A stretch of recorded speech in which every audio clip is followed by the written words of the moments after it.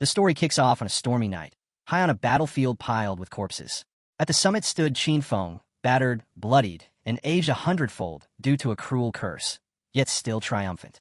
Against all odds, he had conquered the legendary ruins of the ancient god. A woman, blade in hand, stepped forward. With a smirk, she admired his feat, then, without hesitation, she claimed the divine relic, the Eye of Judgment. Barely clinging to life, Qin Feng looked up and asked why she, of all people, was doing this to him. That woman was his sister, or so he thought. Her name was Qin Xiaoyu, and she didn't flinch. Her voice was cold as ice. She reminded him that he was just an orphan taken in by her parents. They shared no blood, no bond. To her, he was nothing.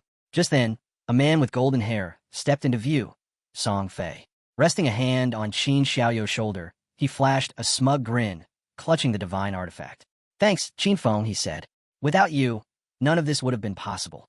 The betrayal was complete. The blade lodged in Qin Feng's chest, soul-stealing steel. Song Fei had planted it there himself, draining what was left of his life in one blow. As if mocking him, he asked how the gift felt. Qin Feng had raised Qin Xiaoyu after their parents passed, supported her schooling, protected her when the world descended into chaos. He'd sacrificed everything, and now, all he got in return was this. Qin Xiaoyu looked him dead in the eye. To her, he had always been a burden, bossing her around, controlling her life. Back then, his strength was useful. But now that she and Song Fei had what they wanted, he was just dead weight. Song Fei lunged for the kill, promising he'd take care of Qin Xiaoyu from now on. As the final blow fell, Qin Feng swore he wouldn't let them get away with this. Then, everything went black. The year was 2025, the year the godforsaken game arrived. In this new world, lifespan became the only currency. Die, and you'd lose years. Kill, and you'd gain them. Lifespan could buy you real-world power, superhuman strength, blades that cut steel, even the ability to shrug off nuclear blasts. Everything had changed. Qin Feng had fought tooth and nail to survive, alongside his sister. They clawed their way through trials, disasters, and near death, eventually climbing into the world's top 100 powerhouses. He gave everything, and in the end, it all meant nothing. His hard-earned glory handed over to traitors. If he had another chance, he vowed, he'd live only for himself. And just like that, he opened his eyes. He was in his old room. Sitting upright in a panic, he scanned his surroundings. It was real. He was alive. He grabbed his phone, and the date confirmed it. Looking out the window, he saw the city skyline, just as it had been 9 years ago. The day the game began. He had been reborn. The day after the Forsaken game descended onto Earth, Qin Xiaoyu stormed into the house, kicking the door wide open. She froze for a second, seeing Qin Feng casually sipping coffee. Her voice erupted with rage. Why hadn't he answered her calls? She kicked over the trash, in frustration. Qin Feng quietly watched her, remembering this exact moment from his past life. The day everything spiraled. That day, they'd had a huge fight, all because of Song Fei. Posters of that fake idol still hung on her wall. Before the world fell into chaos, Song Fei was a minor underground celebrity. To outsiders, he sparkled. But behind the scenes, he was a predator, conning fans out of their money and worse. Qin Xiaoyu was obsessed, and Qin Feng, knowing the truth, had tried everything to keep her away from him. But no matter what he did, he was always the bad guy, the one accused of controlling her life. Now, with venom in her tone, she pointed a finger at him and yelled, "Are you deaf? It's your fault Song Fei didn't take the top spot this month." She threatened him. If he didn't hand over money to boost Song Fei's ranking, she'd really lose it. Qin Feng didn't flinch. Instead, his hand moved. One slap, swift and cold, sent her crashing to the floor. Her cheeks swelled instantly. Blood trickled from her nose. Her eyes welled up. Shocked and trembling, she couldn't believe what had just happened. Qin Feng stared down at her. His voice cut like a blade. He wasn't interested in arguing. If she didn't shut up, he warned he'd shut her up himself. He tossed a credit card at her. "This is all that's left for Mom and Dad," he said. "All these years, no matter how bad things got, I never touched it. For their sake. But that ended today." He turned away. "From now on, I have no sister." Tears streamed down her face, but anger burned in her eyes. Qin Feng didn't look back. In his last life, he sacrificed far too much for her. Missed out on countless opportunities, skipped rare dungeon runs, all because he was busy protecting someone who would only stab him in the back. Not this time. He took out a bottle of sleeping pills, downed them with water, and lay back. Free from the burden, he was finally going to go far. With knowledge from the future, he'd outpace everyone. Qin Xiaoyu was on her own now, and Song Fei, Qin Feng would be coming for his head. As he drifted off, he found himself once more in the Hall of Choice. This place had been so overwhelming the first time. Back then, he panicked for hours before settling on a class. He chose warrior, not because it was strong, but because it could protect Qin Xiaoyu. That choice cost him everything. Now, unchained, he knew what he needed: speed, flexibility, kill power. Without hesitation, he picked the assassin class. But then something happened. A notification appeared. Divine artifact. Eye of Judgment successfully bound. The artifact awakened, its passive ability now active. And as Qin Feng stepped into the Forsaken game once again, the real game finally began. To his shock, a new message appeared. Highest ranking profession and talent, automatically acquired. Qin Feng stared at the screen, stunned. The Eye of Judgment had fully bonded with him after his rebirth. Now he understood. The artifact could only recognize its true master. Even if someone stole it, it would be completely useless. Maybe, just maybe, that's why he'd come back to life. Darkness surged toward him, sinking into his body. His form began to shift. His hair turned white. His presence vanished into the shadows. He had become Shadow, the peak hidden class for assassins. This was a world apart from the warrior class he chose in his past life. Just unlocking this path gave him immense strength. But the real surprise came next. He remembered something important. Every class had a slim chance of evolving into a rare hidden tier. Almost impossible. But with the Authority of Judgment, that chance became a guarantee. The system spoke. Authority of Judgment, the oldest and most primal power in the universe, transcends all rules and systems. For now, Qin Feng couldn't use it actively. He lacked divinity, but its passive effect? Fully online. This revelation hit hard. In his previous life, it wasn't until year 7 brutal years into the Forsaken game, that a player finally managed to escape the God-abandoned realm and touch the realm of order. Only then did humanity learn of higher powers. And even after that, no one had ever wielded true order. Yet here, he was, standing at the starting line, already holding a force stronger than order itself. His goal shifted. If he could escape this realm and enter the realm of order, if he gained divinity, he could unleash this authority in full. The system chimed again. Profession selection complete. Please enter your game alias. He paused for a moment, then typed Shadow. And with that, he was transported into the God-abandoned realm. A vast wasteland, broken, deadly, crawling with monsters that feasted on lifespan. Survival here was a constant struggle. Players could leave the safe zone, hunt beasts, and earn tradable lifespan. But death? Death meant losing half their remaining years, tradable and not. Qin Feng landed in Shell Town, a rare safe zone. No monsters, no PvP. But time ticked away all the same, slowly draining their lifespan. All around, new players appeared, randomly pulled in while sleeping after meals or collapsing from exhaustion at work. Confused, terrified, helpless. But all eyes turned to Qin Feng. His aura was different. His gear was different. Some noticed the twin daggers at his sides and guessed he was an assassin. But even then, something was off. This wasn't a regular class. And soon, powerhouses from across the globe would begin arriving one by one, changing the entire balance of this new world. If Qin Feng wanted to stay ahead, he couldn't waste a second. Time didn't wait, and neither would he. Just then, a flash of light. 3 men and an archer materialized in town. They looked battered, pale, panicked, drenched in sweat. One collapsed to the ground. They just died in the wild. And they were furious. Their target? A weak level 1 crawler. At least, that's what they thought. But with a single bite, the monster had wiped out all 4 of them, instantly draining their lifespan to 0. The group had only managed to chip away a third of the monster's health, together, before it wiped them out. Now, their lifespan had been halved. Panic set in as they turned to their archer, Lizzie, asking what they should do next. Qin Feng quietly watched her. She was holding a short bow. Archers usually started with those, but something fell off. She wasn't ordinary. She had a hidden class, too. Lizzie noticed him studying her. She smiled softly and called out, asking if he wanted to team up. The monsters out there were brutal, and they couldn't take them on solo. Her team had already been wiped once. They had experience now. But Qin Feng didn't slow down. No thanks, he replied and walked on. Her teammates scoffed behind him, calling him a pretender. 5 of them couldn't handle a low-level beast. What made this guy think he could go solo?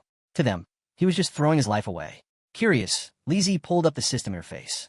Alias, Shadow. That name alone was unusual. Qin Feng headed toward the town's edge. Lizzie couldn't help but trail after him.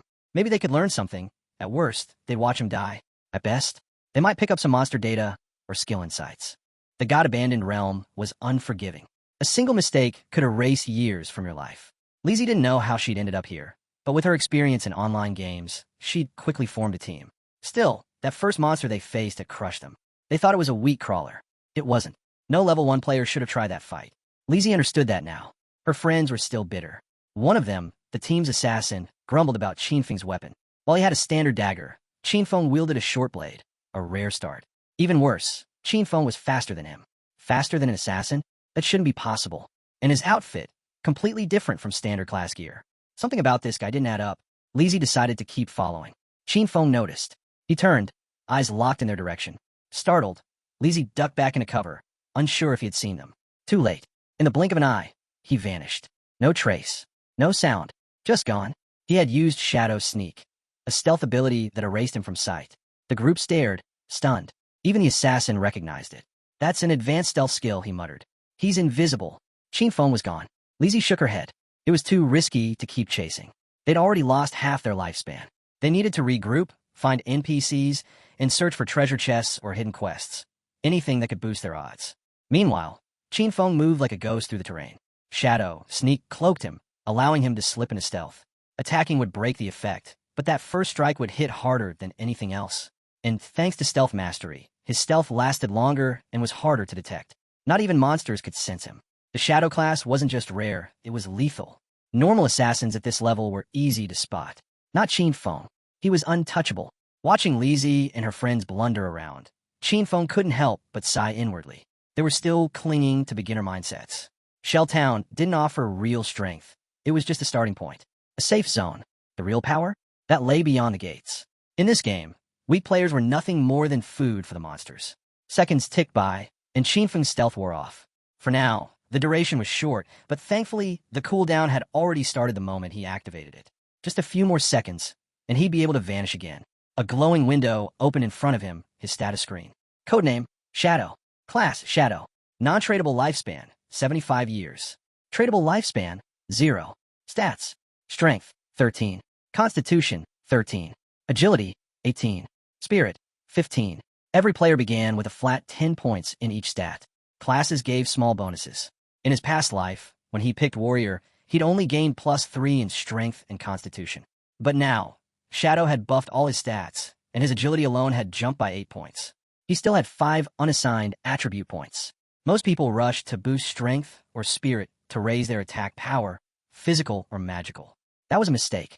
Without hesitation, Qinfeng dumped all 5 points into agility, pushing it to 23.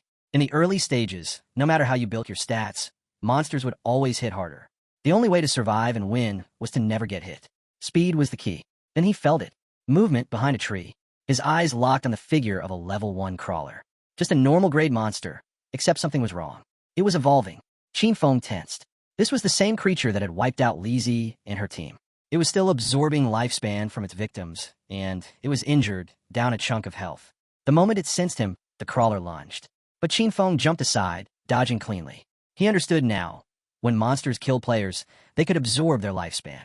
Enough of it, and they would evolve into something far worse. No time to waste. Qinfeng triggered Shadow Sneak, drawing his short blade as his body faded into invisibility. The crawler snarled, spinning in place, searching. It sensed something was off, but couldn't see him. Suddenly, from above, Qinfeng reappeared midair. Stealth break strike. He crashed down, driving the short blade straight into the monster's head. 174 damage. The crawler crumpled to the ground, lifeless. +10 experience. Qinfeng blinked. He hadn't expected a one-shot kill. Then he remembered, crawlers have a weak spot at the nape. A precise hit there triggered a critical. A system notification popped up. Skill unlocked. Backstab. Attacked from outside, an enemy's vision deal double damage. So that was it. Backstab, stacked with stealth break, and a critical to the weak point. The damage had multiplied, brutally. He stared down at the body, silent. In his past life, even with critical hits, his warrior strikes barely did 40 damage. Every crawler fight was a death match that left him one mistake away from the grave. Now, one clean hit.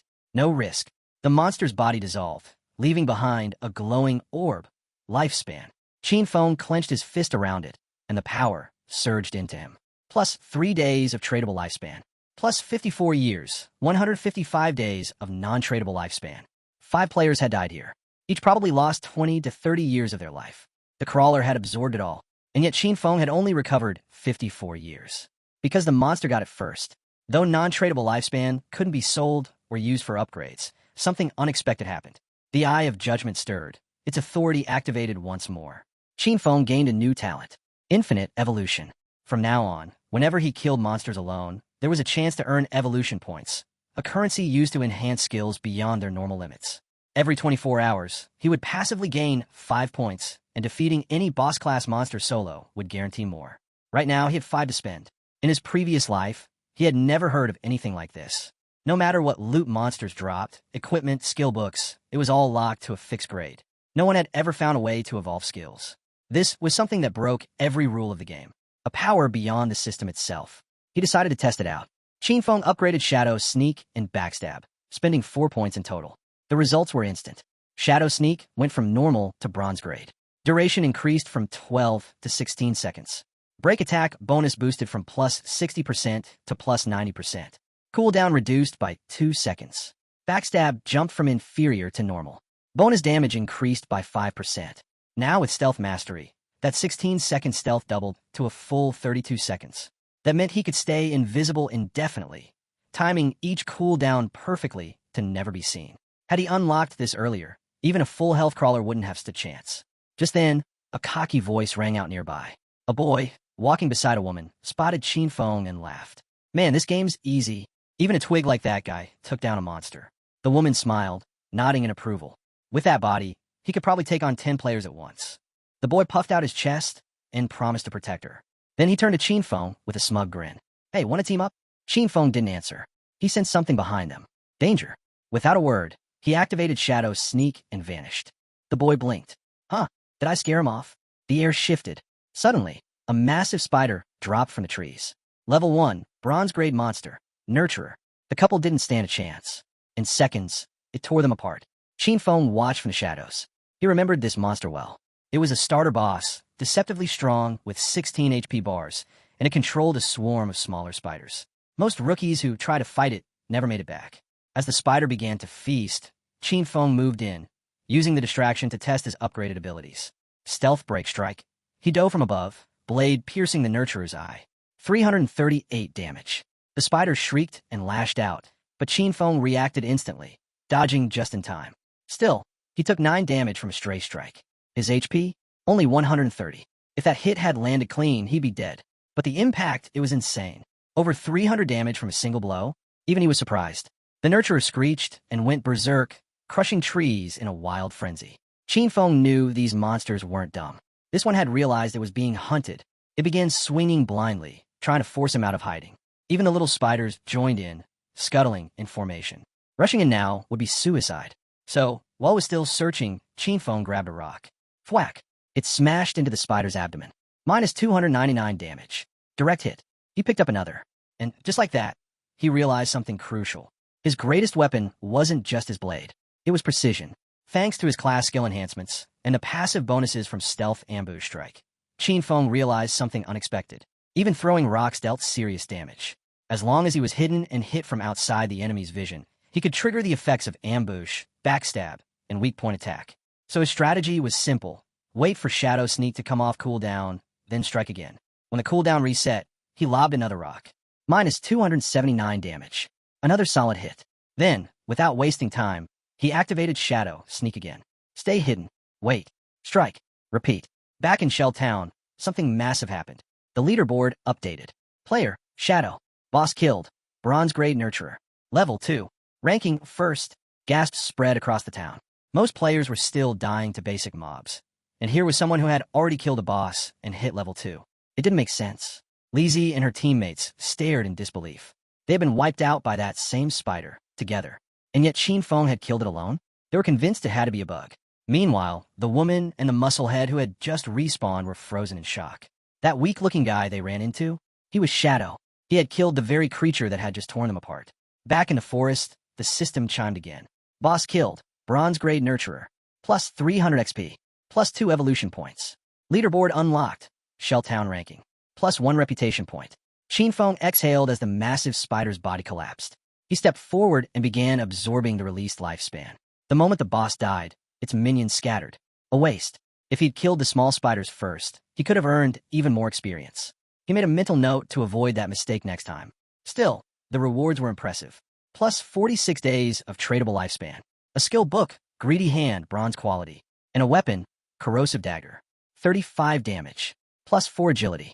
He learned Greedy Hand instantly. The skill gave him a 20% chance to obtain extra loot from defeated enemies. An absolute jackpot for any assassin. Qin blinked. A skill like this from a low-level boss? He hadn't expected it. In his past life, this was considered a god-tier looter skill, especially in the late game. Bosses at that level dropped rare gear, and having a chance at double loot changed everything. He remembered someone from the Godslayer Guild, a guy with average combat skills, but just because he had greedy hand, he became a VIP. The guild even assigned him a personal bodyguard to protect him on dungeon runs. Qinfeng's eyes narrowed. If he combined this skill with infinite evolution, not only could he boost the drop rate, but also multiply the loot rewards endlessly. The possibilities were insane. The next morning, students were heading to school. Qin Xiaoyou's friend glanced at her. "You're really not going to call your brother? Maybe apologize?" She reminded her. They skipped the exam yesterday to secretly go support Song Fei. "I'm sure Qinfeng's upset." But Qin Xiaoyu shook her head, arms crossed. "I didn't do anything wrong. He's the one who made us late." In her mind, he owed her an apology. Her friend sighed. "Still, he's always treated you well. Don't you think he deserves?" Qin Xiaoyou's friend glanced at her bruised face, lowering her voice. "What happened to you?" Xiaoyu stood her ground, brushing it off. "I tripped. That's all." She wasn't about to admit that Qin had hit her. In her mind, he was just meddling again, always try to control her life. When they arrived at school, a large group of students had gathered in front of the classroom, whispering in confusion. Curious, the friend pushed through the crowd. Inside, she froze. Zhang Wei's body was fading, becoming semi-transparent. One of his friends tried to explain. He said he was going to take a nap, and the next thing we knew, he looked like that. But this wasn't just happening here. It was spreading fast. Reports were flooding in from around the world. Online forums, news alerts, emergency broadcasts. People everywhere were entering this ghost-like state the moment they fell asleep. No one knew why. No one had answers. Xiaoyou's friend went pale and pulled out her phone to call her parents. She turned to Xiaoyu. "You should call your brother, just in case." But Xiaoyu shook her head coldly. "I'd rather see him dead than talk to him." Meanwhile, deep in the god-abandoned realm, Qin was evolving. He had just upgraded Greedy Hand from bronze to gold. The loot bonus? Now a massive 70% chance to earn extra drops from defeated enemies. And the moment he activated it, the skill rewarded him with +2 evolution points, plus 46 days of tradable lifespan. He grinned and clenched his fist. Every bit of progress counted. He knew that upgrading Greedy Hand to the next tier, level 3, would cost 3 more points. But once he hit that mark, his loot chance would spike to 100%. Guaranteed. Qinfeng's mind shifted to the real world. By now, the world governments must have caught on. More and more people were being dragged into the Forsaken game. It wouldn't be long before the truth came out, that skills and equipment could be extracted into reality. And once that secret spread, chaos. But to extract anything, 2 things were required. Reach level 10. Accumulate enough tradable lifespan. He had no time to waste. Killing low-level mobs was inefficient. He needed to find stronger bosses. Qin equipped his bronze corrosive dagger, gaining +35 attack and +4 agility. Then activated Shadow Stealth and vanished, slipping unseen through the deadly terrain. As he moved across the land, a noise caught his ear, fighting. He followed the sound to the edge of a cliff and peered down. A level 2 sprint predator, bronze grade, was locked in battle with a group of players. It charged, claws slicing the air, but its strike was blocked by a man wielding a massive shield and mace. Wang Meng. Qinfeng's eyes narrowed. He hadn't expected to run into him this early. So the rumors were true. When Wang Meng first entered the Forsaken game, he'd immediately formed a team of hidden class players, 6 in total, each with rare abilities. Now, Wang Meng stood at the front line and activated his class skill, Holy Barrier. A golden wall of light burst around him, repelling the predator's attack with ease. His class? Holy Shield Warrior. Twice the base stats of a normal warrior. And that wasn't all. Wang Meng also had a terrifying passive, innate invincibility. While the predator was distracted, the team's mage launched a fireball, striking the creature square in the arm. Her class? A hidden path mage known as Prophet, which doubled her magic damage and came with a built-in skill, Prophetic Fireball. Meanwhile, the archer readied her bow. She was a sharp-edged shooter, a hidden archer class with double the stats of a normal archer and access to rapid shot, a high-speed, high-precision volley attack. The priest? An oracle priest, another rare class with enhanced healing power and a group-wide recovery ability. The mage and archer launched their coordinated strike, but the predator was too fast. It twisted its body mid-leap, dodging both projectiles with ease, then lunged at Wang Meng, forcing him back. The archer froze. "It's too fast," she muttered, her confidence shaken. The priest quickly cast a heal, restoring Wang Meng's health. He gritted his teeth and made a call. "Keep up the pressure." whittle it down slowly. They'd win through endurance. But from where Qin Feng watched, hidden high in the trees, it was obvious.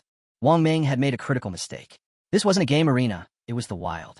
And in the wild, prolonged battles always drew attention. Right on cue, two new monsters appeared from the woods, level 2 corruptors. Dark brown creatures, oozing mud, specialized in range attacks. The team's swordsman charged, swinging his blade. His class? Unknown, but definitely a hidden one. He landed a hit. Minus 33 damage. That was it. Their defense was way too high. One corruptor vomited a thick sludge, coating the swordsman's legs. Groundbind. His movement speed plummeted. The second corruptor turned and locked onto the mage. She tried to run, panic overtaking her, tears starting to form. But before the beast could reach her, a blur shot through the trees. Qin Feng struck. One clean cut. 441 damage. The corruptor's head hit the ground before its body realized it was dead. Everyone froze. Who did that? The mage blinked, stunned. She hadn't seen anyone. The swordsman used his weapon to pull himself up, still stuck in the sludge. When he saw the decapitated monster, his eyes widened. We needed 5 people to kill a level 1 corruptor, he muttered. And someone just soloed a level 2? The second corruptor tried to recover and attack. Too slow. Qin Feng moved like lightning. Another clean strike, decapitation. The swordsman began to tremble. Did anyone see who that was? Not me, the archer stammered. Same here, the mage added. Wang Ming stepped forward, tried to keep order. Focus. Don't get distracted. But inside, he was rattled. He could only hope that whoever it was on their side. From high above, Qin Feng watched them from a tree branch, perfectly hidden. The sprint predator still remained. But for now, he was content. The system displayed his rewards for the kills. Plus 40 experience. Plus 1 evolution point. Skill book, Venom Dart common. Plus 8 days of tradable lifespan. He wasted no time. Venom Dart was perfect, a mid-range skill that dealt poison damage.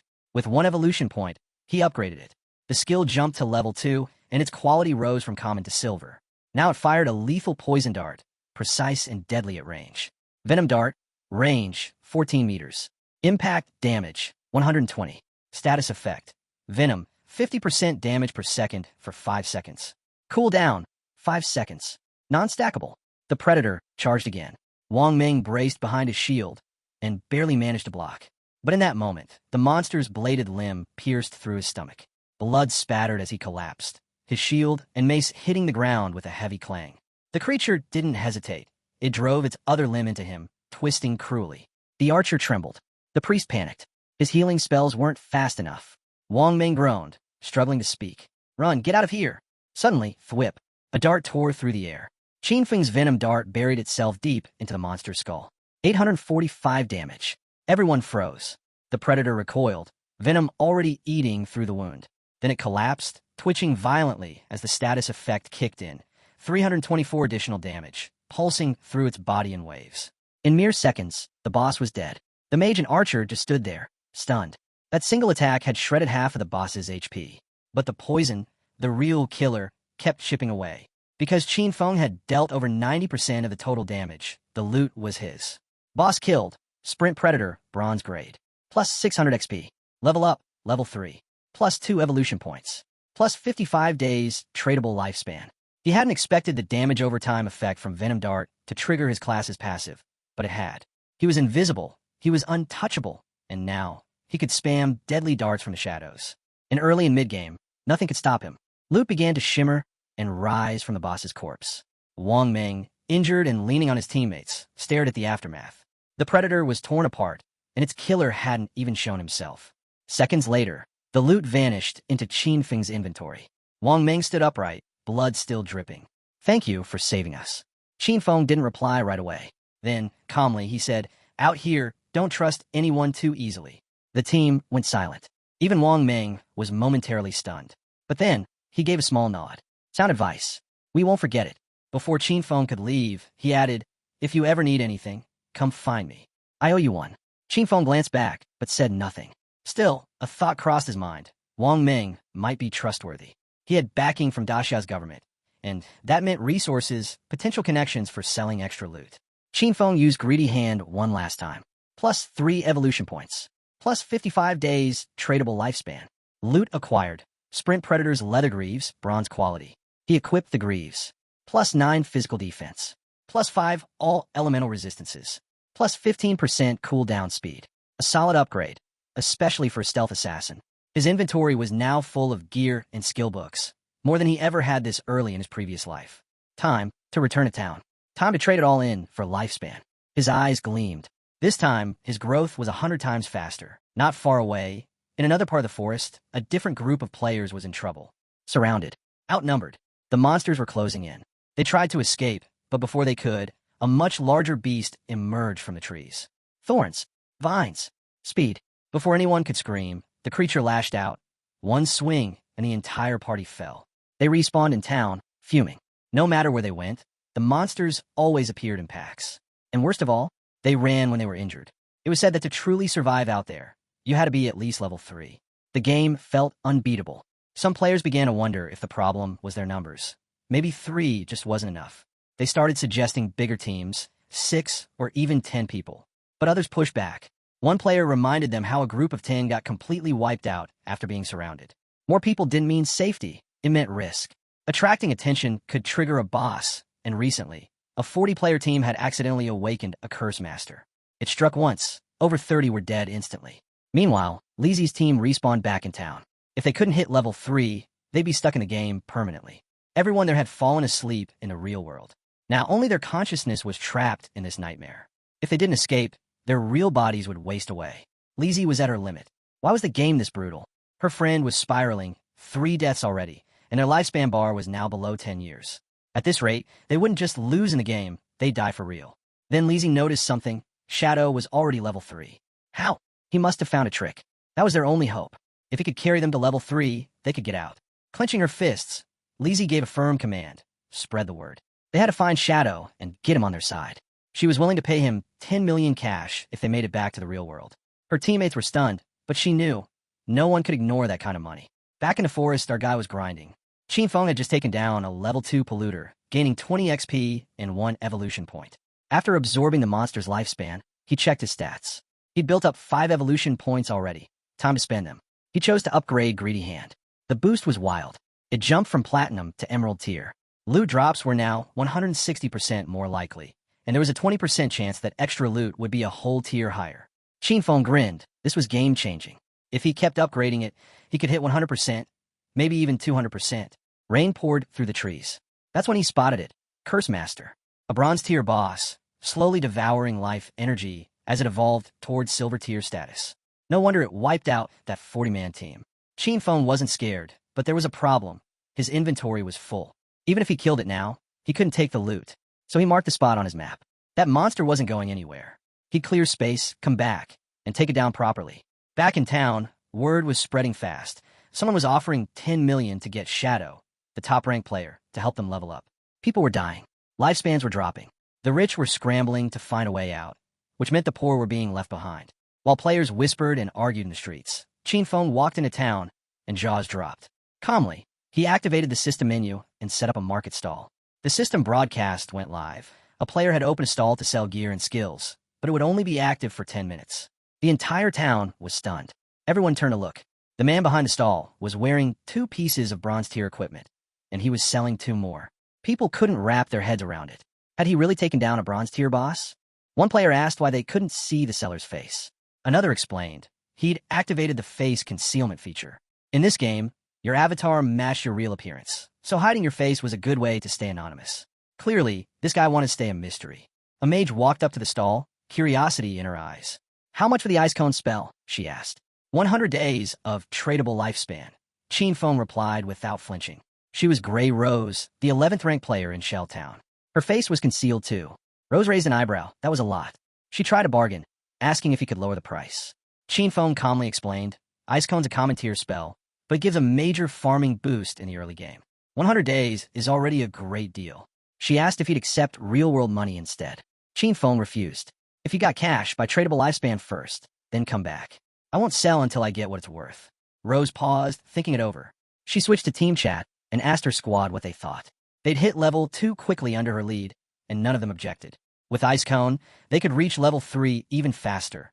And right now, escaping was more important than hoarding resources. She promised to repay them once they got out and had her whole team transfer their tradable lifespan to her. Rose handed over the 100 days to Qinfeng. He looked over her teammates. Everyone was level 2. That meant they'd probably taken out 30 to 40 crawlers by now.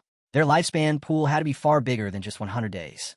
Qinfeng sold the spell and updated his stat panel. His tradable lifespan jumped from 268 days to 368. Just then, Lizzie showed up. She was thrilled. She'd finally found Shadow. With a confident grin, she made her pitch, help her reach level 3, and in return, she'd give him 10 million in real-world cash once they got back. Everyone nearby froze in disbelief. This wasn't just any player. This was Jiangli. In Qinfeng's past life, she'd run a criminal empire, one that was eventually crushed by the government. With a smug smile, she added, "My father's the president of Dejiang Industries. Don't believe me? Look it up." Rumors had followed her for years. Stories of her buying people's lifespan with cash, then kidnapping them for forced labor. Those who resisted, gone, murdered. Qinfeng rejected her offer instantly. No hesitation. He knew exactly what kind of person she was. Lizzie shrugged. "You're strong, I'll admit it. But none of us really understand how this game works yet. Team up with me. I'll give you everything. Cars, mansions, women. Anything you want." But Qinfeng didn't even blink. He told her to stop getting in the way of his business. He understood better than anyone. Cash was already worthless. Soon, the only currency that would matter was lifespan. Lizzie crossed her arms, arrogance all over her face. "If this was the real world," she scoffed, "I'd have taught you a lesson you'd never forget." But Qinfeng wasn't in the mood for threats. His gaze sharpened, cold and cutting. "Say one more word," he warned, "and I'll kill you until your lifespan hits 0. The air shifted. The weight of his words slammed into Lizzie and her crew like a wall. No one dared test him. In the next instant, they bolted, vanishing down the street without a second glance. A few minutes later, the final item at Qinfeng's stall, Gleam Robe of Tear, Bronze Tier, was sold. His tradable lifespan now sat at a massive 546 days. With his inventory cleared out, it was time. He turned his focus back to the forest, back to the Curse Master. Activating stealth, he vanished from sight. No one knew it yet, but tradable lifespan didn't just matter in the game. It could bring skills into reality. This wasn't just a game anymore. It was the beginning of something that would tear the real world apart. Soon, all the power, status, and money people clung to would mean nothing. Only strength would matter. Meanwhile, Lizzie and her team had slowed down, panting from the sprint. Lizzie was still fuming. "He rejected me, then had the nerve to threaten me," she muttered. Her eyes narrowed. "I swear, once I'm back in the real world, I'll find him, and I'll kill him." As she seethed, a man strolled over. Mao Lijun, better known as Old Mao. "I'm level 2, he said coolly, "and I got a few tricks for fast leveling. If Shadow doesn't want her 10 million, I'll take it." Lizzie raised an eyebrow. "What tricks?" Old Mao smiled. "Usually I don't share, but for you, I'll make an exception. You want to level up fast? Dump all your attribute points into agility. Boost your speed. You'll outrun most monsters and kill without taking hits." Lizzie's eyes widened. She put everything into strength. "You've got a deal," she said after a moment, "but you're not getting 10 million. 5 tops. You're no Shadow." Old Mao didn't complain. Fair enough. Still weird that he turned down the money. While they plotted, Qinfeng reached the spot he'd marked on the map. Still in stealth, he spotted the Curse Master again. Now, a silver tier boss. The dense, swirling gray fog around it showed it was still evolving. He didn't plan to wait. Activating Venom Dart, he struck from the shadows, 659 damage from the stealth hit. Poison set in, chewing away at the monster, 219 damage per second. Qinfeng surged forward, casting Shadow Sneak, closing the distance. He knew silver bosses had 2 or 3 times the health of bronze ones. But suddenly, the monster started channeling a massive spell. Its hands glowed, swelling with dangerous magical energy. Qinfeng realized he might need 2 or 3 more venom darts to finish it off. Before he could act, the monster released a devastating blast, flattening everything nearby. "This thing's a magic-type boss," he muttered, retreating fast. "Massive AoE, and I'm toast if it hits me once." He darted back into cover, still cloaked. His health and defense weren't enough to tank even one of those hits. And the fight had just begun. The monster began charging up another massive attack, its hulking form slowly turning toward Qinfeng. But he didn't panic. He stayed low, gliding across the battlefield with careful precision. His hidden shadow skill was still on cooldown, so he'd have to wait, watch, and strike when the boss let its guard down. The strategy was simple. Wait for the opening, hit fast, and vanish before the monster could retaliate. And then it happened. The Curse Master stumbled. Just for a moment, its attention slipping. That was the signal. Qinfeng lunged forward, unleashing Venom Dart again. The strike hit dead on, slicing through the air and drilling into the monster's side. 659 damage. The poison spread instantly, eating away at the creature's health, 219 per second. Sensing danger, the monster tried to retreat. But Qinfeng was relentless. He chased it down, eyes sharp, never blinking. The boss was weakening fast. Its panic showed in every step. And then, he was gone. In a blink, Qin Feng reappeared on top of the monster's skull and slammed it into the ground with brutal finality. The system confirmed the kill. Silver tier boss defeated. A flood of notifications hit his screen. Plus 1,800 XP. Level up. From 3 to 5. Plus 4 evolution points. Plus 124 days of tradable lifespan. He chuckled. One boss, 2 levels, a mountain of evolution points, and a solid lifespan boost. As the Cursed Master's body dissolved in a shimmering loot, Qin Feng activated his evolved skill, Greedy Hand. The air shimmered, and the system interface confirmed the loot had been absorbed. The rewards were even more insane than he expected. Plus 4 more evolution points. Plus 124 additional lifespan days. Total, 12 evolution points. 372 days of tradable lifespan. He smirked. The bonuses were stacking fast. No wonder Greedy Hand was ranked as a Jade tier skill. It didn't just boost loot, it upgraded it. Right on cue, another system alert popped up. One of the looted items had been auto-upgraded from silver to gold tier thanks to Greedy Hand's passive effect. A gold tier item. He stared at the notification, impressed. That kind of power could tip the balance of an entire battlefield. Qin Feng turned his attention to the pile of loot at his feet. 7 or 8 gear pieces lay scattered, but his inventory only had 10 open slots. He sighed. Running back to town every time just to unload loot was going to be a serious time sink. A storage ring, or something like it, would be the perfect solution. He crouched to examine one particular item, but just then, the scene cut away. Back in Shell Town, a bright flash lit up the square. The mage from Wang Meng's team appeared, finally transported back to safety. Her shoulders slumped with relief. The rest of the team followed seconds later, all of them cheering. They owed it to Wang Meng. Without his leadership, none of them would have made it to level 3. But Wang Meng waved off the compliments. It wasn't just me, he said. We all pulled our weight. Even so, the mage couldn't shake a certain regret. She let out a soft sigh. I should have added that guy as a friend. In the forest. She remembered being covered in mud when they met. Maybe that was why he ignored her. One of her teammates nudged her with a grin. With that new outfit, if he sees you again, no way he's passing up the chance. As they laughed, a system-wide chime echoed through Shelltown. The leaderboard had just been updated, and at the very top was Shadow. News of Shadow reaching level 5 spread like wildfire through Shelltown. Players were stunned. Just moments ago, he was at level 3. How had he jumped 2 levels so fast? There's no way, someone muttered. He must have taken down a high-tier boss. Another chimed in. I literally saw him 10 minutes ago, just chilling in a market stall selling gear. Then a guy in the crowd said something wild. His sister had just turned 18, and if Shadow took a liking to her, maybe their whole family could ride his coattails. After all, having Shadow around would make leveling up a breeze. His friends quickly shut that down. Dude, he turned down 10 million cash. You think he's going to care about some matchmaking setup? Meanwhile, back at Wang Meng's camp, the mood shifted from celebration to concern. They just made it to level 3, only to find out that Shadow had already surged ahead to 5. But Wang Meng stayed composed. Don't worry about him, he said calmly. Right now, we need to log out and warn the people we care about. This game isn't just a game anymore. One by one, their bodies began to fade as the system logged them out. Wang Meng's final words echoed. If the world's headed into chaos, we can't leave our families unprepared. The scene switched. Back in the real world, Wang Meng's eyes snapped open. A voice called out, Captain. He wasn't just any player. Wang Meng was a police officer. His team rushed in, clearly shaken. One of them admitted they were terrified. His body had started going transparent while he was unconscious. The implications were horrifying. If you died in the game, or if your lifespan hit 0, you didn't just log out. You vanished, for real. But there was no time to process the terror. Wang Meng stood, serious as ever. Get everyone together. Something big's going on. An officer asked him for a report. Wang Meng recounted everything.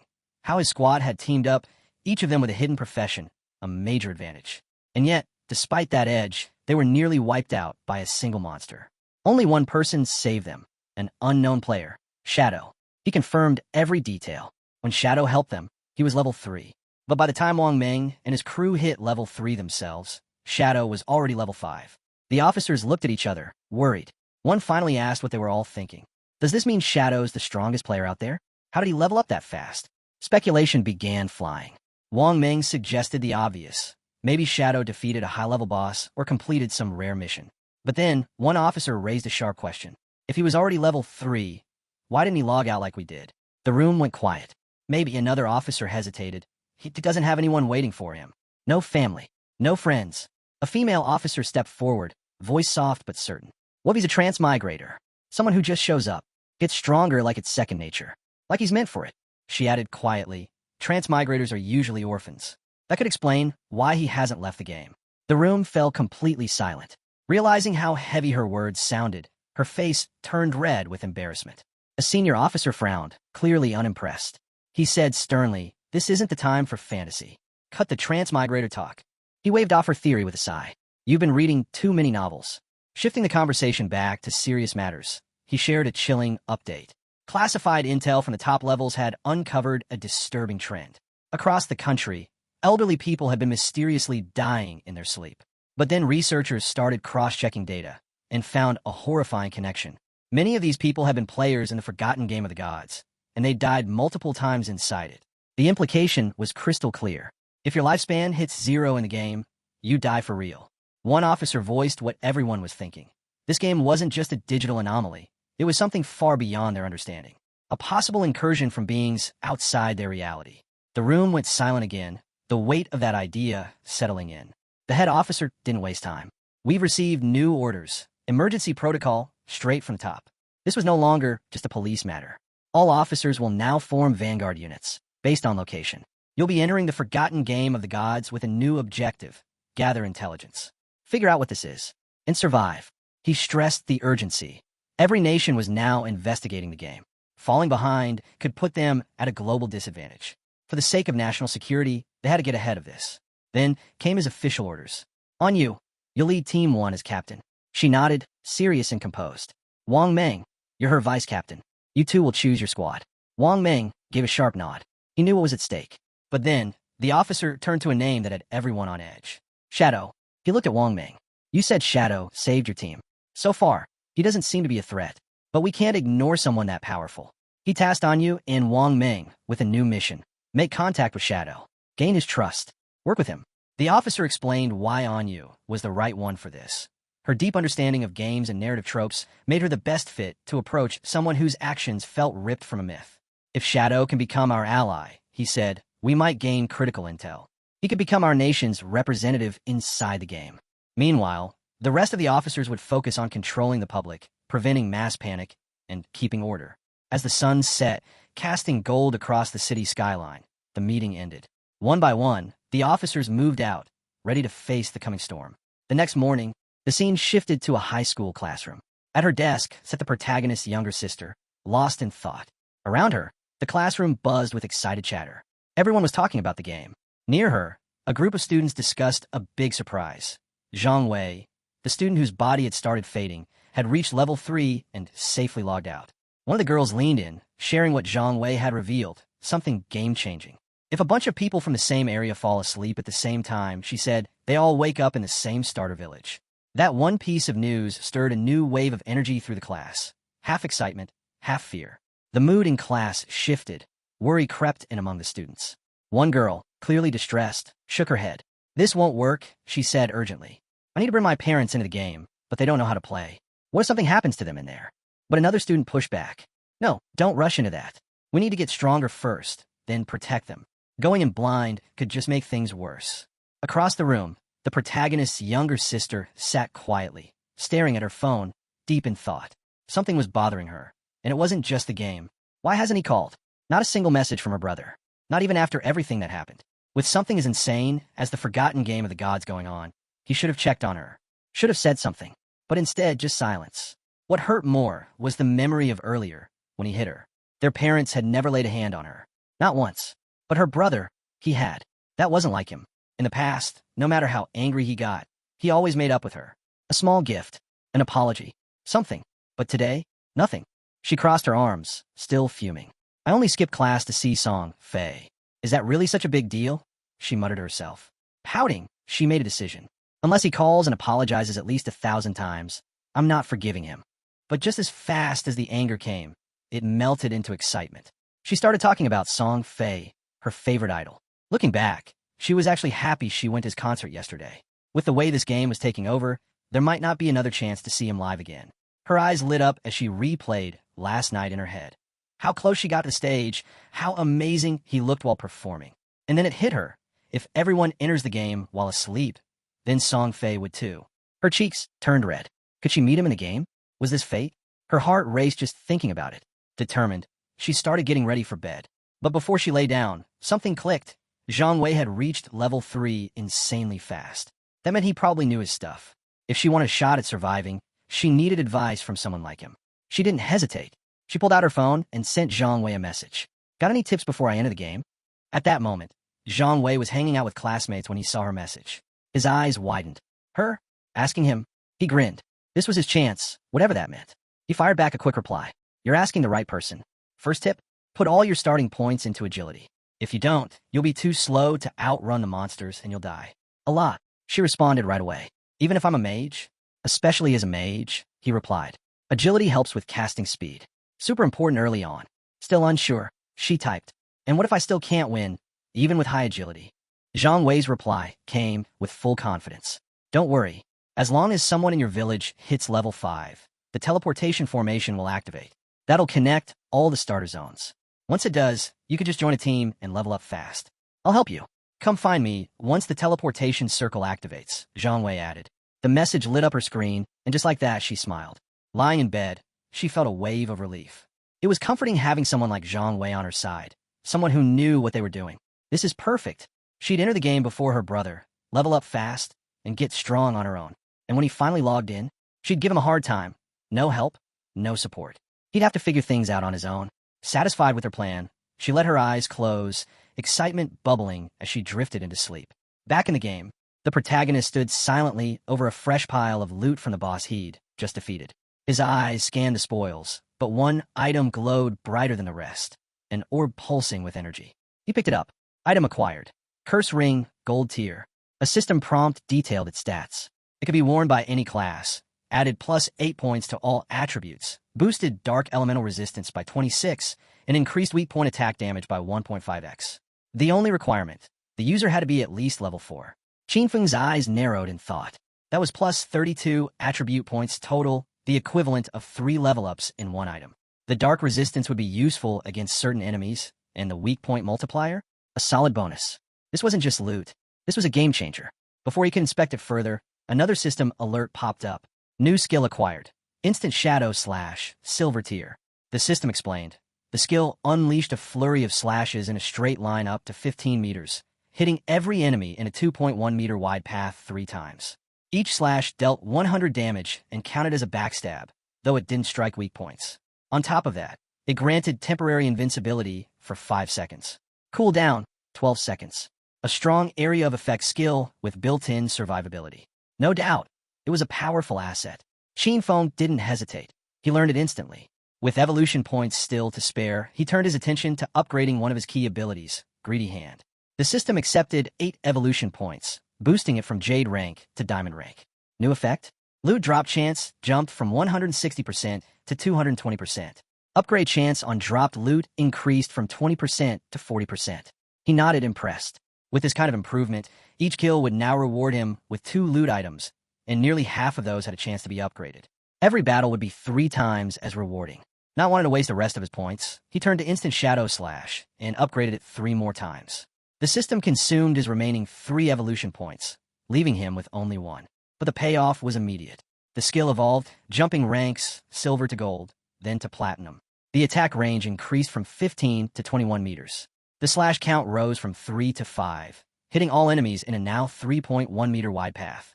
Invincibility extended to 7 seconds. Cooldown reduced to 10.43 seconds. Not massive, but enough to make a difference. It was official.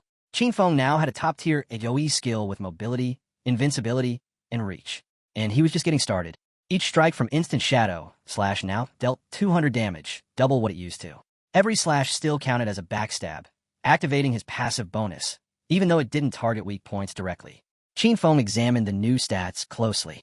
Sure, the cooldown hadn't dropped by much, but the extended invisibility? That was a huge tactical edge. He could now stay hidden longer, control the fight, and strike before anyone saw him coming. Shifting his focus to the rest of the loot, he scanned through the items. Most weren't worth keeping, but one caught his eye, a silver tier skill book, Battle Roar, meant for warriors. Not useful to him, but it would fetch a good price. More lifespan in his pocket. Just as he closed his inventory, something moved in the distance. He spun around. 3 massive creatures came lumbering toward him. Limb crawlers. Level 4. Twisted, grotesque monsters, deadly at close range. Qin Feng didn't back down. This was the perfect time to test his new skill. Without hesitation, he activated Instant Shadow Slash. In a blink, he vanished into motion, a blur of slashing energy, slicing clean through the crawlers before they could react. Within seconds, the battle was over. The monsters collapsed, torn apart, as the dust settled. System notification, victory, plus 80 XP, plus 5 days, tradable lifespan. A dark, commanding aura seemed to cling to Qin Feng in the aftermath. He stood still, calm, calculating. His power had jumped again. Now he had an idea. If he opened with Poison Dart, followed immediately by Instant Shadow Slash, he could wipe out enemies before the fight even began. He checked his stats. Tradable lifespan, 618 days. But to bring his game skills and items into the real world, he needed at least 900 days, about 2.5 years. He set his goal. First step, sell off the valuables in his inventory. If everything went well, he'd reach the requirements sooner than expected. And once he hit level 10, the connection between this world and reality would be his to control. The scene shifted. Qin Feng, now invisible thanks to latent image, made his way silently back toward the starter town. As he moved through the shadows, voices reached his ears. A man congratulated a woman on reaching level 3 and reminded her of a deal. He stopped to observe. It was Lizzie and Old Mao. From their conversation, the details of their arrangement became clear. Old Mao had helped Lizzie reach level 3 so she could safely log out. In exchange, she owed him 5 million in cash. Lizzie didn't seem worried. "Do you really think the Yang Industries can't spare the kind of pocket change?" she asked casually. "I'll log out and handle the transfer." "No problem." Before leaving, she handed him her phone number. "Call me after you log out," she added. But she wasn't done. She made another offer, $10,000 in cash for every day of tradable lifespan Old Mao owned. His eyes lit up. He agreed immediately, thrilled by the amount he'd earn. With a smug grin, he added, "King was a fool for turning you down. We'll talk more once we're back in the real world." He laughed, clueless, because just a few steps away, Qin Feng was right there, watching, hidden in plain sight.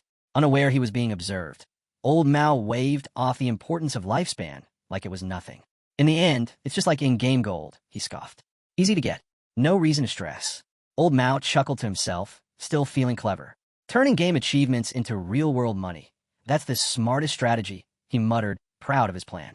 He had no idea the very person he mocked, King, had heard every word.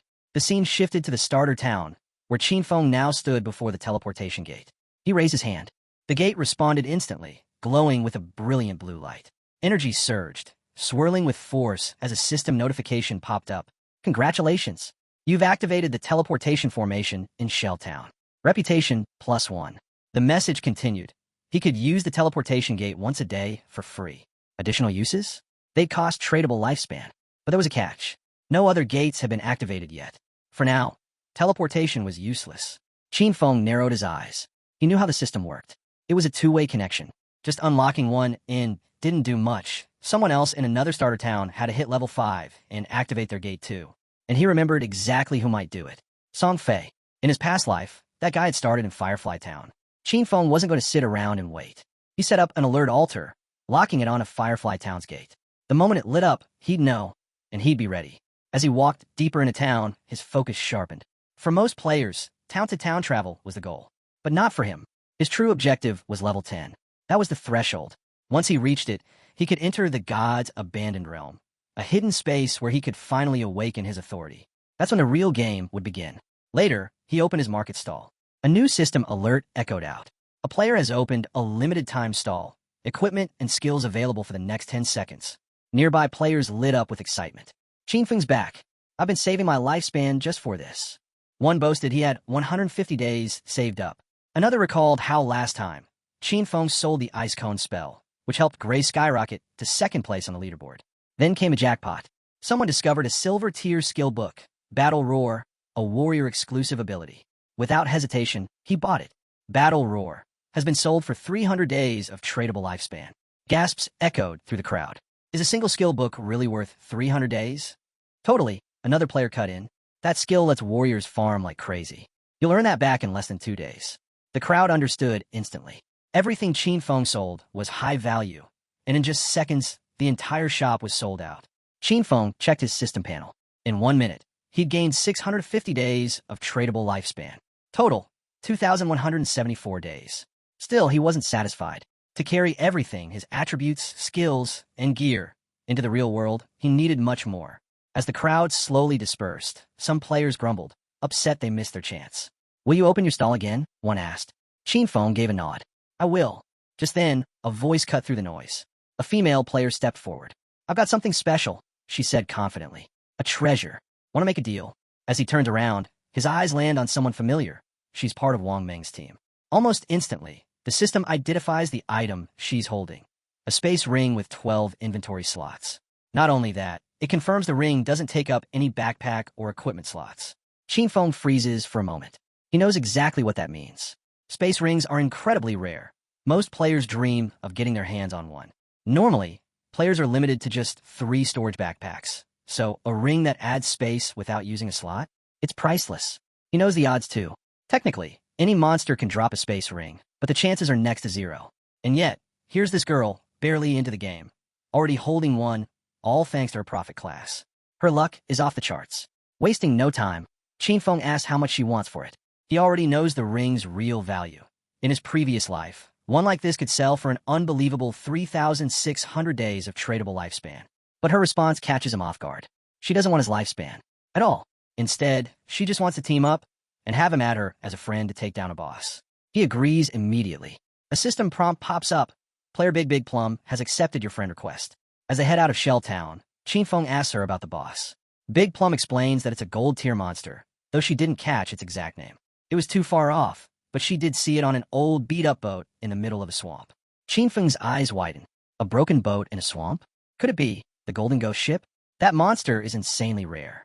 It can spawn at any level, and when it does, the top guilds go all in just to fight for its powerful drops. Even seeing it once could trigger a massive player war. But judging from what Big Plum described, this one's likely a low-level version, probably around level 5. That would make it the easiest form of the boss to defeat. Still, how did she even find something this rare, so close to the starting zone? His mind starts racing. The ring. Her connection to Wang Meng's crew. The gold-tier boss showing up like magic. Then it hits him. Could she be the rumored koi fish from his past life? He remembers the whispers. Back then, people talked about someone in Wang Meng's squad who had unbelievable luck, stumbling across rare bosses, treasure chests, secret palaces, and ancient temples like it was nothing. He always thought it was just a cover story for better intel. But now, looking at Big Plum, he realizes the rumors might have been true. And she's right here in front of him. Still deep in thought, he keeps staring at her. Noticing his gaze, Big Plum blushes and asks why he's looking at her like that. He snaps out of it, brushing it off. "Nothing," he mutters, refocusing on their journey. As they pass through the main gate of the starting town, they remain unaware of the shadow lurking nearby. A bald player hidden behind a tree, watching their every move. The scene shifts. A tough-looking group stands gathered, and at the center, a man with long hair commands attention. Surrounded by bald players, he speaks with conviction, bragging about his past wins, including the time he split off from his team and soloed the Sand City Overlord. He tells his crew that if they follow him, success in the game is guaranteed. But before he can say more, the bald scout rushes back. He's got news. Chinfeng just left town with a girl. The boss smirks, letting out a short laugh. To him, Chinfeng is just another rookie getting sidetracked by a pretty face. Without wasting a second, he rallies his group. It's time to strike. Meanwhile, outside the town walls, Chinfeng and Big Plum continue walking. As they go, Chinfeng brings up his conditions for helping out her team. If the boss drops any gear or skill books she can use, they're hers. But everything else? That's his take. Big Plum considers the offer and asks, "What about the others? Like Wang Meng, what do they get out of it?" Chinfeng explains that every party has different roles, and there's no guarantee gear for an assassin like him will drop. If that happens, he'd walk away empty-handed. Not exactly fair in his book. Big Plum nods. She gets it, but she adds a small condition of her own. If any loot drops that fits her captain or another party member, could he sell it to her at a discount? He agrees. With the terms settled, Big Plum says they'll head to the boss once Wang Meng and the rest log back in. But as they continue walking, something dawns on her. She has no idea where they're going. It's only when Chinfeng finally shares their destination that the truth hits her. They're heading straight for the gold-tier boss. Big Plum is stunned. It sounds insane. He's an assassin, sure. He can vanish. But she's a mage. One solid hit, and she's done.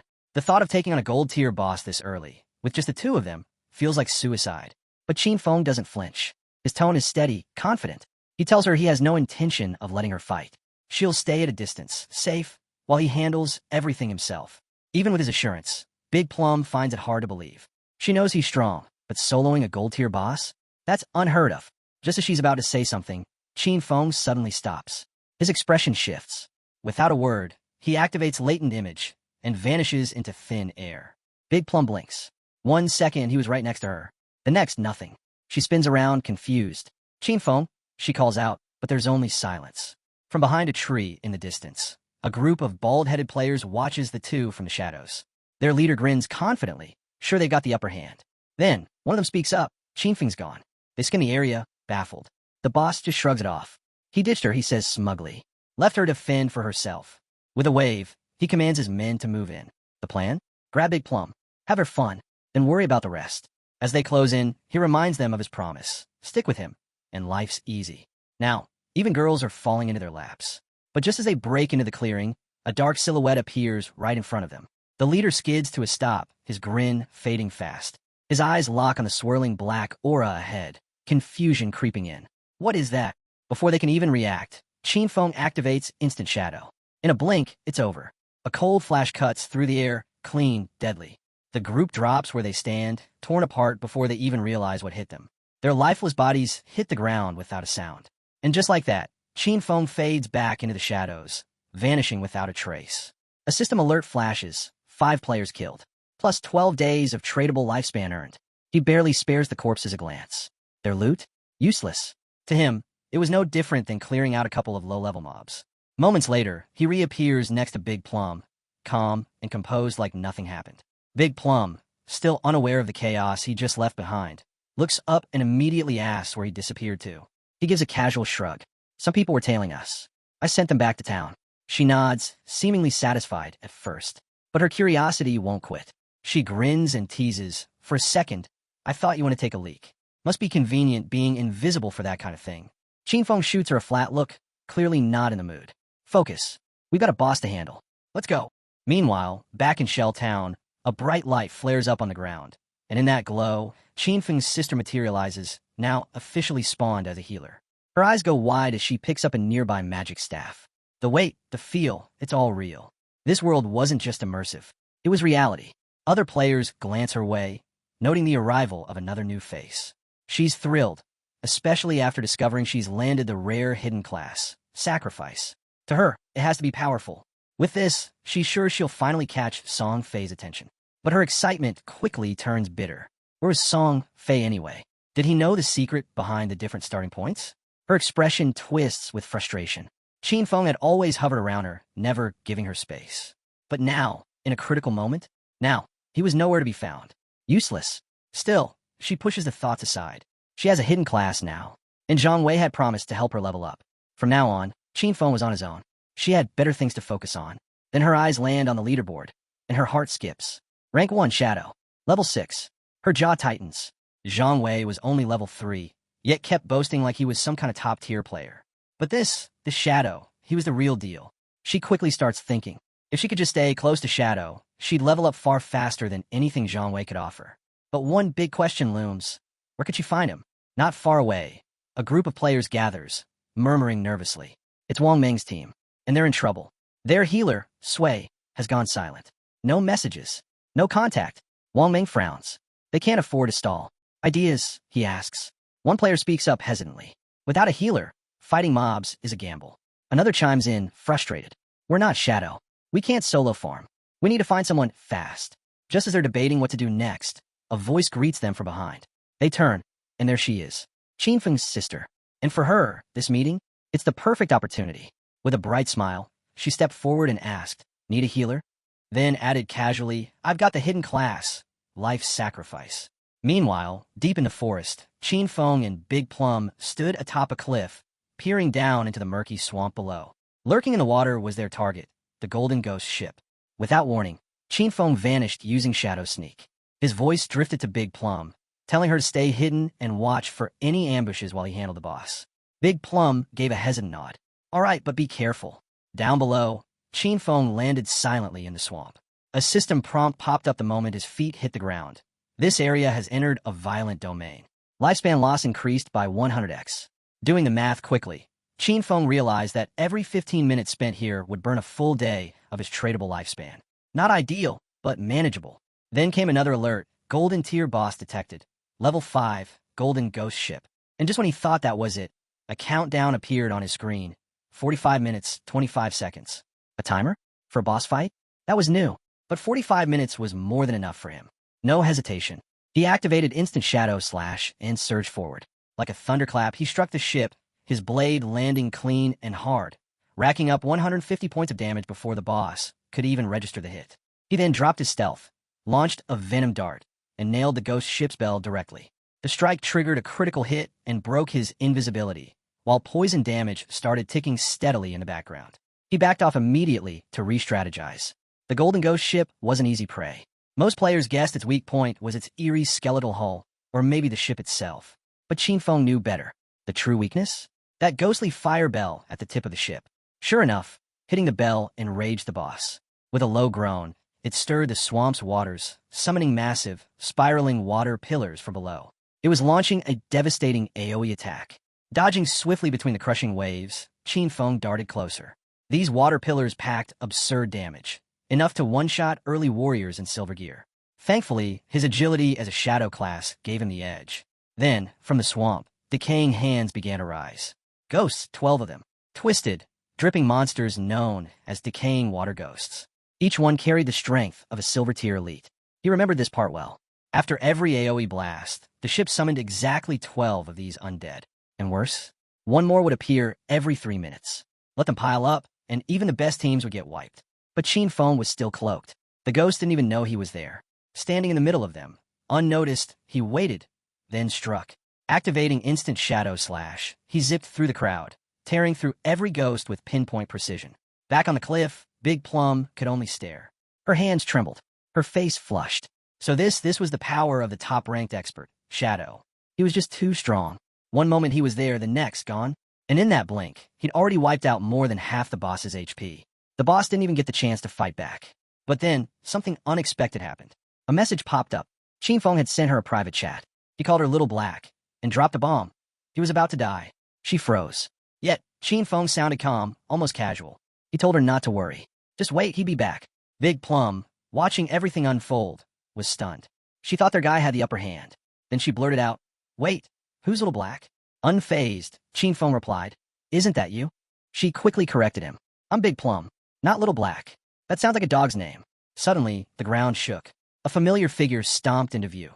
The same man Qin Feng had defeated earlier. But this time, he wasn't alone. He brought his full squad. The guy was fuming. Back in his prime, he crushed legends left and right. Now, he was getting humiliated by a girl. One of his teammates came sprinting up with news. They'd found her. She was standing on a cliff. And down below, that bastard Shadow was challenging the boss alone. The leader clenched his fists. This time, they'd crush him. Meanwhile, deep in the swamp, the boss roared. Its ship's bell gleamed, echoing through the bog. Qin Feng had reached stage 4, toughest phase yet. The boss swung its or high, sending shockwaves as its health dropped to half. And then it unleashed its ultimate, Soul Surge. Huge waves rolled through the swamp. Big Plum's eyes widened in horror. The surge shattered Qin Feng's invisibility. Beneath him, the water churned, and then erupted. A massive pillar of water exploded from below, trapping him inside. The damage hit hard, 1,059 points gone. System alert. You have died. Qin Feng lost 326 years of non-tradable lifespan and 1,087 days of tradable lifespan. Back on the cliff, the leader grinned. Serves him right, he thought. Qin Feng had gotten cocky after being praised as an expert. But now, he was dead. Just another fool who thought he could solo a gold-tier boss. Then they saw it. Qin Feng's lifespan orb glowing on the ground. They sprinted for it like madmen. None of them expected Shadow to be loaded. That orb had to hold over 100 days of life. With the boss at low health, they figured they could finish it off and scoop up the loot. But the moment they stepped forward, they were yanked into the air. The leader blinked. What just happened? A second later, they were back in Shell Town. Everyone was stunned, furious. No one understood how that boss was this strong, or how Shadow had managed to cut its health in half. Some hadn't even made it 5 seconds before that water pillar wiped them out. The swamp? Crawling with mobs. It was suicide. Still, the leader wasn't ready to back down. He clenched his jaw and barked the order. They were going in again. Just then, someone leapt into the scene. It was Qin Feng. He was already back in the swamp. But something fell off. All around him were glowing lifespan orbs, scattered across the ground. Puzzled, he opened the chat and messaged, "I'm back. But what's with all these lifespan drops?" Little Black was just as surprised. "You're back already?" she replied. Then she explained. Those orbs were from a group of players who'd charged in like heroes, only to get obliterated by the boss's water pillar. Qinfeng smirked. So they overestimated themselves, he thought. But the sight also stirred a memory. He'd been through this before. In his past life, the ghost ship had given him hell. The boss was still wandering nearby.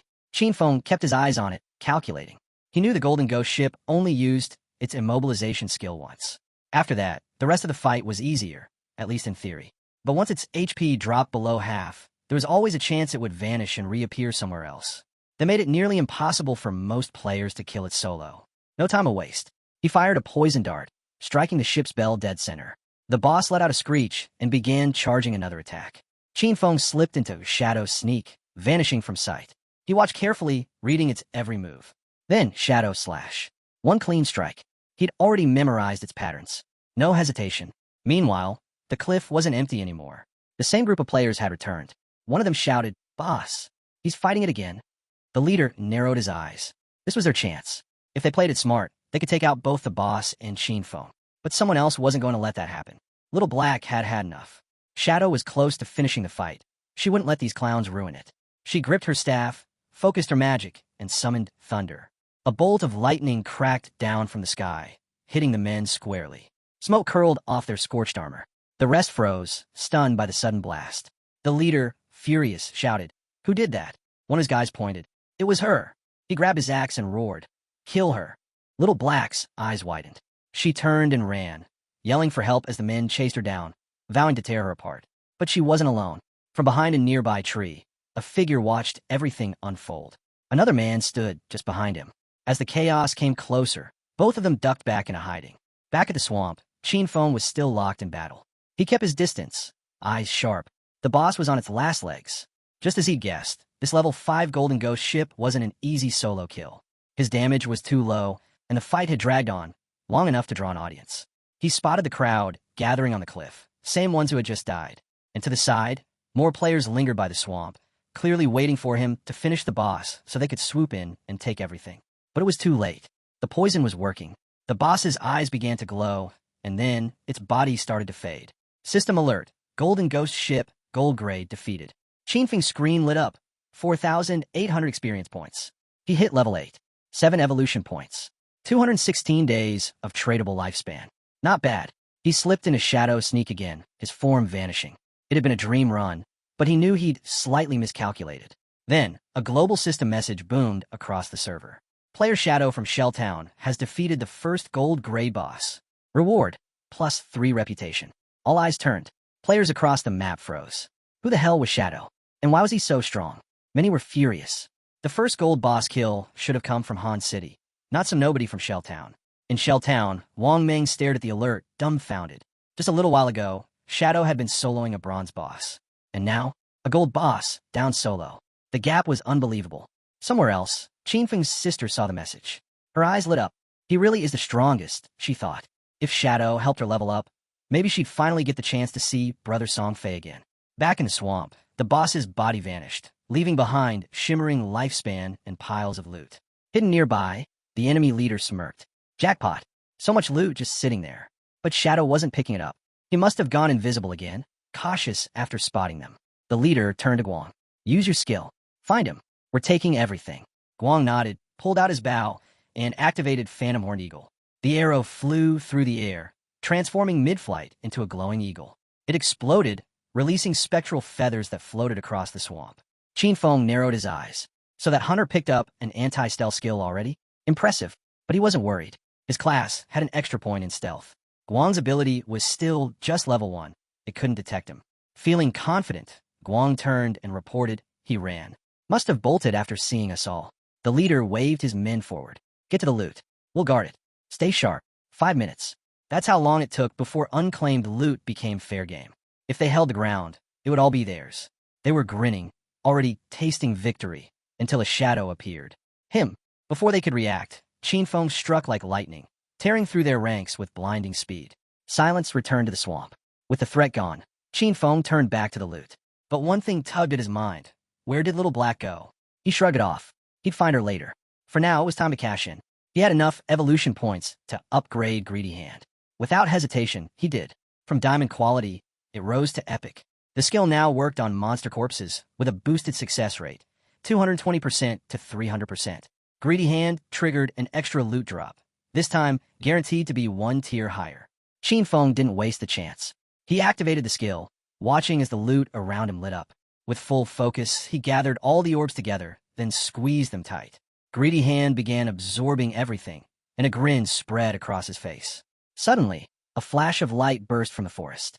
When it faded, the results were in 21 evolution points, 648 days of tradable lifespan, and 2 special items, Ghost Fire Bells.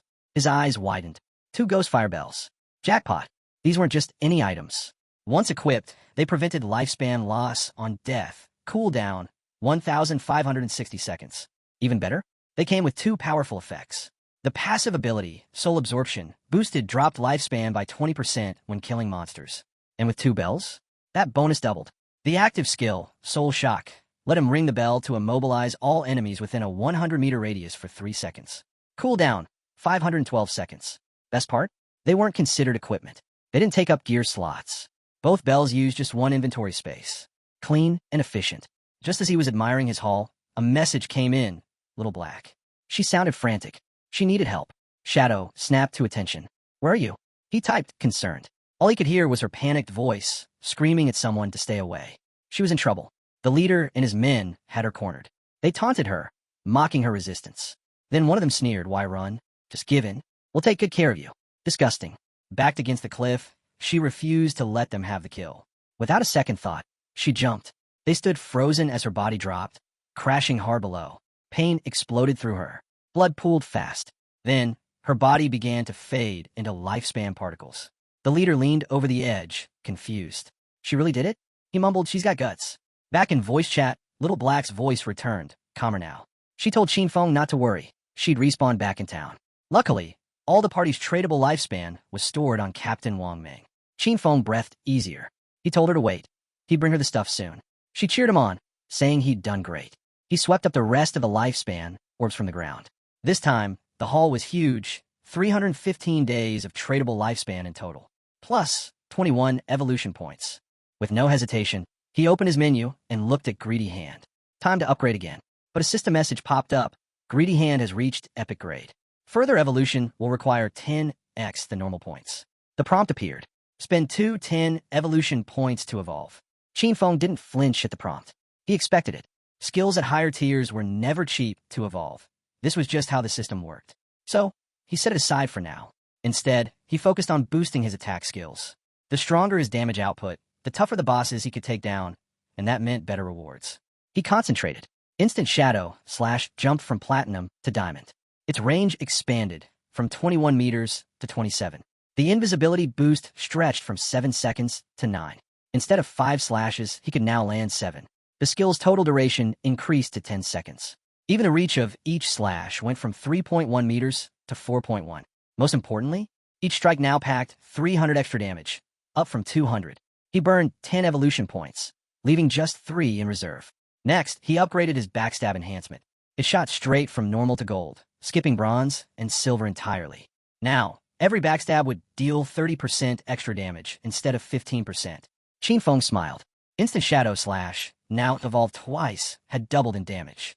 Even when not stealthed, he could deal around 3,000 damage in total.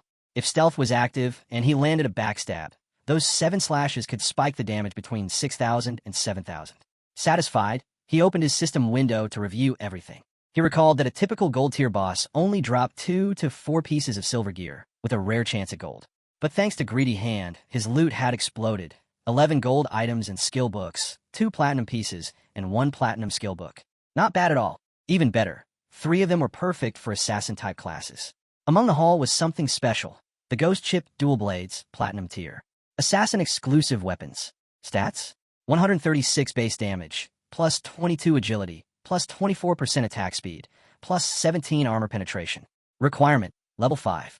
The unique effect? Each normal attack hit twice. Qin Feng equipped them immediately. The double attack perk wasn't game-changing for him. He relied more on skills, but the raw stats were too good to ignore. High base damage, speed, agility. It would speed up his casting and cooldowns. Definitely worth it. Then came the armor. Ghost Fire Leather Armor, gold grade. Plus 25 physical defense. Plus 50 fire resistance. Plus 14 damage block. Plus 419 health points. Requirement, level 5. He blinked in disbelief. Leveling up hadn't boosted his constitution, but this armor alone had raised his health to 769, up from 350. That meant most players wouldn't even be able to scratch his defense now.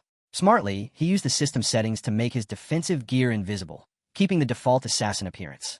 That way, other players wouldn't see his gear unless they opened the game interface. And he wasn't done yet. There was still one final piece left in his loot. As he scanned his inventory, something caught his eye, a skill book. Ghost Shadow Blur, gold tier. Assassin class. It was a passive skill. Boosted dodge rate by 15%, and when a dodge triggered, it granted full damage immunity. Qinfeng grinned. Finally, a real survival skill for assassins. But then he paused. He remembered why this one wasn't so popular. In this game, boosting dodge rate was tough. You'd have to sacrifice other stats just to raise it. And if dodge didn't activate when you needed it most, the result could be fatal. Still, he wasn't like the others. His skills could evolve endlessly. He could stack dodge without weakening the rest of his build. For him, it was pure upside. His body glowed faintly as he moved out of the area, heading back. The rest of the loot? Gear for warriors, priests, and archers. He didn't need it, but he knew someone who might. He planned to sell the gear to Wang Ming, offering a 10% discount. Even if they couldn't pay now, he was certain Wang Ming would take it on credit. He was that kind of guy. But really, this whole breakthrough? It was thanks to Little Black. Without her, he never would have found that level 5 ghost ship. He owed her. As he walked past a tree, movement caught his attention. The enemy leader and his crew. Faces twisted in fear the moment they spotted Shadow. They didn't hesitate. They ran. Just as expected, Qinfeng wasn't letting anyone escape. He activated Shadow Stealth, exhaled slowly, and vanished. Before the group could take another step, he struck. Like a thunderclap, he dropped all the subordinates in one instant. The leader panicked. He turned and sprinted. Too slow. Qinfeng reappeared right in front of him. The man skidded to a stop, eyes wide, nose to nose with death. Tears welled up. "I'm sorry. I was wrong. Please let me go. I've only got less than a year of lifespan left." But Qinfeng stared coldly. "Did you think about your own life when you were out there hunting others?" Without another word, he threw a poison dart. The leader dropped, writhing in agony. Qinfeng turned and walked away. A new status appeared, Killer. He had entered the first layer. If he died now, he'd lose 75% of his current lifespan. Still, he remained calm. With the Ghost Fire Bell, even if he slipped up and died once, he wouldn't lose a thing. Back in Shell Town, all eyes were on him. Whispers spread. People had heard the system alert. He was the one who'd killed the gold tier boss. But he wasn't wearing any gear. Some suspected he'd exploited a bug. Others simply didn't know what to believe. As he strolled through the crowd, a man stepped forward. "Wait, please." Qinfeng paused. The man smiled nervously, holding out a skill book. "We, accidentally bought this assassin skill. Please take it. No hard feelings, okay?" The system scanned it. Skill book, Impale. Common tier, Impale. A single target skill. On hit, it added plus 20 attack and stunned the target for 2 seconds. Cool down, 22 seconds. Qinfeng's eyes lit up. A control skill. He took the book without hesitation, nodding slightly before heading on his way. The man who gave it to him and his group turned back, walking in the opposite direction. But tension lingered. One of the men, seething, muttered to Xian Xiao, "We really had to hand over a skill book to that guy, pathetic." Another nodded. "No one treats us like this." They weren't letting it go. That's when someone suggested rallying everyone they knew. "If we each spit once, we could drown him in it," he sneered. "No need to fear one guy." Xian Xiao's face turned cold. Shadow's leveling way too fast. He's doing it alone, so he must have a secret. His eyes narrowed. "We find him in real life. Kidnap him, get the truth, and make him farm lifespan for us." The others were stunned, but one of them grinned. "Genius." Xian Xiao smirked. "He doesn't sound local. Definitely not from our circle. Probably dirt poor." That sealed it. They'd sent a professional beauty to lure him in. Someone irresistible. A setup. Meanwhile, Qinfeng reunited with Little Black. He smiled and asked her to accept the trade. He had something to give her. Her eyes sparkled, but she gently corrected him. "I'm not Little Black. I'm Big Plum." He handed her a powerful skill sealed in a necklace. The moment she used it, flames erupted from her staff. Her damage soared. Even her mana regeneration had doubled. She was thrilled, thanking him sincerely. Qinfeng waved it off. "Just keep on my promise." Then he asked for the space ring. Still smiling, she pulled it from her inventory and handed it over. "You can keep it," she said, cheeks flushed. Then, with a small laugh, she shared something unexpected. While running through the forest earlier, she'd stumbled on a hidden cave. Looked like the entrance to some ruins.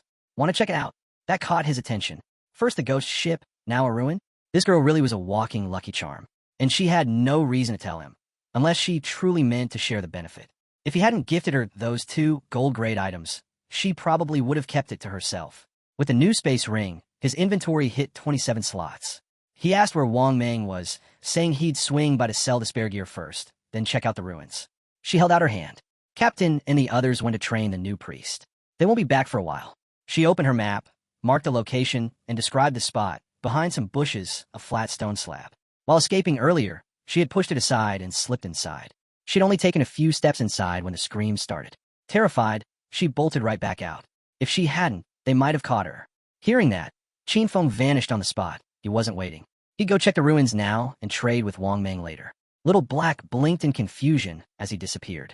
Qin Feng left Shell Town and made his way into the forest. Originally, he planned to grind until level 10, but that was no longer necessary. With a ruin in play, the rewards beginner towns had 3 main ruin types: tombs, cursed ruins, and temples of faith. Didn't matter which one it was, inside there'd be mobs. Most were bronze tier, sometimes silver. For him, it was a goldmine of lifespan and evolution points. Following the map marker from Little Black, he soon reached the entrance. No hesitation. He stepped inside. Once again, the 3 ruin types flashed through his mind. Tombs packed with relentless monsters and often capped off with a gold boss. Cursed ruins, full of beings twisted by ancient and evil gods. Some had been human once.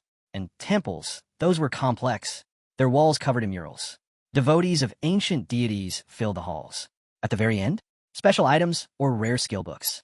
As he walked, Qin Feng scanned the walls. Murals. He narrowed his eyes. A temple of faith. And these carvings, they looked familiar. Roars echoed through the corridor as he advanced. The symbols on the walls confirmed it. This was a temple of the ancient god of judgment. The same source as his Eye of Judgment.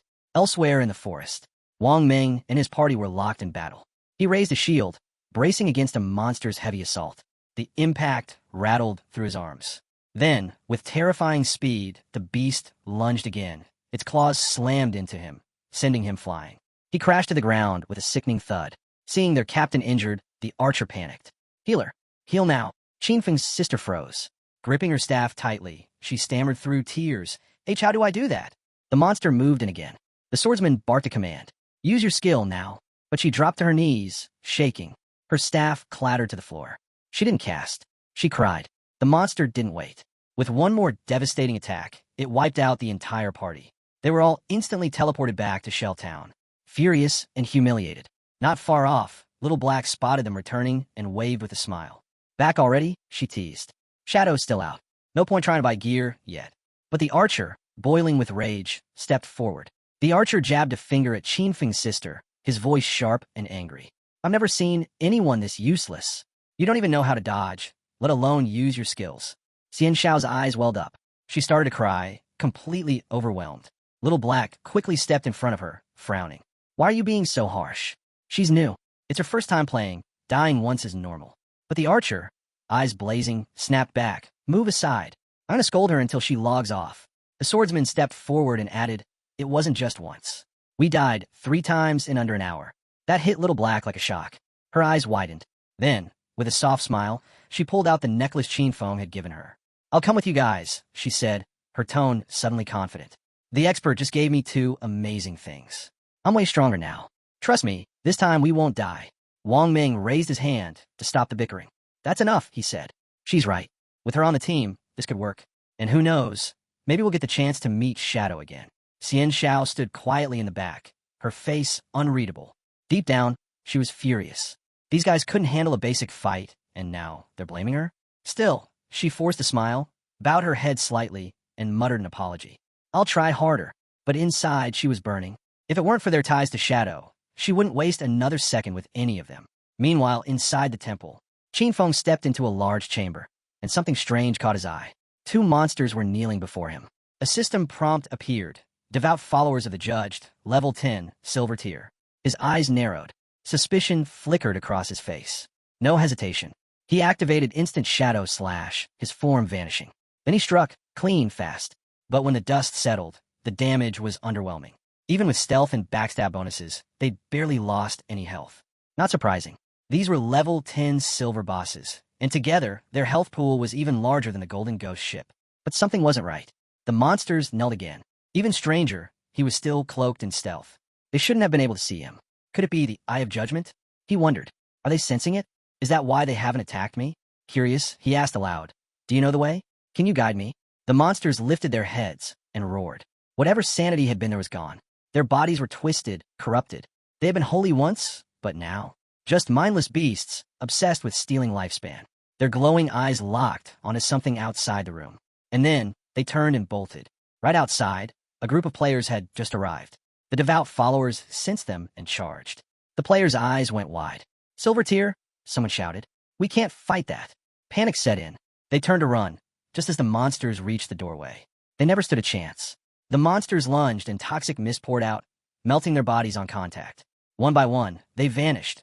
Lifespan orbs left behind in their place. It was the team from earlier, the girl who'd bought Ice Spike from him. Gray Rose. Qinfeng hadn't expected them to stumble across the ruin too.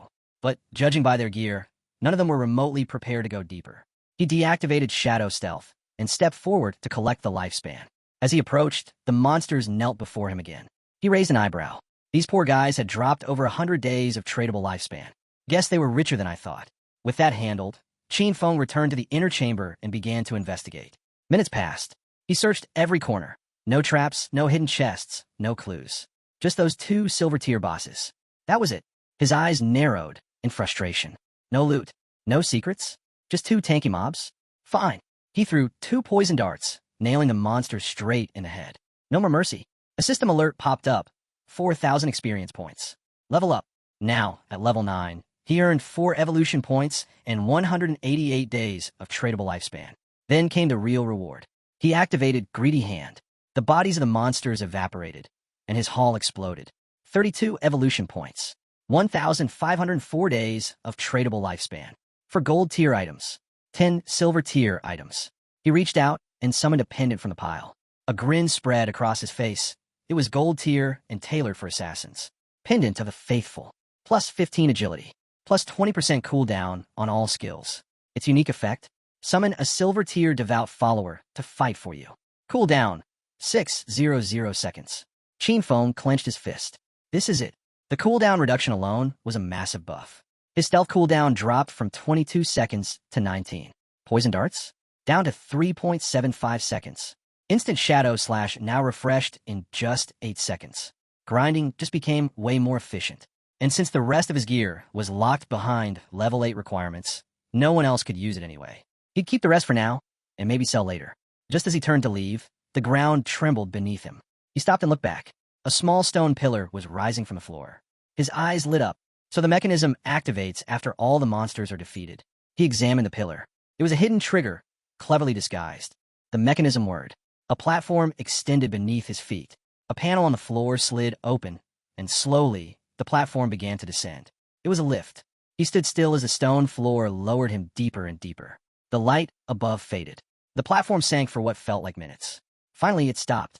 Qinfeng guessed he had dropped at least 300, maybe 400 meters. It was dark, quiet, cold. His gaze swept the area. He knew this place. He had heard of it before.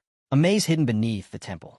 Not many players knew, but there was always a chance for a secret labyrinth to spawn under ruins. And in his past life, he'd explored plenty. He also knew exactly what came next. Traps. And lots of them. Exploring the maze wasn't all that risky. As long as there were others to serve as cannon fodder, the danger was minimal. The real issue was the time it took. With steady eyes, he pulled out a pendant. Given his current stats, triggering a trap meant certain death. But thankfully, he had a trump card. This pendant could summon a silver tier devout follower to fight in his place. Stretching out his hand, he activated the pendant's power. A zombie emerged from the ground, ready to serve. Pointing down the maze corridor, he gave a single order, scout ahead. The follower rose and shuffled into the hallway. Arms crossed, Qinfeng watched with satisfaction. Having a scout made navigating the place so much easier. Still, he wasn't careless. There was always the chance of something going wrong. Just to be safe, he decided to upgrade his dodge skill first. Spending 11 evolution points, he boosted Ghost Shadow Blur from Gold Tier to Epic. His passive dodge rate skyrocketed from 15% to 75%. And now, whenever the dodge triggered, it made him immune to all damage. 75% was already an insane number. With just enough points left, he turned his attention to instant shadow slash. Using 13 evolution points, he upgraded it from diamond to epic. The skill's range stretched out to 30 meters, and it now lasted 12 seconds. Instead of 7 slashes, he could now unleash 9, with a cooldown of just 8.8 seconds. The slash width expanded to 5 meters, and damage climbed from 300 to 400. Qinfeng's eyes lit up. Evolving from epic to legendary took 10 times the base evolution points. That's where things got interesting. The higher a skill's starting tier, the more cost-effective it was to evolve. For instance, if a skill began at epic tier, evolving it to legendary only required 1 base point. So 1 times 10 is equal to 10 points. That meant if he could get epic skills right from the start, he could push them to legendary, then mythical, ancient, even immortal tier with far fewer points overall. But starting from lower tier skills? That was a different story. A skill that began at normal tier had to be upgraded multiple times just to hit epic. By the time it reached the legendary stage, it would demand hundreds of points. Still, the takeaway was clear. He could now afford to make sure all his skills hit epic tier. With 11 evolution points left, he focused on his starter skill, Shadow Sneak. Spending 8 points, he upgraded it from silver to platinum. Its duration stretched from 16 seconds to 24, and the stealth-breaking attack damage jumped from 120 to 150. The cooldown dropped from 26 seconds to 22. Thanks to his 35% cooldown reduction attribute, the final cooldown came down to 16.3 seconds. Even so, that was still a bit long, and the damage felt underwhelming. He made a mental note. This skill would need to be replaced later. As they moved deeper into the hallway, the devout follower continued to lead the way. The devout follower stepped on a hidden pressure plate, triggering a trap. A massive boulder came crashing down, crushing its body. In an instant, it vanished into light. With the summon gone, Qinfeng had no choice but to wait for the cooldown before calling another one. This maze was treacherous, and the only way forward was slowly, step by cautious step. He could only hope it'd be worth it in the end. Meanwhile, on the temple's upper level, a man with a shield and a hooded woman peeked through a door. He turned to his captain, Grey Rose, and reported that the monsters had all vanished. Grey Rose raised an eyebrow. That was unexpected. They entered the room. That's when Grey Rose noticed something else was gone too. The monsters' lifespans had disappeared. Someone had killed them and taken their life energy. But who? The man guessed it could only be one person, Shadow. Only someone at his level could defeat 2 silver tier bosses. Grey Rose nodded. He had a point. At least they wouldn't have to die again. Then she paused, hand on her chin, deep in thought. She remembered. On the way here, they'd seen someone who looked like he was talking to the monsters. Was it Shadow? Did he have a skill that let him control bosses? If that were true, then his power was beyond terrifying. Back on the second floor, Qinfeng's newly summoned follower met the same fate, crushed by another trap. Ahead of him stretched a long path ending at a door. He'd been navigating this maze for 3 hours now. Judging by his past life memories, reaching this point usually cost hundreds of lives. That meant he was close. Using the pendant again, he summoned another devout follower. It moved forward cautiously, with Qinfeng close behind. Once they reached the door, he commanded the follower to open it. The monster tried, pushing with all its strength. But nothing happened. Its body started trembling from the strain. Qinfeng narrowed his eyes, suspicious. Why couldn't it open? He stepped forward and placed his hand on the door. As soon as he touched it, the door began to creak open, slowly but surely. Qinfeng stood frozen, stunned by the sudden reaction. Then came the wave, followed by a thick curtain of smoke rolling out from the other side. Sweat beaded on his forehead. This didn't feel right. He stepped through the doorway and into a chamber lined with pillars. In the center stood a chest wrapped tightly in thorn-covered vines. Qinfeng scanned the room. The chest was clearly locked, but beside it stood an NPC, her lower face covered in bandages. The system tried to scan her. Nothing. Qinfeng's eyes widened. No data at all? This was a first. The woman started whispering in some unknown language. Then, without warning, she dropped to her knees. Her body glowed and slowly began to dissolve into light. Qinfeng watched closely, puzzled. Why did she vanish? Then the thorns around the chest began to fade away. But even with the thorns gone, he didn't lower his guard. That woman, he couldn't see her stats, couldn't identify her. And that made her even more dangerous. She had to be connected to the Eye of Judgment. That was the only explanation. The chest began to glow with a golden light. Qinfeng's eyes narrowed. It was packed with epic tier loot. But he didn't let excitement cloud his judgment. This could still be a trap, or worse, a mimic. Without hesitation, he pointed to the chest and ordered his summon to open it. The follower obeyed. As the chest creaked open, a brilliant light burst out, nearly blinding. Qinfeng's eyes widened. It was a skill book. And not just any book, but a god-tier assassin skill. It held both passive and active abilities and belonged to the epic tier. The name? Bestowal of Mercy. The passive effect was insane. 100% accuracy when targeting weak points and double damage to them. The active skill was even more outrageous, Slit Throat. His next strike would apply a debuff that dealt damage equal to 100% of that attack per second, for 3 whole seconds. It had a 60-second cooldown, but thanks to his skill cooldown reduction, it dropped to 44.4 seconds. Qin Feng examined it closely. The passive doubled the size of every enemy's weak spot, making precision strikes nearly guaranteed. But the active was the real monster.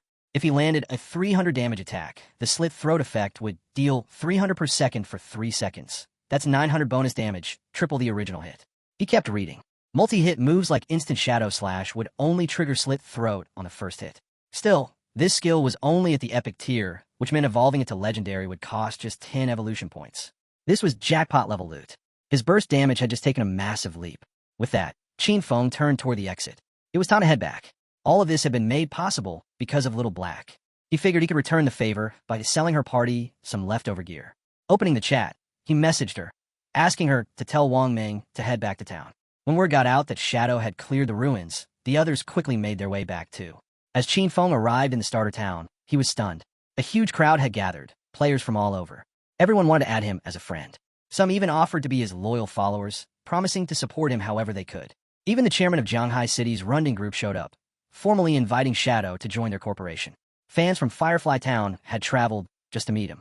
Players from distant towns asked to form teams. That's when he realized the teleportation gates between towns had finally been activated, which meant he could now head to Firefly Town, to Song Fei, without delay. Without another word, he vanished. Using his invisibility skill, Qin Feng melted into the shadows, slipping away while the crowd erupted into chaos.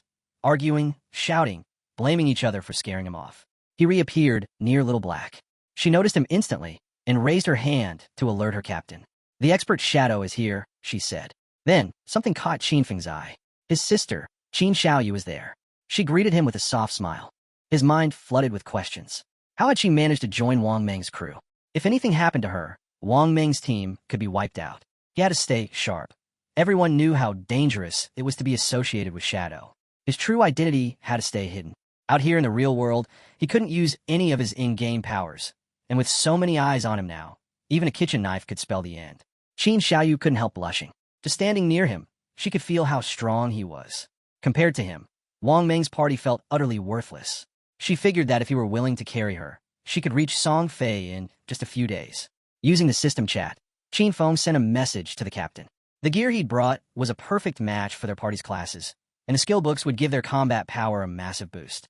He set the price, 2,200 days of lifespan. Wang Ming hesitated. That was steep, especially for silver and gold tier players like them. Right now, they couldn't afford it. But Qin Feng simply waved it off. They could pay him later. Grateful, Wang Ming bowed his head. He didn't know how to repay Qin Feng's kindness, but promised that if he ever needed help, all he had to do was ask. The party's swordsman couldn't stop grinning as he equipped a gleaming golden helmet. He couldn't believe he was wearing gold tier gear already. Wang Ming himself equipped a gold tier skill and instantly saw his DPS triple. Tears welled up in his eyes. Shadow even let them buy on credit. It meant he trusted them. Wang Ming checked his inventory, looking for items suited to priests, but found nothing. Qin Xiaoyu looked confused. The party's archer was fuming. She was only around to leech XP, and now she had nothing to show for it. Qin Xiaoyu walked over to Qin Feng and introduced herself as the party's priest. She asked if he had any items for her class. Just then, a system message popped up. Player Little Graceful wants to add you as a friend. Qin Feng's expression turned ice cold. He stared at Qin Xiaoyu for a moment and vanished into thin air. Qin Xiaoyu froze, stunned. "Where did Shadow go?" she asked, her voice uncertain. Wang Ming tried to reassure her. Maybe he just didn't get any priest drops this time. Next time might be different. But the archer wasn't so kind. She said what everyone else was thinking.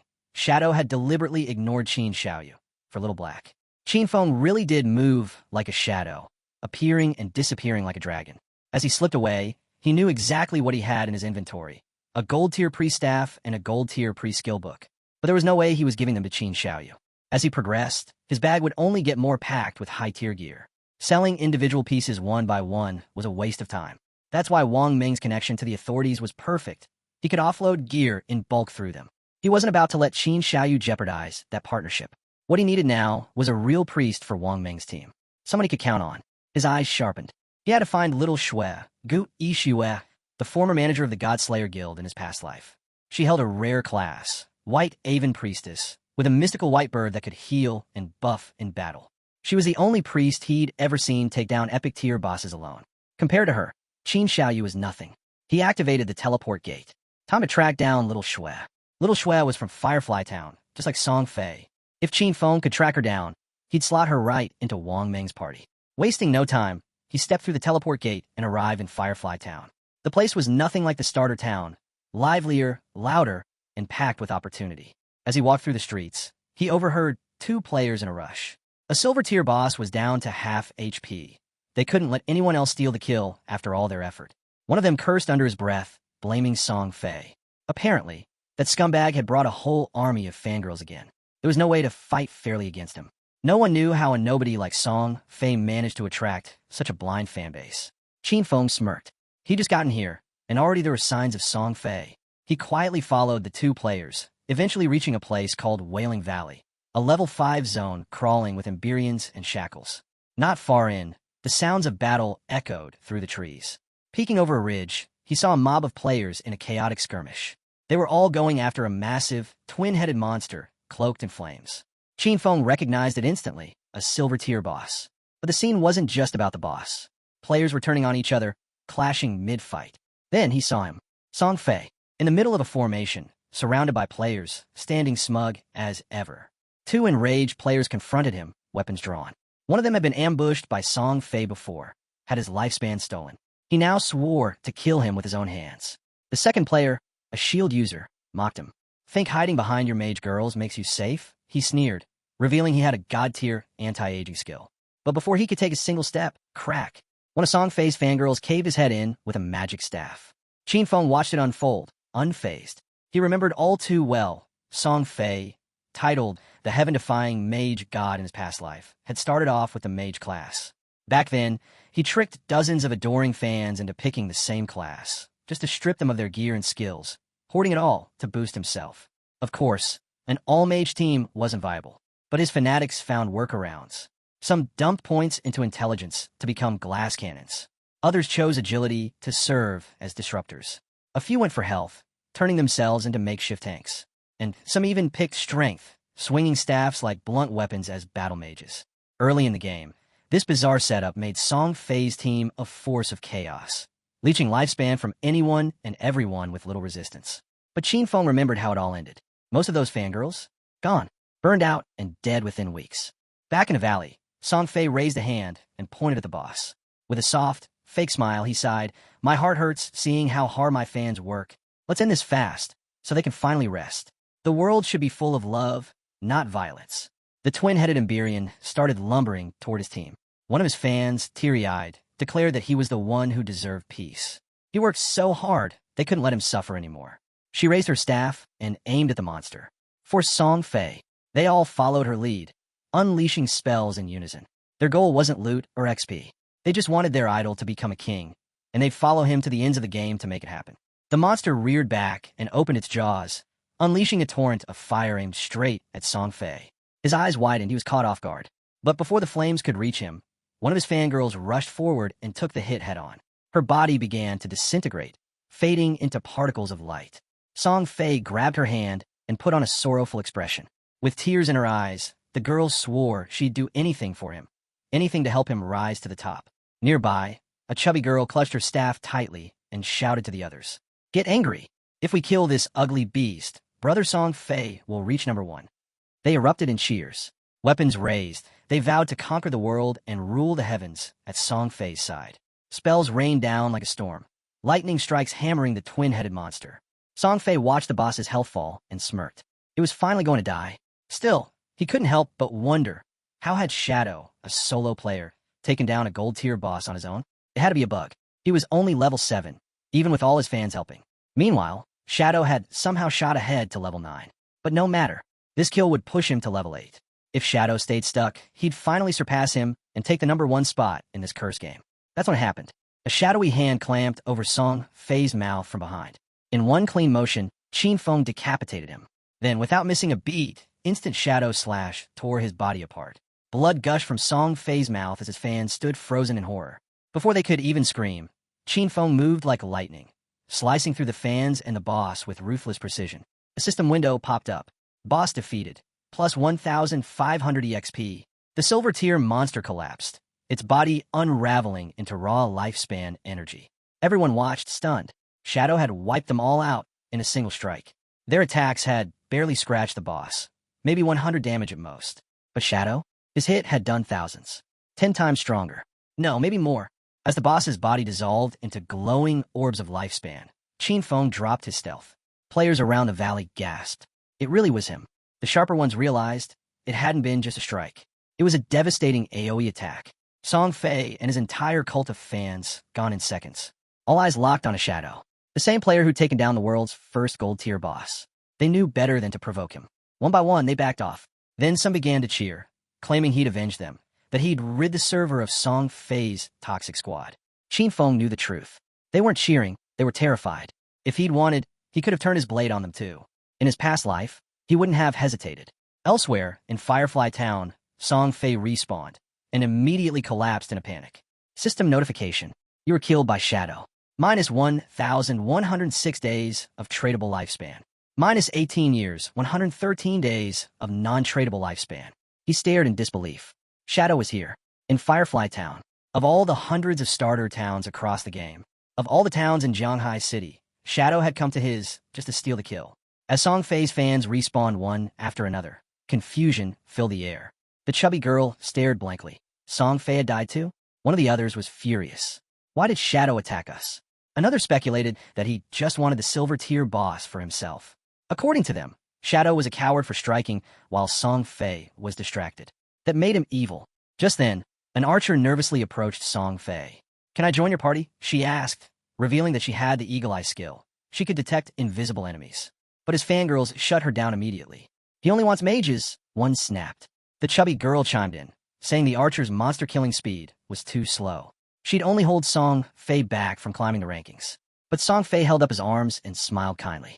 Even if you're an archer, you can still be part of the family, he said warmly. Love can fill everything. He gently took the archer's hand. I felt your emotions, he said. Let's level up together. The girl's face turned red as tears streamed down. She was overwhelmed just standing beside him. Then an assassin stepped forward, declaring she could also turn invisible, and vowed to make Shadow pay for what he'd done. A mage joined in, saying she'd just learned a new Yoi spell. She promised she'd free Shadow in place. Song Fei opened his arms again. Our family is full of love, he declared. Any girl who wants to join is welcome. The crowd of fangirls erupted in tears, swearing loyalty to Song Fei all over again. To them, Shadow was dishonorable for ambushing their beloved leader, and they would make him pay. Next time they saw Shadow, they promised they'd let Song Fei deal the final blow. He had to learn what happened to those who crossed Song Fei. Meanwhile, two nearby players watched the scene unfold. They didn't know what Song Fei planned next, but they were still satisfied knowing someone had taken him down. With so many girls guarding him, they had no idea how it had happened. But once they realized it was Shadow, it all made sense. He's insane, one whispered. But those girls? Totally nuts. Back at the battlefield, a smile crept across Song Fei's face. This time, he would make sure everyone saw it. When he took down Shadow in front of a crowd, he'd prove that being strong meant nothing if you fought alone, especially for a solo assassin. How could someone like Shadow possibly beat a glorious mage like him? At that very moment, Qin Feng was still at the boss site, picking through the loot. With greedy hand, he scored big, 16 evolution points, 217 days of tradable lifespan, 6 silver-tier items, and 1 golden-tier piece.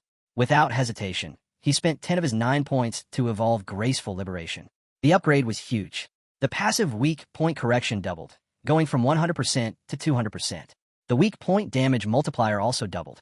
As for the active effect, his next attack would now automatically trigger the Slit Throat effect. The upgraded Slit Throat effect was now deadlier than ever, dealing 150% attack damage per second instead of 100%, still over 3 seconds. The cooldown dropped from 3 seconds to just 18.5. Even more impressive, the weak point hit correction had risen to 200%, effectively doubling the size of every enemy's weak spot. If amplified further, half the target's body would count as a weak point. Qin Feng suspected even Shadow Slash might now trigger weak point damage. The skill had started at epic tier with no evolution points, yet now it was legendary. But going forward, the cost was staggering. To evolve a legendary skill to mythical, it would require 200 evolution points, a 100 times increase. Based on that scaling, evolving Greedy Hand, which was still epic, would eventually demand 210 points, and to go from legendary to mythical, 3,400 more. For now, he had just 9 points left. He used 8 of them to upgrade Backstab Enhancement, bumping it from gold to platinum. The passive damage boost rose from 30% to 40%. Between the silver tier boss and the wave of players he'd taken down, he had earned over 1,400 days of tradable lifespan. Mission accomplished. It was time to head out. But just as Qin Feng let his guard down, a girl lunged at him from behind. She tried to land a surprise attack, but Qin Feng dodged it with ease. She slashed again. Same result. Stunned by how effortlessly he evaded her, she quickly activated stealth and vanished. Seconds later, Song Fei's fangirls appeared at the top of the cliff, glaring down at him. They shouted threats, swearing to avenge their beloved. Mages raised their staffs. The newly accepted archer aimed her bow. Without hesitation, Qin Feng disappeared into shadow. But the archer wasn't done. She activated Eagle Eye, her special skill that could pierce through stealth. Her arrow morphed into a ghostly eagle, soaring through the sky, until it burst into a shower of glowing feathers. The feathers rained down across the battlefield like shimmering snow. They touched someone cloaked in stealth, the assassin from Song Fei's party. Her body flickered into view as her stealth was forcefully broken. The chubby fangirl clenched her fist, thinking they had successfully flushed out Qin Feng. Hit her with everything you've got, she ordered. With no hesitation, the entire group unleashed their strongest spells in a massive wave of destruction. The assassin's eyes widened in terror. "Wait, I'm not," she shouted. But it was too late. A devastating explosion erupted as the spells hit, obliterating her on the spot. No one mourned. The chubby girl just scowled. She wasn't even a mage. She didn't truly love Song Fei, she muttered. This was divine punishment for her betrayal. She turned back to the archer. "Launch Eagle Eye again. Find him." The archer nodded and prepared to act. But before she could loose the arrow, Qin Feng struck. He pulled out the ghost fire bell and rang it. The moment it rang, the active effect, Soul Attack, triggered. A pulse swept out across 100 meters, and every enemy within range froze in place, immobilized for 3 seconds. It cooled down? A brutal 521 seconds. But those 3 seconds? More than enough for Qin Feng to make his move. Just as the archer prepared to use Eagle Eye again, a strange aura wrapped around her and everyone near her. Their bodies froze. Confused, none of them could even blink before Qin Feng emerged from the shadows. Instant slash. He struck like lightning, cutting through every one of them. Their bodies were sliced to pieces before they even had time to scream. Behind a nearby corner, Song Fei cautiously peeked out, eyes narrowing. He didn't understand what had just happened. Everyone was dead, but how? His first thought was Shadow. But no, if Shadow had attacked, he would have revealed himself. Right? Wrong. Qin Feng was already standing behind him, still invisible. His gaze sharp, his voice cold. "You're next." Song Fei froze. The second he heard that voice, his whole body trembled. Panic spread across his face. With shaking hands, he activated his magic shield, summoning a glowing barrier around himself. But Qin Feng didn't even blink. He pulled out a poison dart and launched it. The dart passed through the shield like it was made of paper, shattering it instantly and hitting Song Fei square in the forehead. Song Fei screamed. His body began to disintegrate, breaking apart into glowing orbs of lifespan. Qin Feng dropped stealth and stepped into view. As the last of Song Fei's body vanished, Qin Feng realized something shocking. He'd been carrying over 2,000 days of tradable lifespan. But his fangirls? Nothing. Not a single drop of tradable lifespan among them. It clicked. They'd given it all to him. So much time, hundreds of years' worth of lifespan, sacrificed to feed a fraud. All of it now just floating through the air, ready to be absorbed by nearby monsters. Qin Feng shook his head. To some, this was still just a game. But these obsessive fans, they were something else. Back in Firefly Town, Song Fei and his squad respawned again. But this time, Song Fei was furious. His lifespan had dropped to 500 days from over 2,000. He glared at the archer. "Why couldn't you find him with Eagle Eye?" She nervously explained she had used it, but it only revealed their party's assassin, her sister. The chubby girl chimed in, saying the archer's detection level wasn't high enough. The archer confirmed it. Her Eagle Eye only countered stealth level 1. If the enemy's stealth was higher, she couldn't see them at all. Song Fei clenched his fists. Shadow kept attacking from nowhere and vanishing without a trace. How was he supposed to fight back? Touching his face, he muttered, "I haven't even done anything to him." But then another thought hit him. Maybe Shadow's just jealous of my flawless beauty. He shivered. What if Shadow came for him again? His fangirls, weapons raised, quickly made a decision. For everyone's safety, it was time to level up somewhere else. Wherever Song Fei went, they would follow. No matter what. Not long after, Qin Feng returned to Firefly Town. He looked around for a while, but something fell off. Song Fei and his fans were gone. He couldn't tell if they had changed towns, or if it just logged out. Deactivating stealth, Qin Feng stepped into the open. Qin Feng spotted a player nearby and approached, asking if he'd seen where Song Fei and his fan club had gone. The man flinched the moment he realized who he was talking to. Nervously, he pointed to a path off to the side. They went that way, he whispered. Then, dropping his voice even lower, he begged, please, kill Song Fei. Then came an odd request. If you do, could you spare my girlfriend? She's a hunter, goes by the name A Fei Bao, Kitty. Qin Feng raised an eyebrow. You should probably find a new girlfriend. The man's face went pale. He quickly realized his girlfriend was the one who could detect stealth. Before he could say another word, Qin Feng vanished into the air. But the desperate man called out, please. I worked so hard to find her. Qin Feng now knew the direction they'd gone, but not their destination. Searching town after town would take too long. Suddenly, he heard the man shouting again, calling for Shadow like a lost dog. Just then, a woman walked past him. Qin Feng stopped in his tracks. It was her, Gu Yixue. He dropped his stealth and smiled. Hey, beautiful. Think you can help me out? Gu Yixue turned, surprised to see Shadow standing there. Qin Feng pulled out the gold-tier priest staff from his inventory. I heard your class can track targets across wide areas, he said. Help me find Song Fei, and I'll give you the staff for cheap. Her eyes lit up. Opening her system window, she looked at him curiously. How do you know I can do wide area tracking? I've never told anyone. Qin Feng tilted his head. Do you want the staff or not? She hesitated. I don't know if I can afford it. Wait, he said. You don't even have 500 days of tradable lifespan? The original price is 700 or 800. She checked her system window and realized she did have 700 days. Deal. They completed the transaction. A confirmation popped up, and she clutched the golden staff with both hands, nearly drooling. Qin Feng chuckled and gently tapped her cheek. Focus. Let's not lose time. Her cheeks turned red as she nodded and smiled. With her new staff in hand, she began to focus, channeling her ability. An owl familiar appeared and started circling above her. Even though this was their first time meeting, Shadow gave her a strange sense of familiarity. As her owl flapped its wings, Gu Yixue gave him a sideways glance. You're not worried? I'll just take the staff and leave.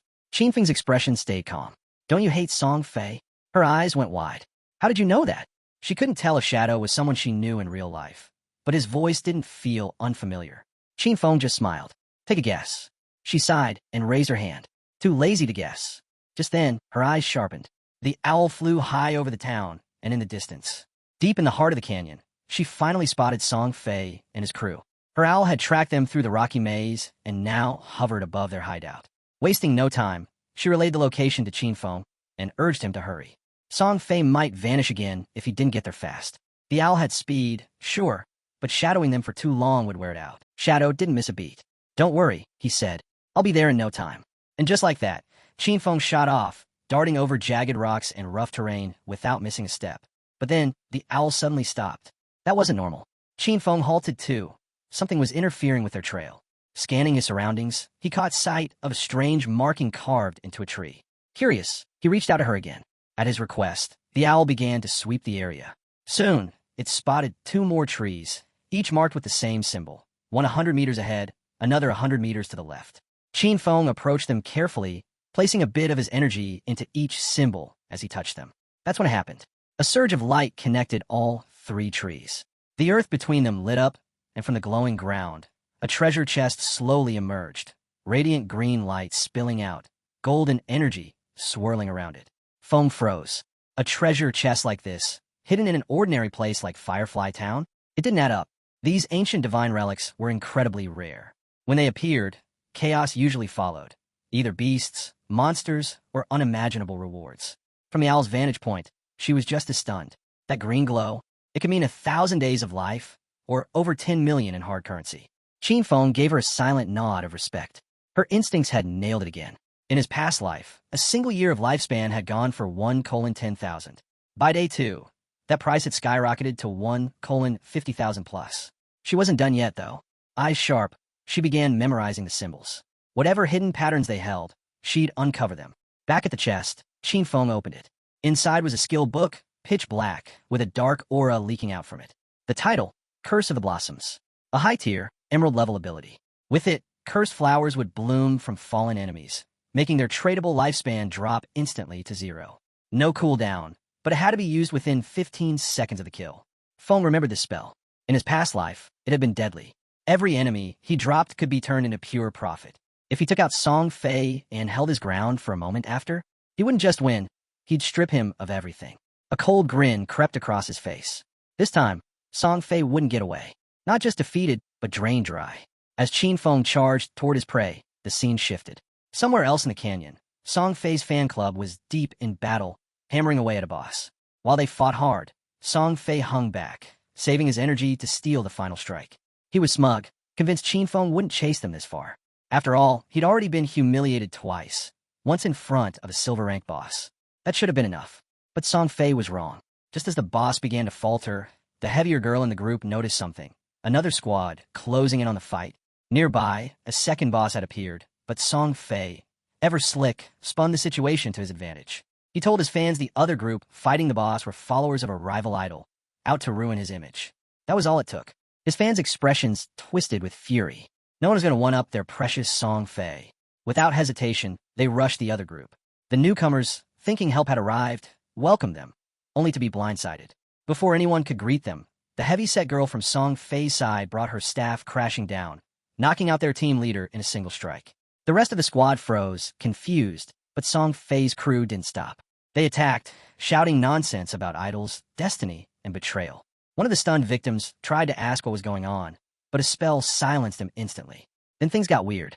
Song Fei's fans began chanting bizarre poems, praising him like he was some kind of divine being. And once the enemy team was wiped out, they stood aside, proudly making way for their golden idol to claim the final blow on the boss. Song Fei, never dropping the act, stepped forward with a fake smile.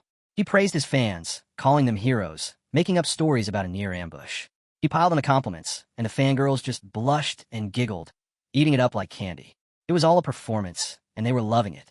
But the show was about to end.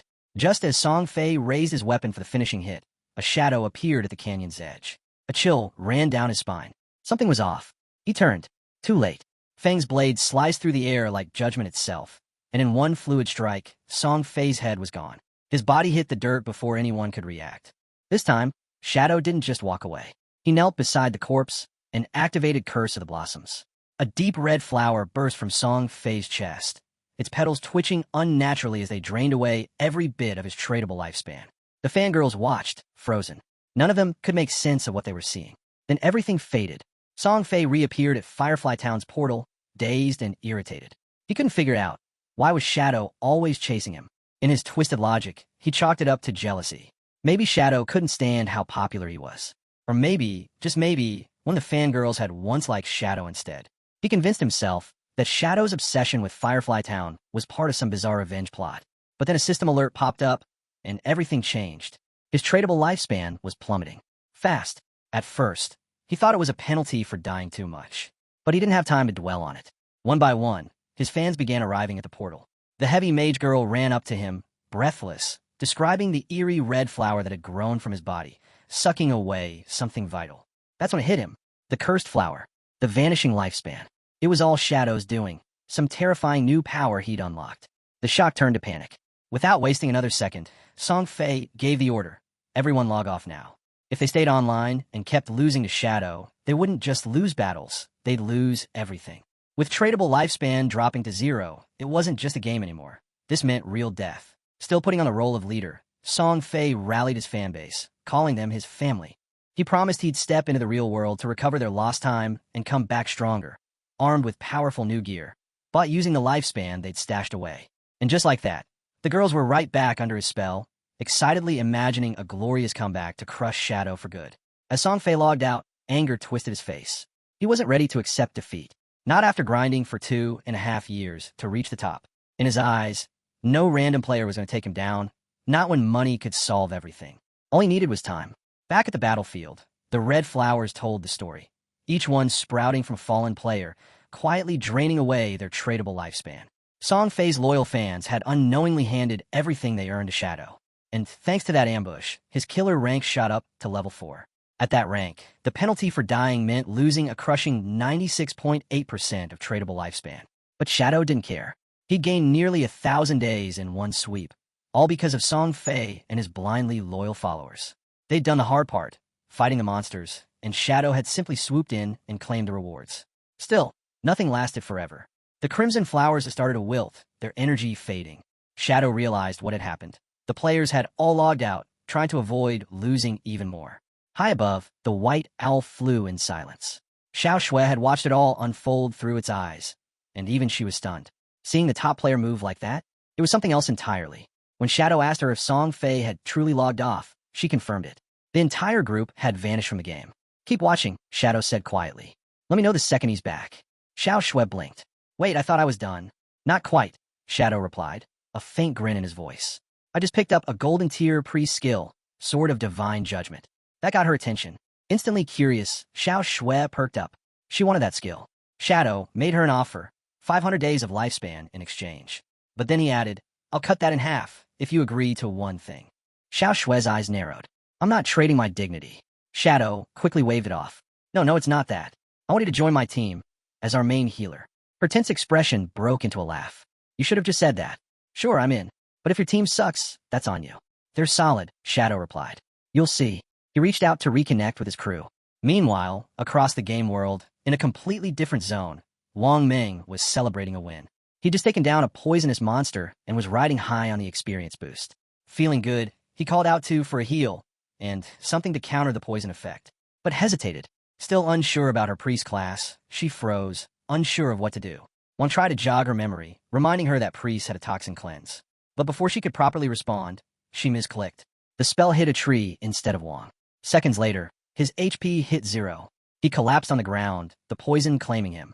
All that effort, wasted. Frustration hung in the air. The team stared in disbelief at Feng's sister, still standing blankly near the teleportation stone. After everything that just happened, no one could understand how she'd been that useless. Later, their team leader faced a tough call. They couldn't go on like this. Not with a healer who didn't know how to heal. But finding a capable hidden class priest now? Nearly impossible. The good ones were already taken. Meanwhile, Xiao was completely unaware of the storm around her. Lost in her own world, she was busy daydreaming, seeing herself as some chosen goddess destined to dominate this new realm. Her quick leveling? Proof, she thought, of her rising greatness. In her mind, she'd soon stand beside her brother Song Fei in all his glory. Then, out of nowhere, exciting news arrived, straight from Shadow. Wang Ming's heart leapt. A hidden class healer had agreed to join them. Not just any healer either, a whitebird priest, strong in multiple roles. This was exactly what they needed. The moment Shadow confirmed her location, Firefly Town, the leader didn't hesitate. Sure, it wasn't the best place for leveling, but it didn't matter. They had to regroup. Wang agreed instantly and started prepping for the trip. But first, he had to deal with Xiao. He broke it to her gently, saying they were heading to a higher-level zone and Shell Town was just too crowded. He made it sound like her low level was the only issue, careful not to crush her pride. Before she could say anything, the team was already gone, clearly relieved to ditch a priest who couldn't heal. But Xiao didn't take it the way they expected. Not even close. She took their departure as a blessing, convinced they weren't worthy of her greatness. With her inflated sense of destiny still intact, she made a bold new plan. Find Shadow and make him help her level up. Meanwhile, Wang Ming arrived in Firefly Town and quickly linked up with Shadow and Xiao Shui. He handed over the lifespan he'd gained from their last battle, ready to lock in the new team. As they started coordinating, Wang brought up someone new, an ally named Anyu. The second Shadow heard the name, he froze. That name wasn't random. And then she appeared. With a bright wave and an easy smile, Anyu strolled over, instantly catching the attention of both men. Shadow was stunned. The woman standing before him wasn't just any player. She was the Anyu, also known by her other title, Justice Execution.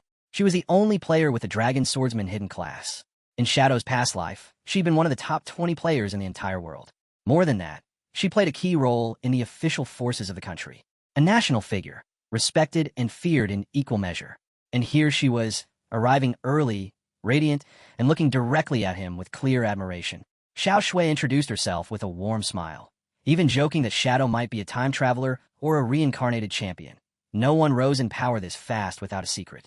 Shadow said nothing. His mind drifted to darker memories of the time when their paths had crossed under much different and much more dire circumstances. Back then, she hadn't been part of Wang's team. That made her appearance, now, all the more shocking. She likely already had a large amount of tradable lifespan stockpiled, probably from her work with government factions. And with a class like Dragon Swordsman, known for its insane resilience and power, she was the perfect candidate to hold it. Shadow could see why the authorities had chosen her, and he respected it. Anyu didn't waste words either. She looked right at him and said. Anyu's tone was sweet, but her words were firm. She asked if Shadow had any gear to sell. Her group was interested in buying.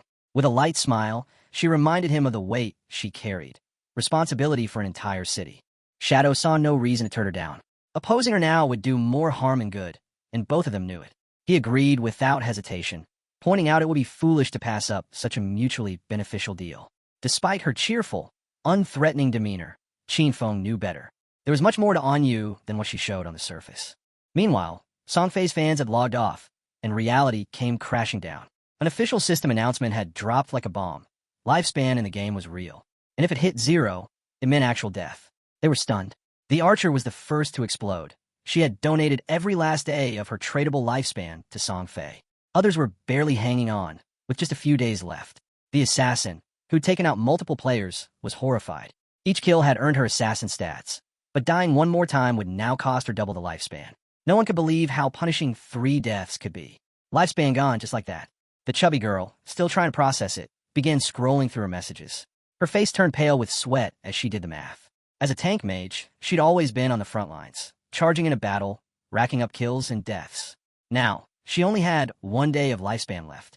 If that number dropped to 0, it would be the end, permanent death, even outside the game. Then, a message caught her eye.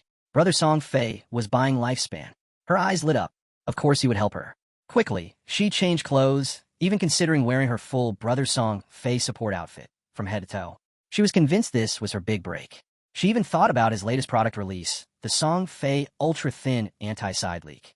Wrapped in merchandise, buzzing with hope, she rushed out the door, off to find Songfei. Her destination, the concert hall. Not far from there, in another part of the city, Qinfeng's sister had also logged out. But now, even in the real world, she wasn't sure what was real anymore. She checked her phone and smiled. Lifespan was now selling for 15,000 per day. With the 200 days she still had, she could become a millionaire overnight. But her smile vanished. News hit her like a punch. Shadow had killed Songfei. Not once, but 3 times. She broke down. Tears of rage and sorrow streamed down her face. She remembered the warnings. If your lifespan hit 0 in the game, you'd really die. Even with over 100 years of non-tradable life remaining, those 3 deaths had drained her to just 12 years. Then her thoughts circled back to Songfei. Why had Shadow gone after him? She dove into the group chats, desperate for answers. The rumors were true. Despite being surrounded by dozens of players, Shadow had taken Songfei out 3 times. To her, Shadow wasn't just strong. He was terrifying. Back in the chat, the chubby girl sprang into action. She sent out a desperate call. Brother Songfei needs help. She begged anyone nearby in Jianghai City to meet her and sell their tradable lifespan. She even dropped his location, the Jiang Plaza. And she added one more thing to seal the deal. The current exchange rate, 1 lifespan day equals 10,000. To her, it was the perfect opportunity. She couldn't believe it. The Jiang Plaza was just around the corner, and Brother Songfei was there. Qinfeng's sister quickly got dressed, her mind racing. She couldn't just sit back and watch his lifespan vanish. Thanks to Shadow and everything that had happened, she'd managed to save up over 200 days of tradable lifespan. Just enough to help. Without wasting a second, she rushed out. She was going to save Brother Songfei. Meanwhile, in the game, Shadow moved like a storm through the wilderness, cutting down monsters with ease. Then came the ding. A system window popped up. Level 10 reached. His attributes increased by 2, and he received 5 free attribute points. But that was just the start. As the first player to hit level 10 in the Jianghai City area, he earned 7 reputation points. First in the Great Xia Kingdom, another 14. And globally, the first player worldwide to reach level 10, a bonus of 21 reputation points. One more system message followed. The teleportation gate to the continent of forgotten gods would unlock once 7 players reached level 10 in the Jianghai City area. At that moment, every town across the server received the same system announcement. Shadow had hit level 10. Players everywhere were floored. As expected, it was him again. First to slay a gold tier monster. Now the first in the world to hit level 10. Shadow's dominance was on full display. Some players vented in chat, jealous and stunned. Seriously? He's from Xia? How the hell is he moving this fast? Others compared progress in frustration. My Hidden Smith class is still stuck at level 8. And still, no one knew if, out of 1.5 billion players across Tanganu, anyone could catch up to him. Back at the shore, Shadow stood still for a moment, then opened his status screen. He spent his 5 attribute points and consumed all 13 of his evolution points, bringing the total to 0. The result? His base skill, Backstab Enhancement, evolved from Platinum to Emerald. Its passive bonus increased from 40% to 50%. A massive jump. Even so, his tradable lifespan, just over 7,000 days, felt like it wasn't enough. He knew that to activate the teleportation gate out of Starter Town, 7 players needed to hit level 10. And right now, the next closest were only level 7. It would take time. With that, he decided to log out and handle something in the real world. His body vanished into the sand, and seconds later, his eyes opened in the real world. A system prompt appeared. Do you want to consume tradable lifespan to transfer your skills to reality? Without hesitation, Qin Feng accepted. The system asked which skill he wanted to extract. He didn't pick a single move. He chose his entire class. In the blink of an eye, 1,000 days of tradable lifespan were consumed. Extraction complete. The Shadow class had been transferred to the real world. Its passive ability activated instantly. His body surged with power. Strength +3. Constitution +3. Agility +8. Spirit +5. Then, he took it one step further. He extracted level X2, and the system responded. Level X2 successfully extracted. To level up further in the real world, Qin Feng consumed another 2,000 days of tradable lifespan. Immediately, his real-world level rose to level 3, and with it, a fresh wave of stat boosts. Strength +4. Constitution +4. Agility +4. Spirit +4. Then came another system report. He had used 900 days to extract a new skill, Shadow Step, ranked Platinum tier. And another 2,262 days had gone into extracting Venomous Dagger, a deadly silver tier skill. Still, Qin Feng was satisfied. He had 1,292 days of tradable lifespan left. For now, no other skills could be extracted, but this trade had been worth it. He had only paid the cost for a low-tier ability, but had managed to pull a Platinum tier skill in return. His fist clenched tight. The thought of Song Fei still burned in his mind. Now, his base stats were more than double that of the average person. His agility had hit 32 points, pushing beyond normal human limits. With unlimited invisibility and a dagger laced with poison that could hit targets up to 14 meters away, he had more than enough to finish the job. He pulled out his phone and paused. Song Fei was aggressively buying lifespan. It was clear he planned to dive back into the game, maybe even come after him. Feng's eyes narrowed. Song Fei was at the Jiang Plaza, only about 7 or 8 kilometers away. At his current speed, he could get there in just over 10 minutes. Then his phone buzzed again. A message from Hu Qibin, the powerful, arrogant supervisor from the company. She was furious. Apparently, the company's top young lady had taken an interest in him, and she couldn't believe he wasn't answering calls. To her, this was his golden opportunity. Why wasn't he cooperating? Feng didn't even hesitate. Blocked. As he kept walking, he tossed the phone aside and let his body melt into invisibility. Let them come looking, he thought. Soon enough, they'd all understand what Forsaken Gods truly was. Hours later, at a Jiang Plaza, the concert was already in full swing. The crowd? Packed with girls. Among them was none other than Qin Feng's sister. On stage, Song Fei sat relaxed beside a smiling blonde woman. She leaned in and joked that she'd heard he'd been killed 3 times by Shadow. But she told him not to worry. Her people were already investigating Shadow's real-world identity. With interest, Song Fei asked how it was going. She smiled. Her people were already en route to Firefly Town, working to establish contact. The plan was simple. Offer Shadow an amount he couldn't refuse. The moment he stepped out to collect the reward, they'd catch him. And when they did, she'd make sure Song Fei had a chance to vent his frustration properly. Song Fei smiled wide. Let me know when it happens, he said. Then he casually asked if she'd heard what Jiang Corporation had been doing, using the same tactic to manipulate players into working for free. Hu Qibin laughed. According to her, the players were pathetic, weak, barely able to gather any lifespan. Working with Song Fei was far better. So many girls gave him their lifespan willingly, some even ready to die for him. Song Fei's laugh turned cold. Then, from the crowd, a man's voice rang out, furious and sharp. Stop! Stop recklessly selling your lifespan. Stop selling your lifespan. The man in the crowd shouted, his voice sharp and clear, cutting through the cheers. He turned towards Song Fei, eyes blazing. You know what this means? He said. Lifespan is tied to life and death. And yet you're out here manipulating people, buying up their time like it's nothing. You're risking lives for your own gain. And we're not letting it slide. We're reporting this. But Song Fei just smiled. There was always one, someone who thought they were the hero. He stood up slowly and faced the crowd, calm and composed. His voice rang out over the plaza. I've seen the concerns, the discussions happening lately. And I understand. My actions, my purchases of lifespan, may have used certain public resources. It might have caused disruptions. And, for that, I offer my deepest apologies. A hush fell, but before he could say more, his fans shouted out in protest. You don't need to apologize. You didn't do anything wrong. Still smiling, Song Fei continued with gentle sincerity. I'm truly thankful for your love and support. But more than anything, I want to remind everyone, true love should be rational. It should be uplifting. We need to support our idols in a way that brings light, not harm. Tears welled in his eyes as he pressed on. We all know how this game is affecting the nation. I've been working closely with the authorities, doing my best in the game. That's why I've spent my personal funds to buy lifespan, to stay in the fight, to become the kind of idol worth looking up to. He paused, his voice heavy with emotion. I just wanted to give something back to you all. I wanted you to find hope, not just in the game, but in real life. Peace, safety, a better tomorrow. But I never imagined it would cause so much trouble for everyone. The crowd grew emotional. Fans began sobbing. He bowed deeply. I'm sorry for the inconvenience I've caused. Truly, that broke them. They yelled at the man who'd spoken up, calling him heartless, a savage. We're giving him our lifespan because we want to. Don't you dare insult our love. Then the chubby girl stepped onto the stage, defiant. Don't listen to those ridiculous rumors, she shouted. Only brainless pigs believe that lifespan in-game affects you in real life. What proof do they even have? She placed a hand over her chest and declared proudly, I'm the one who only has a day of lifespan left. And look at me, I'm fine.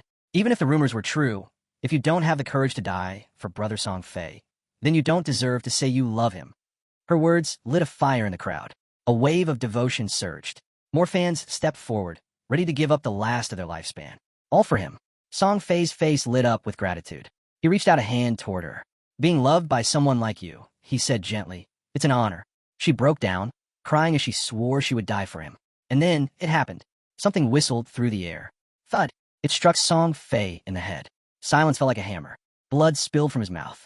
His hair began to fall, scattering like autumn leaves in the wind. Song Fei's body collapsed onto the chubby girl's shoulder. Her eyes went wide with terror. She stumbled backward, landing hard on the ground, her voice breaking into a scream. Panic gripped her. She had no idea what had just happened. Then the truth hit. Song Fei was dead. All around, his fans erupted in chaos. Screams echoed through the plaza. Some tried to run. Others froze, staring in disbelief. It was like the entire world cracked in that moment. The guards rushed to protect Hu Chi-bin, pulling her away from the stage. But even she couldn't hold it together. Tears streamed down her face as she shouted. I saw it. When he died in the game, he was surrounded by a ring of lifespan. Her voice shook. We have to leave now. Whoever did this wasn't normal. The realization dawned, slow and horrifying. The person who killed Song Fei had used a game skill. And if that were true, if skills from the game could be used in the real world, then everything was about to change. She replayed it in her mind. The sudden kill, the vanishing act, the way the lifespan was absorbed. There was only one person who could have pulled that off. Shadow. But before she could say another word, before she could run or scream or warn anyone, thwip, a dart struck her head. She dropped instantly, dead. The guards froze, stunned and powerless. And somewhere in the panicked crowd, watching it all unfold, was Qin Feng. Dusk had fallen when the news broke. A shocking report announced the death of superstar Zhu Fei at the Jian Plaza. But that wasn't all. His most devoted fans, overwhelmed by grief, gave up the last of their lifespans, collapsing beside his lifeless body. Police investigations soon uncovered the chilling truth. Zhu Fei's death wasn't natural. It was caused by supernatural abilities. Meanwhile, tears streaked down the faces of Qin Feng's sister and her friend. Fear gripped them. Just yesterday, they were cheering at Zhu Fei's concert. And now he was gone. Her friend, sharp and observant, pieced it together quickly. The throwing knives, the invisibility. These weren't coincidences. These were skills from that curse game. Could have been Shadow. She had heard the rumors. Shadow had killed Zhu Fei 3 times in-game. Could the same have happened in the real world? Xiao couldn't wrap her head around it. Game abilities appearing in reality? Impossible, or so she thought. Still, she kept replaying it in her mind. The way Shadow had killed him in the game. And now this? The signs matched. Throwing knives. Stealth. Assassin techniques. It could only be him. Her brother, killed by Shadow. In that moment, something inside her broke. If Shadow had figured out how to bring game skills into the real world, then so would she. She would get close to him, no matter what it took. From that moment on, she had only one goal, to grow stronger. Strong enough to take him down. The taxi came to a halt. As they stepped out, her friend looked at her concerned. You okay? Zaya didn't answer. Her eyes burned with fury. All she wanted was revenge, to make Shadow pay for Zhu Fei's death. While all this unfolded, our boy, he was casually slurping noodles in a small restaurant. Even in a game world where players couldn't die, their bodies still needed food. Hunger was real. Just then his phone buzzed. A message popped up. It was from Yang Zioya. She warned him. Fatty, who was livid. He blocked Qin Feng's phone and WeChat. If he didn't show up soon, he'd be fired. No salary for the month.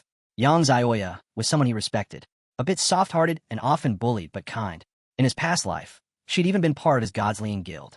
Qin Feng messaged her back, telling her not to worry about him or the job. Instead, she should focus on leveling up in the game. She replied, puzzled. Wait, have you played this game before? I heard it's crazy hard. People are literally burning through their lifespans. He explained simply. No matter what class she picked, the key early on was to boost agility. Just focus on that. She nodded, unsure but willing to trust him. Still, she brought up another concern. She'd heard the lifespan rewards in the game were insanely expensive. Then, curiously, she asked about his own progress. How much have you earned so far? Qin Feng smirked and replied, not much. Already spent most of it. He wasn't worried about Fatty Who. That guy was just a pawn. The real issue? His boss, Qian Shishir, the president's daughter, the one who actually ran the company where he used to work. And this girl? She wasn't someone to be taken lightly. All day, Qian Shishir had done nothing but chase men.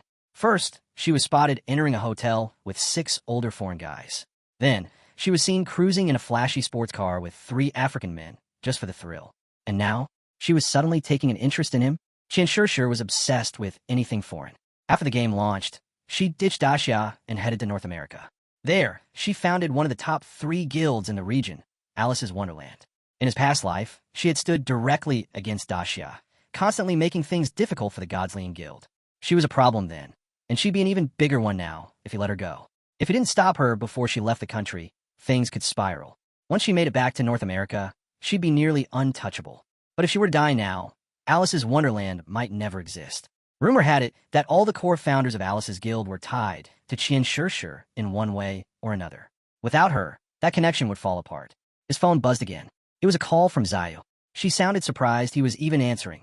Wasn't he supposed to be dead in the game? But now that she knew he was still alive, she told him straight. She had enough money to buy a house. He didn't need to worry about her anymore. He decided to keep playing along. Anything else you want to say? Her reply was cold. Don't contact me again. I won't look for you either. And don't even think about finding out where I live. With that, she cut him off completely. He ended the call, smiling. Honestly, he felt relieved. Time to head back and grind some more. It wouldn't be long before someone hit level 10. And when that happened, the truth about transferring game skills into reality would explode.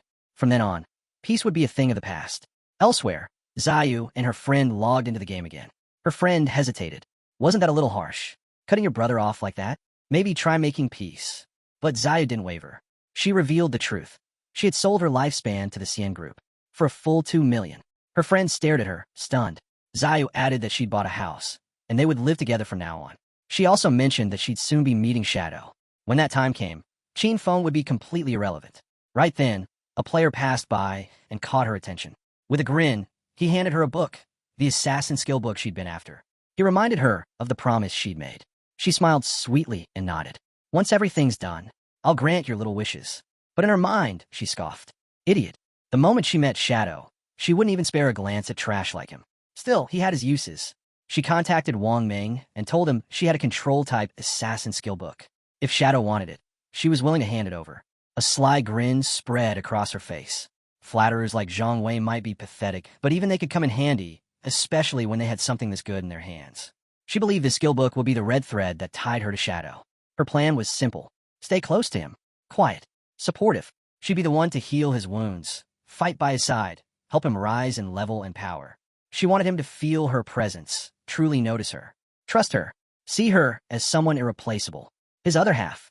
But once she was strong enough, once he was no longer useful, she would end it with her own hands. She'd kill him, rip out his eyes, all in the name of her brother, Zhu Fei. But things didn't go as expected. Wang Ming got back to her with Shadow's answer. Shadow said the skill was trash. He didn't want it. She could sell it if she wanted. Just like that, dismissed. Elsewhere, Shadow had logged into the game. Almost immediately, he heard the clash of battle. This wasn't your usual fight. It sounded serious. He followed the sounds and spotted a player struggling with a massive boss. The guy, shield in hand, was trying to fend off a multi-armed creature. But escape was futile.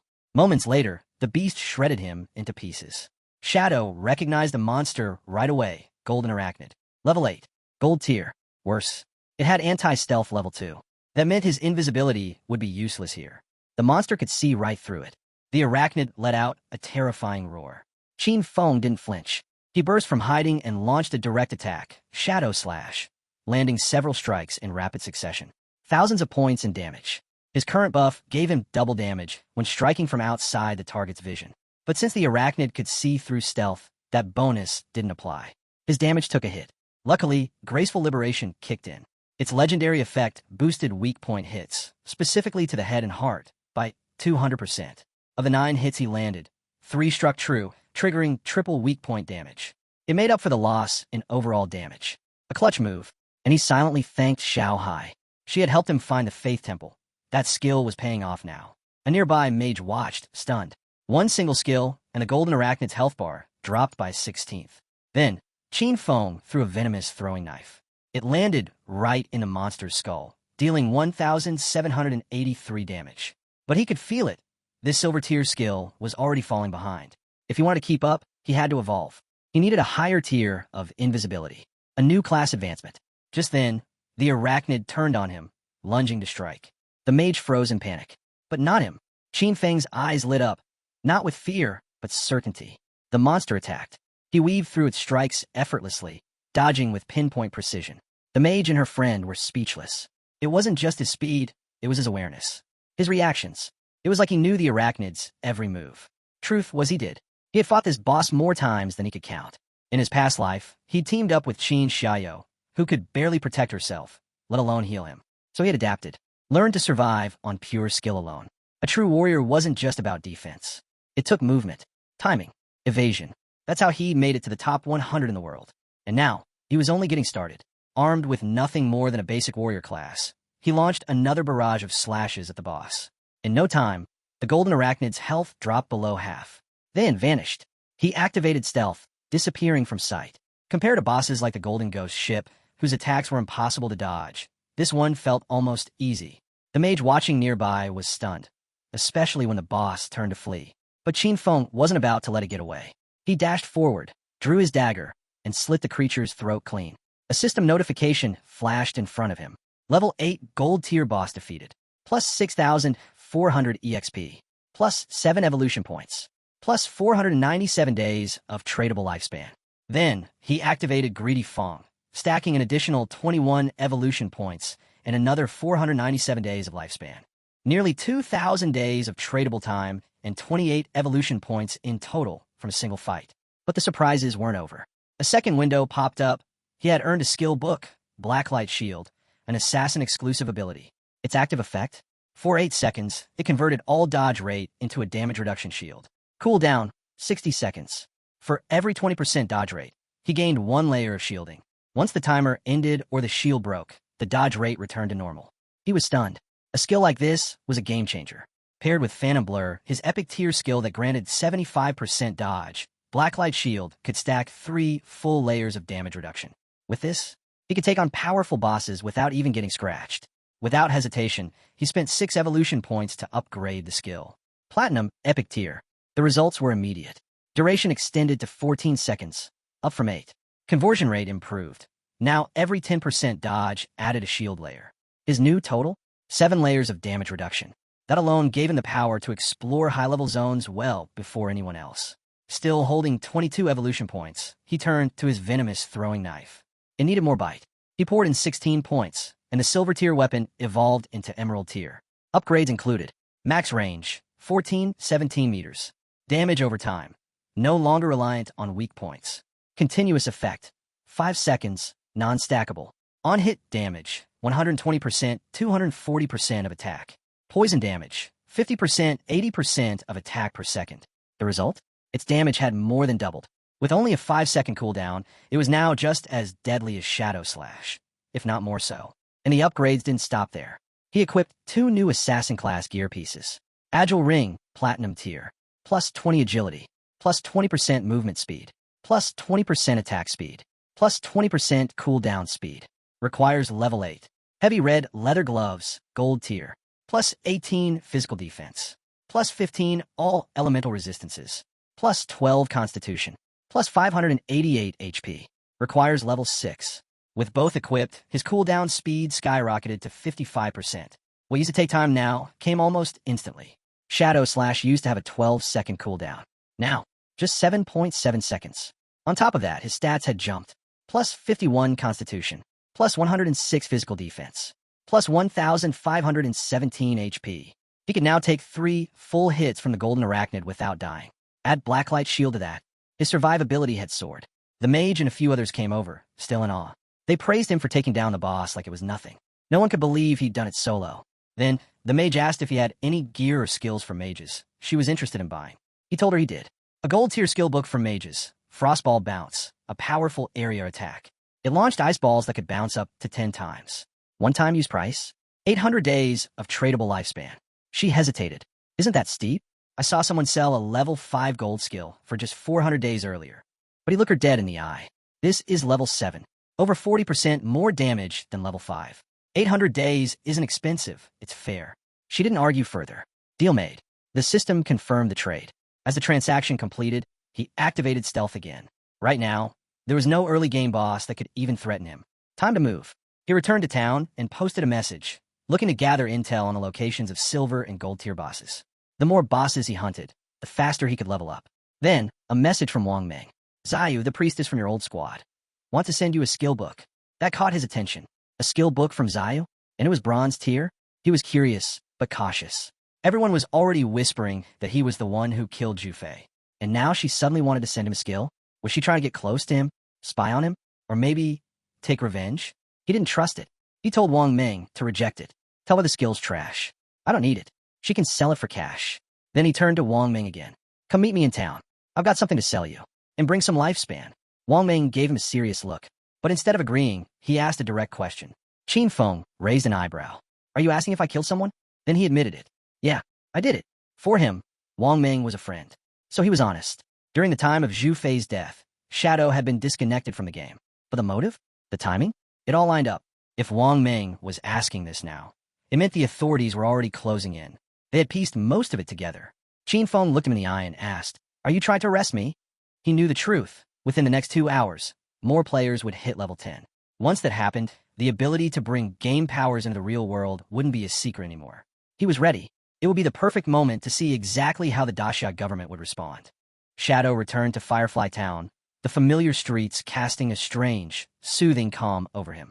Waiting for him were Wang Meng and the rest of the crew. But the air was thick, still tainted by his recent clash with Song Fei. You didn't dance around it. She locked eyes with him and asked flatly, So, are you saying you killed Song Fei? Shadow gave a short smile, sharp, knowing, layered with meaning only he understood. Then he nodded. No hesitation. He owned it. You're the prime suspect now. Anyu said, her tone more observational than accusatory. She knew. They all did. The truth about Song Fei and Jiangli wasn't hidden anymore. Everyone in that circle understood what those two were really about. Twisting the system for their own gain, corrupt to the core. The Jiang Industries, the force behind all, had long turned players into pawns. Slavery masked as work. Death dressed as duty. Survival meant doing what had to be done. Shadow remembered his past life. Back then, he followed the rules. Play nice. Trusted the system. It got him nowhere. But now, this time he acted first. Song Fei, Jiangli, gone, before they could make their move. How this would shift the game's balance was anyone's guess. Fate was a tangled web, and he just ripped out a key thread. Rebirth gave him another shot. The question now was, could he rewrite the outcome? But bigger questions could wait. He had gear, platinum tier, weapons, armor, skill books. Stuff he didn't need anymore. The Shanghai city officials, though, they'd kill for it. Always hungry for power, always short on supply. With a few taps in the system window, Shadow started unloading it all. Premium loot for top dollar. The team stared, stunned. Their eyes widened as each item appeared. Wait, did you take down a platinum-grade boss? Someone asked, practically gasping. Shadow gave a small shrug, smiling like it was no big deal. No global alert, so I guess I got lucky. Shao, you can back me up, he added casually. The mage nodded. She'd seen the emerald tier chest, watched the magic pour out of it. Nothing surprised her anymore. Then there was Little Black, trying to keep cool, but clearly agitated as the spotlight shifted to Shadow again. He'd already mocked her earlier by calling her Sue. Now he doubled down. You, he said offhandedly, not even looking at her. Little Black bristled. Call me that again, and you'll regret it. Shadow just smirked. Wang Ming exhaled deeply, sensing where this might go. They'd barely survived a silver-tier boss. Meanwhile, Shadow was pulling platinum and emerald loot like it was pocket change. Breaking the tension, Shadow made his offer. Platinum-grade Archer skill book, 25,500 days. Berserker weapon, 1,500. Mage skill book, 3,000. For the full gold set, equipment and skill books, 8,000 days, Shadow said smoothly, like he'd done this countless times before. When he finished tallying everything, including the leftover platinum gear, the grand total hit 16,000 days. Wang Ming blinked, trying to process the number. He turned to Waiyu, voice hushed with disbelief. Just pay whatever he's asking. You're not even going to bargain? He asked. Wanyu gave a calm smile. No need. It's a fair price. Then she added, I'll throw in what Xiao and Wang Ming still owe me. And that was it. Deal closed. No hesitation. Trade complete in moments. Shadow was impressed. Now that's the kind of woman I respect, he said. Direct, decisive, just the way I like it. But even as he complimented her, his mind was already racing through numbers. Once a trade reached 10,000 days, the system converted it into years. That meant this deal was roughly 60 years, or 22,000 days, worth of value. At the current exchange rate, that translated to nearly 400 million in cash. Even for the elite authorities of Shanghai City, that was a heavy cost. But the payoff? More than worth it. With these items, they could fast-track their growth, dominate in the game, and build real-world influence. The stronger they became, the less resistance they'd face. They could even gain the upper hand in global power plays. Still, not everything was smooth. And Shadow's contact within the official ranks brought bad news. The Jiang Industries had started detaining players. A rescue mission was forming, and they wanted Shadow in. He paused, weighing the situation. Was this genuine? Or a veiled attempt to rope him in or cover up his killing of Song Fei? I'm not going, he said finally firm. But I'll be honest with you. Your suspicions are spot on. I used game skills. I killed them. Both of them. No one else could have pulled it off. The weight of his words hit like a hammer. Everyone fell silent. The message was clear. Once players hit level 10, they could use their lifespan to extract skills, bringing them from the game into reality. That's why the Jiang had been hoarding lifespan. Once their agents crossed that threshold, the rescue team wouldn't just face danger. They'd face living weapons. The stakes had just skyrocketed. But, and understood. She always did. Without another word, Shadow faded into darkness, literally, melding into shadow form and vanishing on the spot. En's expression hardened. She turned to Wang Ming, all business. From now on, we split, she ordered. Our 6-person party is too strong. We're crushing weak monsters too fast, no experience gains. If each of us leads our own squad, we'll level up much faster. Wang Ming nodded. It made sense. Everyone needs to hit level 10, and added. Then take a break. Log off. I'll need you to report intel. Just as they were preparing to head out, 2 players nearby in Firefly Town turned their eyes toward them. Shadow had set up his usual stall, but today, something was different. He wasn't selling. He was buying. A system window blinked to life for all nearby players to see. Shadow is purchasing silver boss coordinates, 30 days, gold boss coordinates, 100 days. That caught attention fast. One player, unable to hold back his excitement, strutted over to Shadow. His voice practically buzzed with energy. My lady says if you help her level up, she'll pay you 300 million, plus shares in Dodge Industries. He leaned in, eyes darting around, voice dropping to a whisper. Opportunities like this don't come twice. Nearby players stirred, whispering among themselves. None had heard of any such deal before. What they didn't know was that the lady from Jiang Industries was already dead, eliminated by Shadow. In real life. She's gone, one player whispered stunned. But she was so useful. The man's face darkened, rage simmering behind his forced smile. His mind replayed the betrayal. That woman had tried to trap Shadow, capture him offline, and force him into illegal labor. But Shadow turned the tables, ending it in a single, fatal moment. She never stood a chance. And it wasn't just her. Jiang Lai, her accomplice, was dead too. The man remembered all too well. Jiang Lai had offered him 10 million to help power level her. When Shadow declined, the woman spun another web. She promised him 5 million, lured him in, and the moment he showed up to collect, darkness. He woke up shackled in a basement, tortured daily, forced to grind lifespan and lure others into the same trap. She used him, controlled him, and now, she was gone. A low laugh escaped him, bitter and hollow. She got what she deserved, he muttered. Died like she lived. Ruthless. He had mocked Shadow before, called him a fool. Now, he was the fool. Shadow's eyes locked on him, sharp and unreadable. But in that instant, he saw everything. This man had helped trap people, played a bigger role in the corruption than he let on. Panic crept into the man's voice. I was forced into it. I didn't have a choice. Shadow didn't even blink. You're trash, he said, his voice cold and final. Let the officers deal with you. He motioned. Seconds later, the city guard stepped in and dragged the man away. Before the moment could settle, two other players stepped forward, eager to make their own trades. We've got silver boss coordinates. 30 days each, one of them said, holding out the info. But before the deal could be made, a sudden shift rippled through the crowd. Someone new had entered the city, and all eyes turned. Ace of Spades, K, and Sure, a name that carried weight both in the game and in reality. A known member of the kin group, ruthless, dangerous. Whispers spread like wildfire. Stay clear of her. She's killed players before. She drains lifespan. Be careful.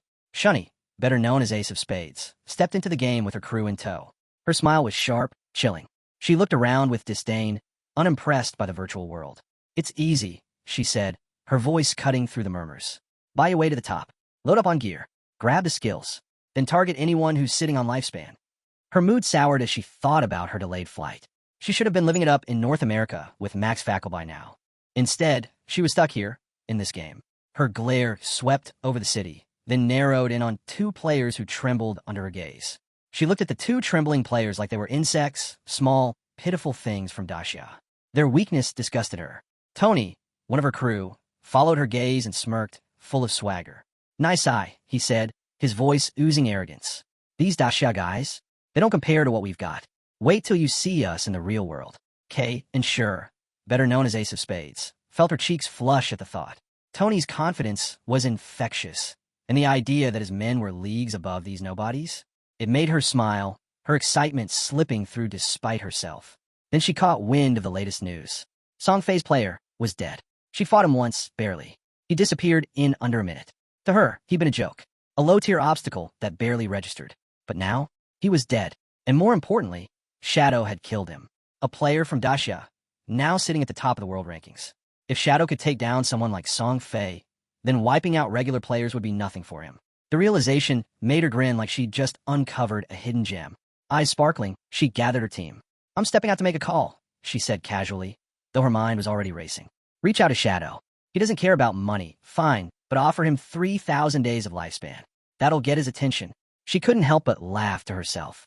She could already hear the rejection in his voice, and, honestly, she was looking forward to it, because that rejection meant war. Soon, Shadow would be out of the picture. She would take control, and the world, both in-game and out, would learn her name. Elsewhere, deep in the forest, a player had just downed a monster. Its body dissolved into data, converted straight into tradable lifespan. Xiaoyu, the healer, stepped in to patch him up. The man groaned, half limp. Next time, ease up on the healing, all right? I was 2 steps from meeting my great-grandmother. Xiaoyu shot him a sideways glance and smirked. You're still breathing, aren't you? He blinked, confused. I wasn't complaining. Just saying. She cut him off, not missing a beat. My hunger bar's at 90%. I'm logging off. Get yourself some food, too. He watched her vanish with a frustrated scowl. Great, he muttered under his breath. All that attitude, thanks to Shadow. His fist clenched. She used to call him boss. Used to look up to him. But ever since Shadow showed up, it was like he didn't exist. He swore to himself right then. He'd make her regret turning away. Meanwhile, Xiaoyu opened her eyes in the real world. She was back in her new home, her stomach growling. She reached for her phone to order food, then stopped, stunned. Every delivery app was offline. What is this? Has the whole world lost it over this game? She muttered bitterly. He always handled everything, kept her fed, made life easy. Now, nothing. I don't need him, she told herself, jaw tightening. I'll be fine on my own. Her hand curled into a fist. Without him, I'll do even better. I'll show them all. A small crab scuttled from a cave near the shoreline, desperate to escape. It didn't make it far. Shadow's blade flashed, clean, efficient. The crab dropped instantly, dissolving into mist. Another one down, he muttered, a trace of boredom laced with satisfaction. In just over an hour, he'd taken out 4 silver tier bosses. Each one had granted him 16 evolution points. His pace was relentless, his performance nearly flawless. As the crab's remains melted into tradable lifespan, Shadow allowed himself a smug grin. Average silver boss gives about 3,500 days, he mused. Not bad. With every kill, his gear got stronger. Now, every piece was gold tier or better. His cooldowns had improved drastically. Skills that once took 12 seconds were down to 6.8. Shadow Slash, his signature move, had nearly doubled in speed. But still no platinum bosses near the outskirts of the safe zone. Gold tier was the ceiling here. To go further, he'd need a profession upgrade. And more importantly, a higher stealth level. Platinum bosses had at least level 2 anti-stealth. With only level 1, he didn't stand a chance. He was still more than 20,000 XP away from level 3 stealth. And time was ticking. "I've got to move faster," he muttered, already formulating his next plan. "Let's head back to town. 105 years worth of tradable lifespan. Enough to make serious moves. Time to offload some loot and get ahead." Back in town, a player flagged him down, eyes wide with hope. "Next time you've got equipment to sell, could I get first dibs?" Shadow didn't respond right away.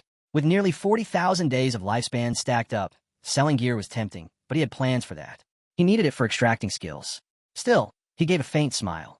Let them wonder. Before he could respond, a figure stepped from the shadows, a man lurking behind a pillar. His eyes locked on Shadow, and his face lit up in recognition. "It's him," the man whispered to himself, a crooked smile spreading. Shadow didn't stop. He moved like a ghost, unseen by most, untouchable. But the man wasn't letting this chance slip. He stepped forward with a purposeful stride, something sinister glinting in his eyes. "I've got a job for you," he said quietly, slipping a contract into Shadow's hand. "Real-world hit. Name's Foam. The payout's worth your time." Shadow didn't even look at the paper. He kept walking, unreadable. The man grew tense, stepping in front of him. "Wait, just hear me out. It's nothing big. Just a regular guy. Easy work." He dropped his voice. "You took out Song Fei, right? This'll be nothing for you. I'll pay well. Don't turn down free money." Shadow's gaze finally snapped to him. "Cold. Cutting. Did I provoke you?" His voice was low and lethal. "Do you want to die right here?" The question wasn't a bluff. It was a warning. The man paled, but forced a grin. "No one's dying. Yet. Just think about it." Then he dangled the bait. 3,000 tradable days. That's the reward. Shadow let out a dry chuckle. 3,000 days. About 50 million in cash. Now that was a serious offer. His eyes narrowed, calculating. He had no idea who this man really worked for. He didn't recognize him. Not in-game, and definitely not in real life. But someone powerful was behind this. He tried to recall anyone from his past life who might have been tied to something like this, but nothing came to mind. No old grudges. No familiar enemies. This felt less like revenge, and more like a mission for hire. Whoever wanted Fong dead clearly had deep pockets and zero hesitation about throwing serious currency at a kill. Shadow's thoughts drifted back to his first life. The late-game betrayals, the broken alliances, the faces that had reappeared after years buried. But this guy, the one standing in front of him now, he wasn't part of any of that. Just a courier. A pawn. Still, the man's expression lit up, mistaking Shadow's silence for interest. But Shadow wasn't buying it, not completely. This wasn't just a hit job. There was a message behind it. This has to be Chien, he thought. She had the means, the motivation, and the ego. But if she'd really wanted Fong dead, she wouldn't have waited until the game launched. No, this wasn't about Fong at all. This was about him. She wanted to get close. Fong was just the excuse. A smirk crept onto Shadow's face. "Still salty? I turned her down, huh?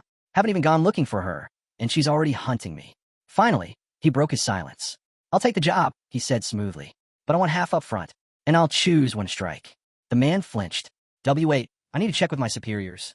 Shadow raised a hand, cutting him off. "Do what you need, but I don't move a step until I'm paid." A tense pause. Then the man spun around and made the call. A few minutes later, he returned, reluctant, but holding out a confirmation. 1,500 tradable days. Shadow took it without hesitation. Call it interest, he thought, his grin sharpened. Then he leaned in, voice like a blade. "Tell your superiors I'll be paying them a visit soon." That shook the man. Visibly nervous now, he handed over the target's info. Shadow scanned the details, surprised by the precision. Whoever wanted Fong dead had done their homework. So this guy's not a ghost after all, he thought. He pocketed the file and turned to leave. "I'll be in touch," he said coldly, vanishing into the crowd. The man stared after him, frustration simmering just beneath the surface. "Isn't he supposed to be working for Miss Chien too?" he muttered. But before he could lose himself in thoughts, a new voice called out. "Hey, wait." Shadow stopped and turned. A woman approached with a sly smile playing on her lips. "Heard you're hunting boss coordinates," she said. "I've got one. Gold tier. Interested?" He raised an eyebrow, intrigued. "What's the price?" 100 days of lifespan, she replied. "You pay after we find the boss." He thought over. Gold tier bosses were rare. Worth a gamble. "I'm in," he said, a faint smile forming. She motioned for him to follow. "It's north of the city. The boss is called the Plague." That caught his attention. "You've seen it." She hesitated, then gave a slow nod. "Yeah, but I don't think you can handle it solo. It has area-wide poison effects. You'll want a healer." Shadow chuckled. His smile widened. "No healer needed," he said, because he already knew. Shadow already knew the Plague wasn't just any gold-tier boss. It dealt poison damage over time, deadly, persistent, but nothing he hadn't faced before. He needed to go all in, unload everything in his arsenal, and it quickly. This fight? It was doable. Still, something about it nagged at him. This wasn't just another hunt. This felt bigger, a thread that would unravel into something far more dangerous. Shadows of enemies he hadn't even realized he had yet. But that would have to wait. For now, the plague was all that mattered. The woman led him through a narrow, twisting path, her steps quickening as they neared the entrance to the cave. The cliffs loomed above like silent guardians, the thick trees around them casting long, creeping shadows. She glanced over at him, her voice barely more than a whisper, urgent, tight. My team cleared the smaller mobs, but the boss, it was too much. A real monster's waiting down there. Her eyes narrowed as the cave came into view. Shadow's pace never slowed. His presence was like the terrain around them, sharp, unyielding, dangerous. He was already calculating every angle, every counter. Dripping water echoed faintly through the tunnel as they descended. The air grew colder, damp, and heavy with the scent of earth and rot. At the cliff's edge, the woman stopped. She raised her hand and pointed downward. There, that's where it's waiting. Shadow stepped up beside her, and what he saw could have been pulled from a nightmare. A swirling mist of toxic green hovered over the ground like it was alive. At the center stood a massive tree-like creature, its bark warped into grotesque, jagged shapes. A fiery red glow pulsed from deep within its core, like a heart-pumping venom. Shadow didn't flinch. His eyes locked on the boss. He studied it, memorizing every twisted branch, every movement of the fog. Then, without a word, he completed a life trade, offering 100 days of lifespan. The woman blinked, caught off guard, but she said nothing. Shadow was already shifting into battle mode. Cool, calculated. The poison would be intense, but his ghost shadow ability had a 75% dodge rate. That would be enough. He stepped forward, but her voice stopped him cold. Wait, there was tension now, real urgency. There's something you need to know, she said, her voice tight. This place, it's a setup. The moment you engage the boss, they'll come for you. Players with advanced tracking gear. You'll be surrounded. Shadow's gaze sharpened, but his tone stayed calm. That's supposed to scare me? He asked. Smooth. I see. I'm not some hero you ambush for glory. She hesitated. It's not just a random ambush. My role was to stall you. Keep you here long enough. They don't just want to kill you. They want your identity. They want to use it. That made him stop. He stared at her, the pieces falling into place. You're being used, he said quietly, voice cold enough to freeze stone. Who's behind this? She met his stare, and for a moment, her mask slipped, regret and fear flashing across her features. It's Dongfang Xuan. His in-game ID is Yen. He's the one who wants you dead. Shadow felt something click. A name from the past. Dongfang Xuan. He remembered now. The man who once tried to steal a golden ghost boss from him in another life. The same one who, he remembered that fake apology, so polished, so hollow. It had come wrapped in smug arrogance. And just like that, Shadow's memory flared, the bitterness vivid. Dongfang Xuan. Shadow let out a dry, humorless laugh. That guy, just a nuisance. Was a nuisance. The woman's voice turned urgent, nearly pleading. He's brought 3 full teams, 18 players. Please, Shadow, if anyone can stop him, it's you. I'm risking everything by helping you. Shadow didn't flinch. His smirk was sharp cold. 18 players, he echoed, almost amused. If Dongfang thinks I'm worth remembering, he's already made his first mistake. He turned his back on her and faced the cave once more. You keep doing your part, he said without looking. Let Dongfang's team come. I'll handle them when they show. The woman stood frozen, anxiety flooding her chest. She remembered. She'd seen this before. Dongfang, confident and ruthless, marching in with 18 strong, only to have them wiped out. All of them, in under a minute. His shadow walking straight into death. The cave filled with a sickly green haze. The plague's poisonous aura leaked out like a flood, thick and suffocating. It stole the very breath from the air. She remembered what happened to the others, how none of them could drop the boss below half health. The constant damage, the suffocating pressure, no one had lasted long. But Shadow? He moved like death itself. His escape skill activated, and in a flash he was airborne, gliding effortlessly through the boss's attacks. Silent, lethal. The boss's weak point, a glowing red core, flared open. Shadow didn't hesitate. Weak point burst. Throat slash. His blade struck like lightning. Massive damage numbers exploded on screen, erupting like a storm of fireworks. A blur of motion. Every strike brutal. Every step calculated. In mere seconds, he dropped the boss's health by a third. The woman gasped. Her hand flew to her mouth. Did he just... She couldn't finish the thought. 80,000 plus damage in one strike. Was this guy even human? The boss reeled, its roar echoing through the cavern. But Shadow was already 2 steps ahead. He stepped back, fluid and controlled, letting the cooldown timer reset on his escape skill. Normally, it would take 25 seconds. With his 75% cooldown reduction, 14.3 seconds. He smiled, cold and calm. The boss isn't the real fight. Dongfang's crew is, and they were walking straight into his trap. Deeper inside the tunnels, Dongfang's squads had finally arrived. Their boots thudded heavily against stone, their movements echoing off the cavern walls. Dongfang barked out orders, his tone sharp and ruthless. Energy radiated off him like a blade unsheathed. Move in. Take the boss down. Show no mercy. Anyone who gets in your way, eliminate them. His team surged forward like a pack of wolves, hungry and eager. He yelled again. No hesitation. Anyone blocks you, deal with them. But just as they pushed forward, one of his men stopped. Eyes wide, jaw clenched. He saw her, standing firm with a golden shield raised in front of her. You, he shouted, pointing in disbelief. You're siding with him now? His voice cracked between betrayal and anger. It was all the confirmation he needed. Their decoy, the one meant to stall Shadow, had switched sides. And now, she was standing in their way. She was meant to stall their advance, by Dongfang enough time to launch his real attack. But as the enemy forces charged, Shadow couldn't help but wonder. Could she really hold off over 10 attackers by herself? Her eyes burned with resolve. She gripped the massive golden shield tighter, planting her feet and bracing for impact. The enemy slammed into her, hard, but the shield didn't budge. Blooming curse. A defensive flare ignited as her skill activated. The golden aura flared, halting the attacker's cold. A few feet away, Shadow watched with a razor-sharp gaze.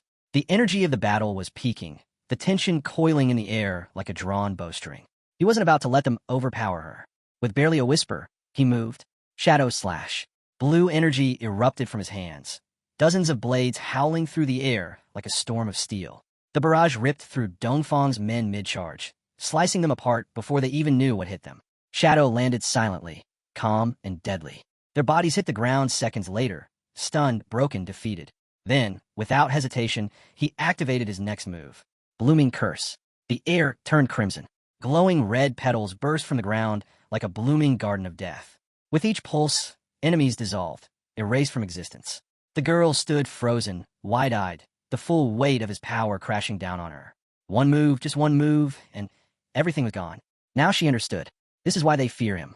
A chill ran down her spine as the last remnants of Dongfang's team vanished into red mist. She realized, had she stayed loyal to Dongfang, she'd be lying in pieces like the rest. Trying to hold onto her courage, she stepped forward, her voice wavering but quick.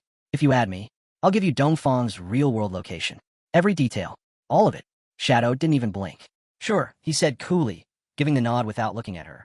Then, as if emboldened by the moment, she leaned in a bit more, her tone shifting. Flirtatious, almost too smooth. If you ever need anything, I'll be permanently free. For you. Shadow finally looked at her, his gaze cold, dissecting. I see, he said dryly. You're from that kind of line of work. His voice carried no emotion, just an edge. That explains the shameless behavior. He didn't linger. Without another word, he turned and leapt back down into the boss chamber. She stood at the edge, breath catching in her throat. Admiration warred with unease. She had no idea what she'd just stepped into. Below, the monstrous, tree-like creature with its glowing red core loomed, waiting. Shadow didn't wait. He struck. Everything he had. All at once. The final blow landed like judgment. The boss erupted in a burst of energy, its twisted form disintegrating before it could even react. System message, Blade of Plague obtained. A rush of rewards followed. Experience points, evolution stats, and 555 days of tradable lifespan. Shadow stood among the glowing loot, a smirk forming. That lifespan alone, more than I've earned from dozens of players. He shook his head, scoffing at the wasted efforts of others. They're busy stirring up trouble when they should have been leveling up. He glanced at the orb in his hand. They deserve to die, he muttered under his breath. Then, her voice cut in from above. Shadow, are you still there? His eyes narrowed. That glare sharp, piercing. She hesitated. She waved from above, calling down to him. I'm leaving now. Shadow didn't respond. He was focused, absorbing the glowing orbs of energy that floated around him like drifting embers. His hand pulsed with power as he drew in the spoils of victory. His eyes caught something unusual, something rare, a skilled book for assassins. His pulse spiked. It's been forever since I've seen one of these, he muttered, half in disbelief. The cover shimmered, platinum grade. The skill, Dark Moment. A move that unleashed a wave of darkness from the blade, blinding enemies within range. Shadow's lips curled into a smile. Perfect. He didn't waste a second. He selected the skill, and in an instant, golden energy wrapped around his body, hot electric. If I can rob them of vision, even if they aren't caught off guard, it still triggers double damage. He mused, gears already turning. With this new ability, high-tier bosses could be shredded in seconds. Then he reached for his newest weapon, Blade of Plague. Platinum tier. Its passive effect added poison damage, dealing an additional 50% power 3 seconds after contact. Shadow studied the stats, admiring its lethal potential. A new skill, a new weapon, and rising confidence. He turned away from the dungeon with calm steps and a sharp focus. Another victory in the bag. His evolution points had hit 98, just 2 more, and his rare dagger would ascend to legendary status. Outside the dungeon, Shadow paused. His eyes locked onto the horizon. The desert stretched endlessly ahead, bathed in the dying light of the sun. Just a little more experience, he said softly. Then I can advance my class. In the scorching heat of the desert, Shadow moved. 2 desert creatures, awkward, clumsy things, scurried across the sand, oblivious to the storm coming their way. With a confident smirk, he struck. A wide area swept through the air, his energy dancing like a painter's brush on canvas. The startled monsters let out ridiculous shrieks, scattering in every direction like panicked ants. Energy trails flashed across the sky as they tried to escape, only to be struck down one after another by Shadow's relentless precision. The last one hit the ground with a crashing thud. Shadow stood still, catching his breath. Finally, he whispered, wiping sweat from his brow. That's enough. Then it began.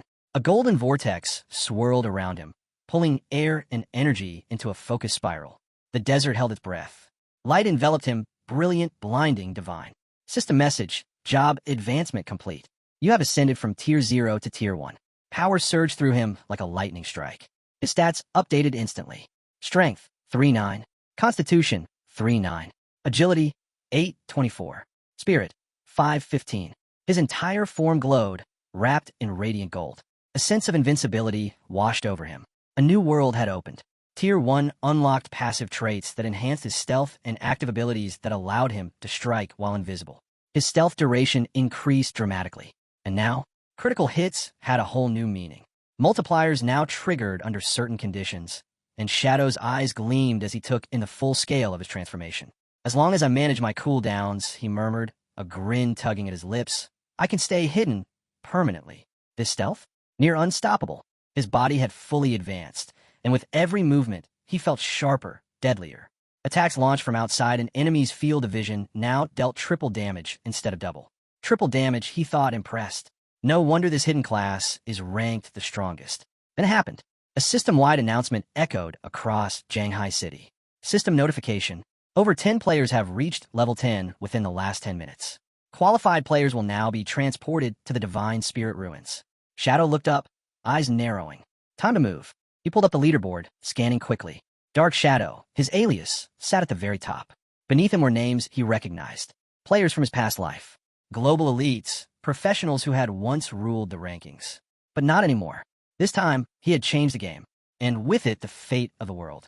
As night fell across the city, the real-world authorities were already making their move. In front of a high-security building, a long line of arrested individuals, members of the notorious Jiang Industrial Crime Group, were being let out in cuffs. Heads down, faces blank with shame. One officer stood at attention, saluting as he gave his report. Most of the group's core members are in custody, but 3 key suspects remain in-game, unconscious in the real world, unreachable for now. The superior officer didn't hesitate. Notify the team. We need to force them offline. If we can catch them logging out, we can arrest them on the spot. A brainstorm followed quickly. Players couldn't be attacked in safe zones, but their real bodies? Still vulnerable. And real bodies needed food. Once those players logged out to eat, they'd be exposed.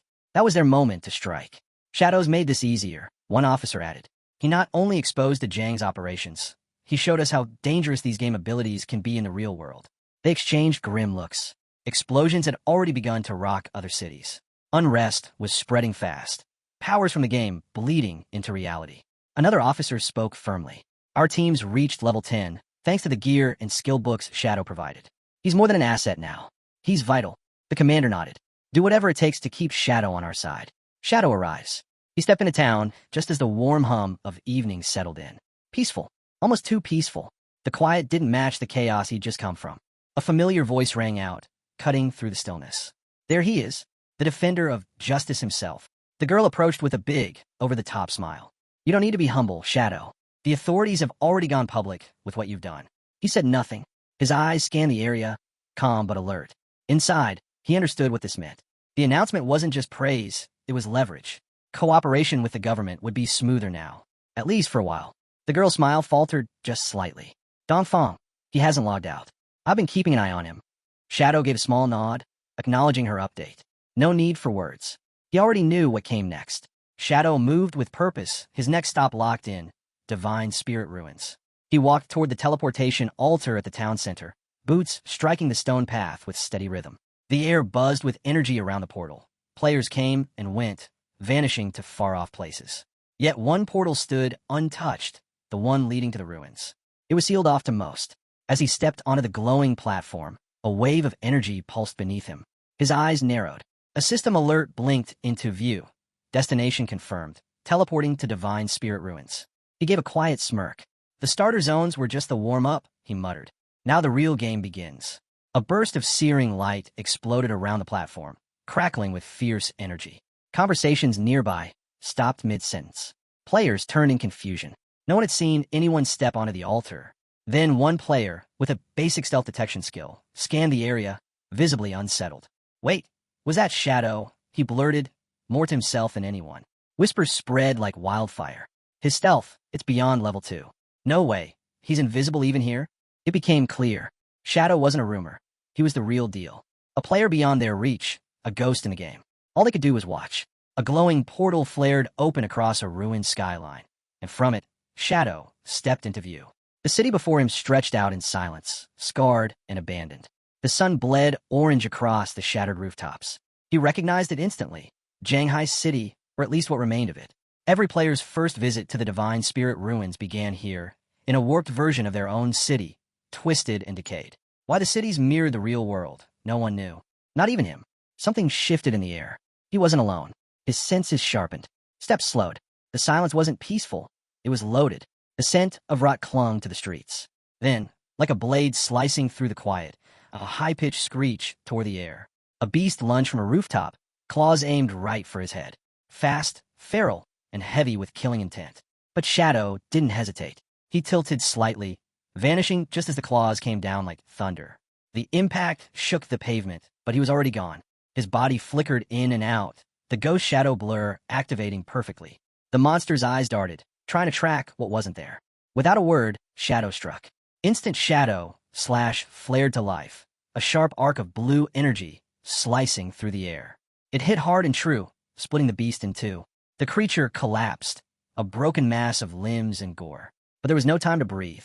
The ground shook violently beneath him. Shadow turned, just in time to see massive tentacles erupt from the earth. The ground erupted beneath him. Tentacles lashed out in all directions. Shadow reacted instantly, flipping back through the air just as one of them sliced past where he'd been standing. A pulse of red energy surged around him. Graceful escape kicked in, launching him clear of the trap in the nick of time. Landing smoothly, he didn't hesitate. Another instant shadow slash ripped through the air, this one faster and sharper.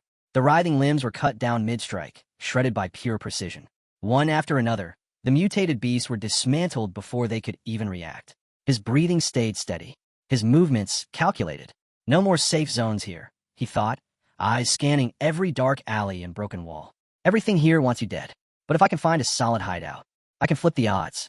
His memory kicked in, sharp as ever. Northwest Quadrant.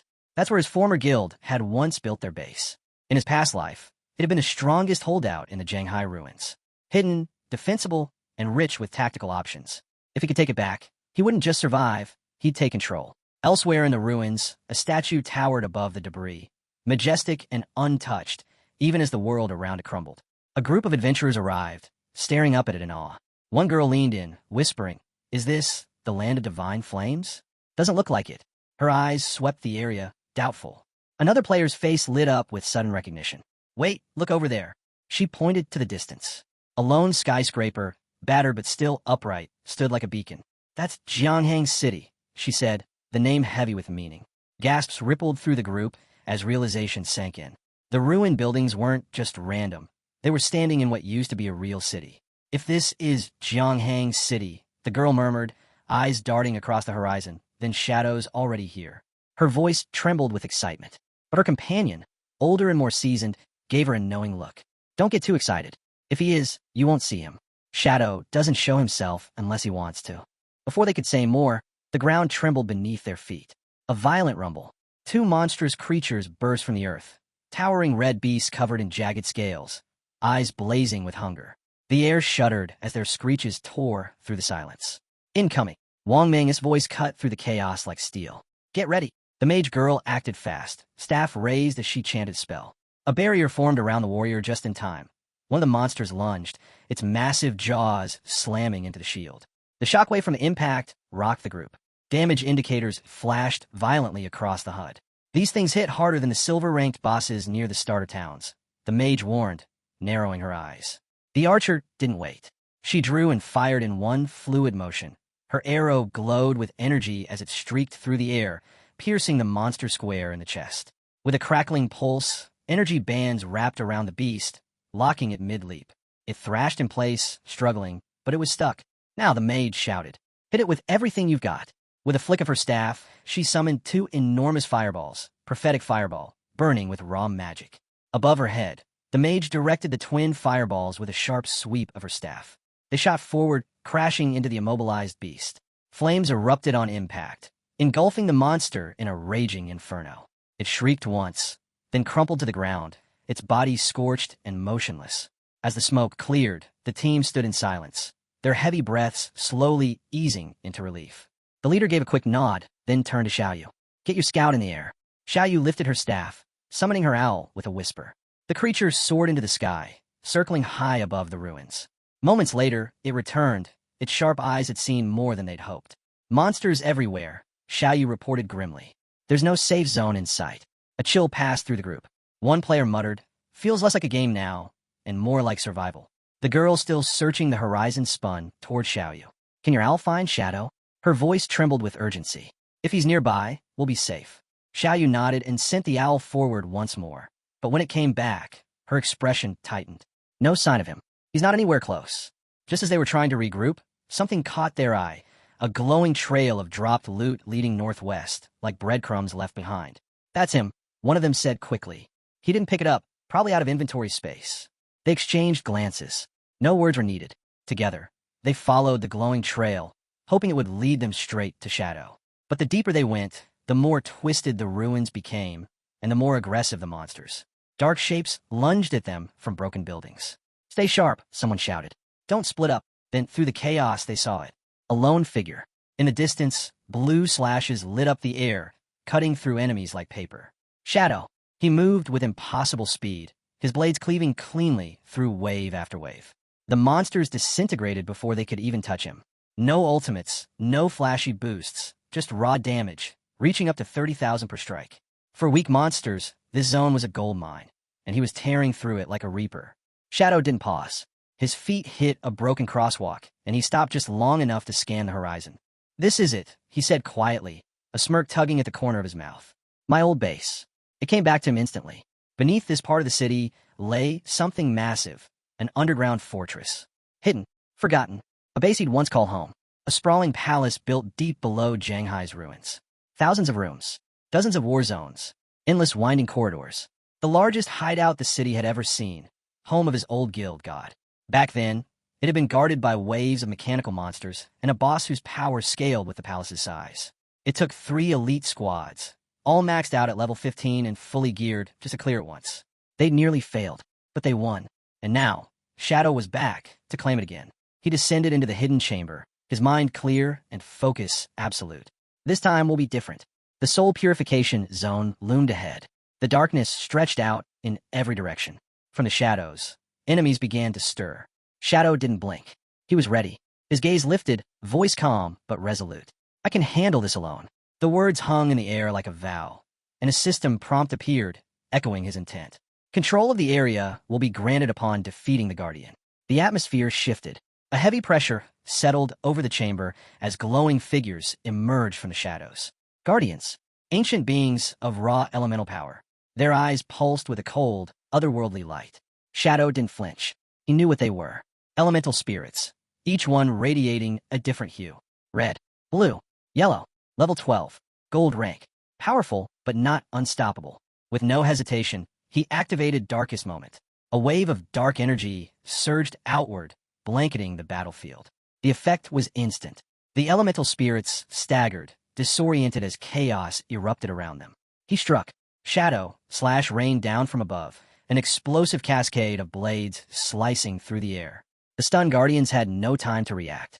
Each swing of his weapon lit up the room with blue arcs of energy, cutting down the spirits one by one. Then he vanished, his form melting into shadows, before reappearing mid-strike. He was relentless, efficient. Every slash carved through the elemental spirits like a ghostly executioner. Their glowing bodies faltered. They tried to recover, but it was already over. His attacks hit even harder against stun targets. Shadow's momentum was too much. One after another, they fell, until the last of the 15 guardians crumbled in silence. Breathing steady, he looked out across the massive underground hall.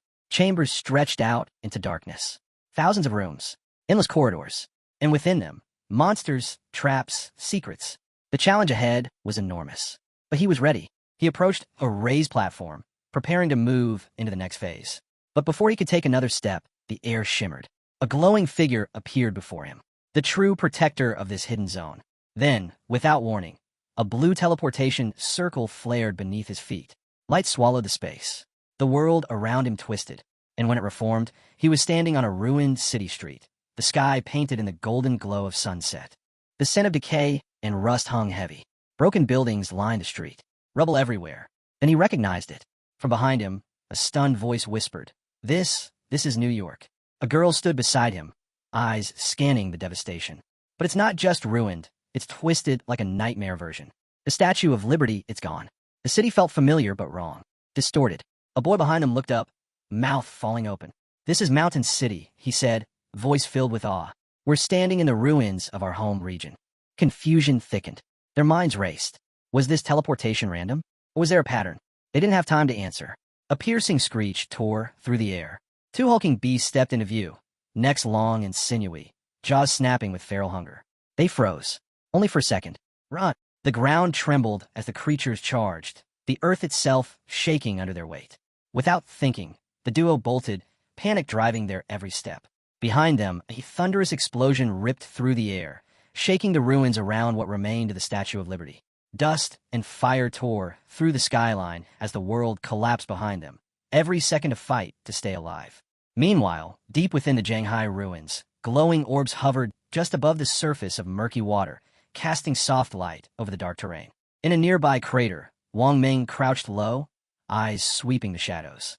The area was eerily quiet, too quiet. "No monsters," someone whispered behind him, relief thick in their voice. "Let's take a breather."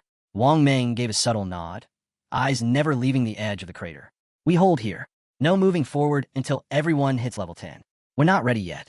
The group huddled close, catching their breath. Around them stretched a silent wasteland, evidence of a battle far beyond their current level. One girl scanned the carnage, her voice soft with realization. "Shadow."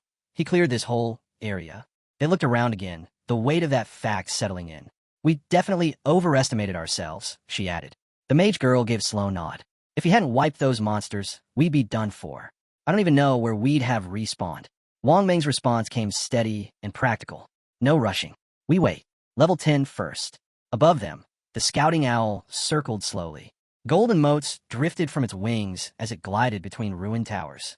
The girl glanced up, then back down at the empty streets. "Strange," she murmured. "He vanished, not even a trace." Something glinted in the rubble. Loot, left behind from the slaughtered monsters. Temptation tugged at her. Wang Ming followed her gaze and gave a quiet nod. "I'll contact him. If he still wants the drops, we'll hold off." Far from them, Shadow stood at the center of a vast ruin. Glowing golden energy pulsed around him, crackling across the stone floor. All minor monsters cleared. A system prompt flickered in front of him. Over 40 large halls and hundreds of rooms cleared. More than 400 monsters eliminated. 4 bronze tier bosses, 2 silver tier bosses defeated. Experience gained. Massive. Evolution points, 205. A slow smile spread across Shadow's face. What a day. He stood silently, surveying the aftermath, power humming in his veins. The ruins felt empty, conquered. The mission he'd started was nearing its next milestone. 5 more points, he muttered. Then I unlock the next evolution. The thought fueled him, his focus razor-sharp. Just then, a message came through from an ally. We found some loot near where you cleared those monsters. Shadow's thoughts flicked briefly to Wang Ming and the others. They'd reached the outskirts. He replied quickly, "I'll reach out later." He wasn't done yet. He had gear to unload, equipment looted during the earlier chaos, and now, with his inventory almost full, it was time to sell. But first, the mission. Send your coordinates. I'll head there soon. Without another word, Shadow turned back to the glowing chamber. The ground beneath him crackled with blue electricity, pulsing with dangerous energy. He narrowed his eyes. A surge of power lit up his body. His form blurred as he launched forward, streaking across the electrified floor, swift, precise, unstoppable. "The Guardian's here," he said calmly. Blue lightning surged around him, crackling across the stone floor as energy gathered in the center of the hall. A violent electric vortex spun to life. Then, with a deafening burst, the boss emerged. Purifier fail. Level 15. Elite Guardian. The highest tier Guardian of the ruins. Defeating it meant total control over the domain. The air thickened with raw tension as the entity fully materialized, wrapped in a storm of flickering arcs. Shadow's eyes narrowed. He remembered this one. "Yeah, I know you well." Back in his past life, this boss had nearly broken him. 750,000 HP. 3 brutal attack phases. Deadly lightning storms. Even with full legendary gold tier gear, he had struggled. "But not today. I don't even need to dodge your single target skills anymore," Shadow muttered, lips curving into a cold grin. With a flick of his wrist, Shadow slash activated. Blades infused with lightning erupted in a whirlwind, spinning around the boss like a storm of razors. They struck from all angles, relentless, unforgiving. Purifier fail tried to react, but it was already too late. The electrified slashes tore through its defenses, leaving glowing wounds across its form. One powerful arc cut straight through its chest, blasting dark energy outward. The blow sent the Guardian flying back as lightning exploded around the room. Cracks spidered through its body. Its form flickered, barely holding together. Then the counterattack began. Bolts of lightning rained from above, each one searing, fast, and lethal. Shadow's eyes locked onto them, tracking every strike. He knew one hit could end everything, but he didn't flinch. 75% evasion rate. That gave him room to breathe, but elite bosses like this one still had high accuracy. A 50% hit chance against him. Didn't matter. His agility stat? 182. Sprint speed? Over 40 meters per second. He weaved through the barrage, body a blur of motion. This wasn't luck, it was calculation, precision, raw speed. No more relying on shields. No more hoping for cooldowns to save him. He read the pattern in the chaos, analyzing, adjusting, executing. Then he struck again. With a burst of energy, Shadow surged forward. His blade lit up as he chained skill after skill, unleashing a combo that landed with devastating force. A critical hit landed clean. 250,000 HP gone in an instant. He grinned, sharp and focused. You won't even get a chance to fight back. But the fight wasn't over. The boss shifted, entering phase 2. Shadow's memories came rushing back. This part was the most dangerous. The purifier would now generate floating electric spheres and constant lightning bursts. Leave the spheres alone, and it would go berserk, amplifying its power beyond control. He remembered what had happened last time. Our entire team got wiped. She refused to continue the raid. Afterward, couldn't handle the pressure. The memory stung. The choice to exclude her in the second run had been necessary, and it worked. But left a scar. Shaking off, he moved. With sharp, fluid motion, he unleashed poison, throwing needles. Thin projectiles coated in a lethal toxin. They flew straight for one of the electric spheres. Each hit landed with a hiss. The ore cracked. The boss flinched, lightning flaring wildly around its body. Shadow didn't pause. He remembered the rule. Each destroyed sphere chips away at the boss's HP. A perfect way to deal damage without risking a direct clash. 1 down, 2 left, Shadow murmured, eyes locked on the second orb. The first one shattered, and the boss's health bar dipped noticeably. Momentum was building, and fast. As he launched toward the next target, the purifier fail shifted again, entering its final phase. With a deafening surge, the boss unleashed wide, circular shockwaves of electricity. They rippled outward in all directions, crawling across the floor like living arcs. Shadow didn't flinch. He watched it unfold with chilling calm. Back then, we needed 4 dedicated healers just to survive this phase, he thought, recalling how his entire guild once had to equip specialized lightning resistance gear just to stand a chance. Not this time. His voice cut through the hum of static. I don't need complicated setups anymore. This is mine. The boss roared, charging its most devastating ability, light pulsing in its core, energy flaring wildly. The moment crackled with power, but Shadow was already moving. Levitate. A golden sphere ignited around him, lifting his body into the air with radiant grace. From above, the chaos below seemed distant, controlled. Time slowed. His eyes scanned the field with razor focus. The boss unleashed its final move, but Shadow was out of reach. Elevated, untouched, the electric shock wave tore through the ground in vain, never touching its target. The purifier roared again, this time with frustration. It had nothing left. Shadow hovered, eyes sharp, calm, unshaken. It's over. The storm faded. Silence followed. Shadow descended slowly, his gaze full of fire, already looking ahead, because the next battle was coming. And he was ready. Qinfeng stood tall, calm, and composed. The air around him buzzed with energy as he activated graceful release. A black light flared, shielding his eyes, now sharp with fresh resolve. Everything else faded away, his focus locked onto the platinum tier boss ahead. Without wasting a second, he unleashed Shadow Slash. His weapon danced through the air, slicing with deadly precision. A barrage of glowing blue blades tore forward. In a blink, the boss's head was gone, severed cleanly. The massive creature collapsed, its body thudding to the ground, lifeless. Qinfeng landed softly. A system notification popped up. You have killed the Soul Cleanser, Platinum Tier boss.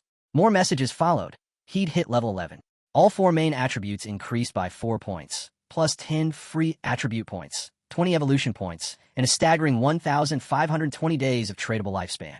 A quiet satisfaction settled over him. It was the world's first Platinum Tier boss kill. 10 reputation points earned. All around him, glowing lifespan orbs littered the ground, a silent testament to his victory. But the real prize was even greater.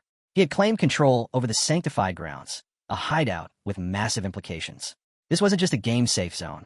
It was a powerful asset that could be brought into reality. When a game merged with the real world, traditional weapons had started failing. Nuclear bombs became junk. Planes and tanks? Soon to be relics. The future wasn't about bullets anymore. It was about what players could extract from a game. Qinfeng's thoughts turned serious. A hideout, once brought into the real world, would generate a magical defense barrier. Total safety. And the sanctified grounds? It was more than just a base. It was a future stronghold. A lifeline. He turned to leave, memories surfacing. In my last life, my guild used the same place as their HQ. Back then, it was filled with good times, but also betrayal and endless backstabbing. His gaze hardened. Not this time. I'm doing this alone. No more leaning on anyone. Then, the sharp sound of rain echoed outside. Suddenly, a violent screech cut through the storm. On the battlefield, Xiaoyu's friend was under attack. She dodged desperately as a monster's massive axe came crashing down. Get out of the way, she screamed, her movements frantic. Too slow. The axe hit. One brutal swing and she was down. Back in town, Xiaoyu got the system alert. Her friend was dead. 14 years of non-tradable lifespan gone. 2 days of tradable lifespan lost. The news hit like a punch. Her chest tightened. Her friend's voice burst through the earpiece, angry and bitter. What the hell was that? Why didn't you dodge? Xiaoyu's hands trembled. Her voice snapped back. Who are you yelling at? You're the tank, not me. It was your job to hold him off. How was I supposed to dodge its skills when you couldn't even hold the boss's attention properly? Xiaoyu snapped. Their voices clashed, the argument escalating fast. Frustrated, her teammates stormed off, abandoning the party in a fury. Panic set in.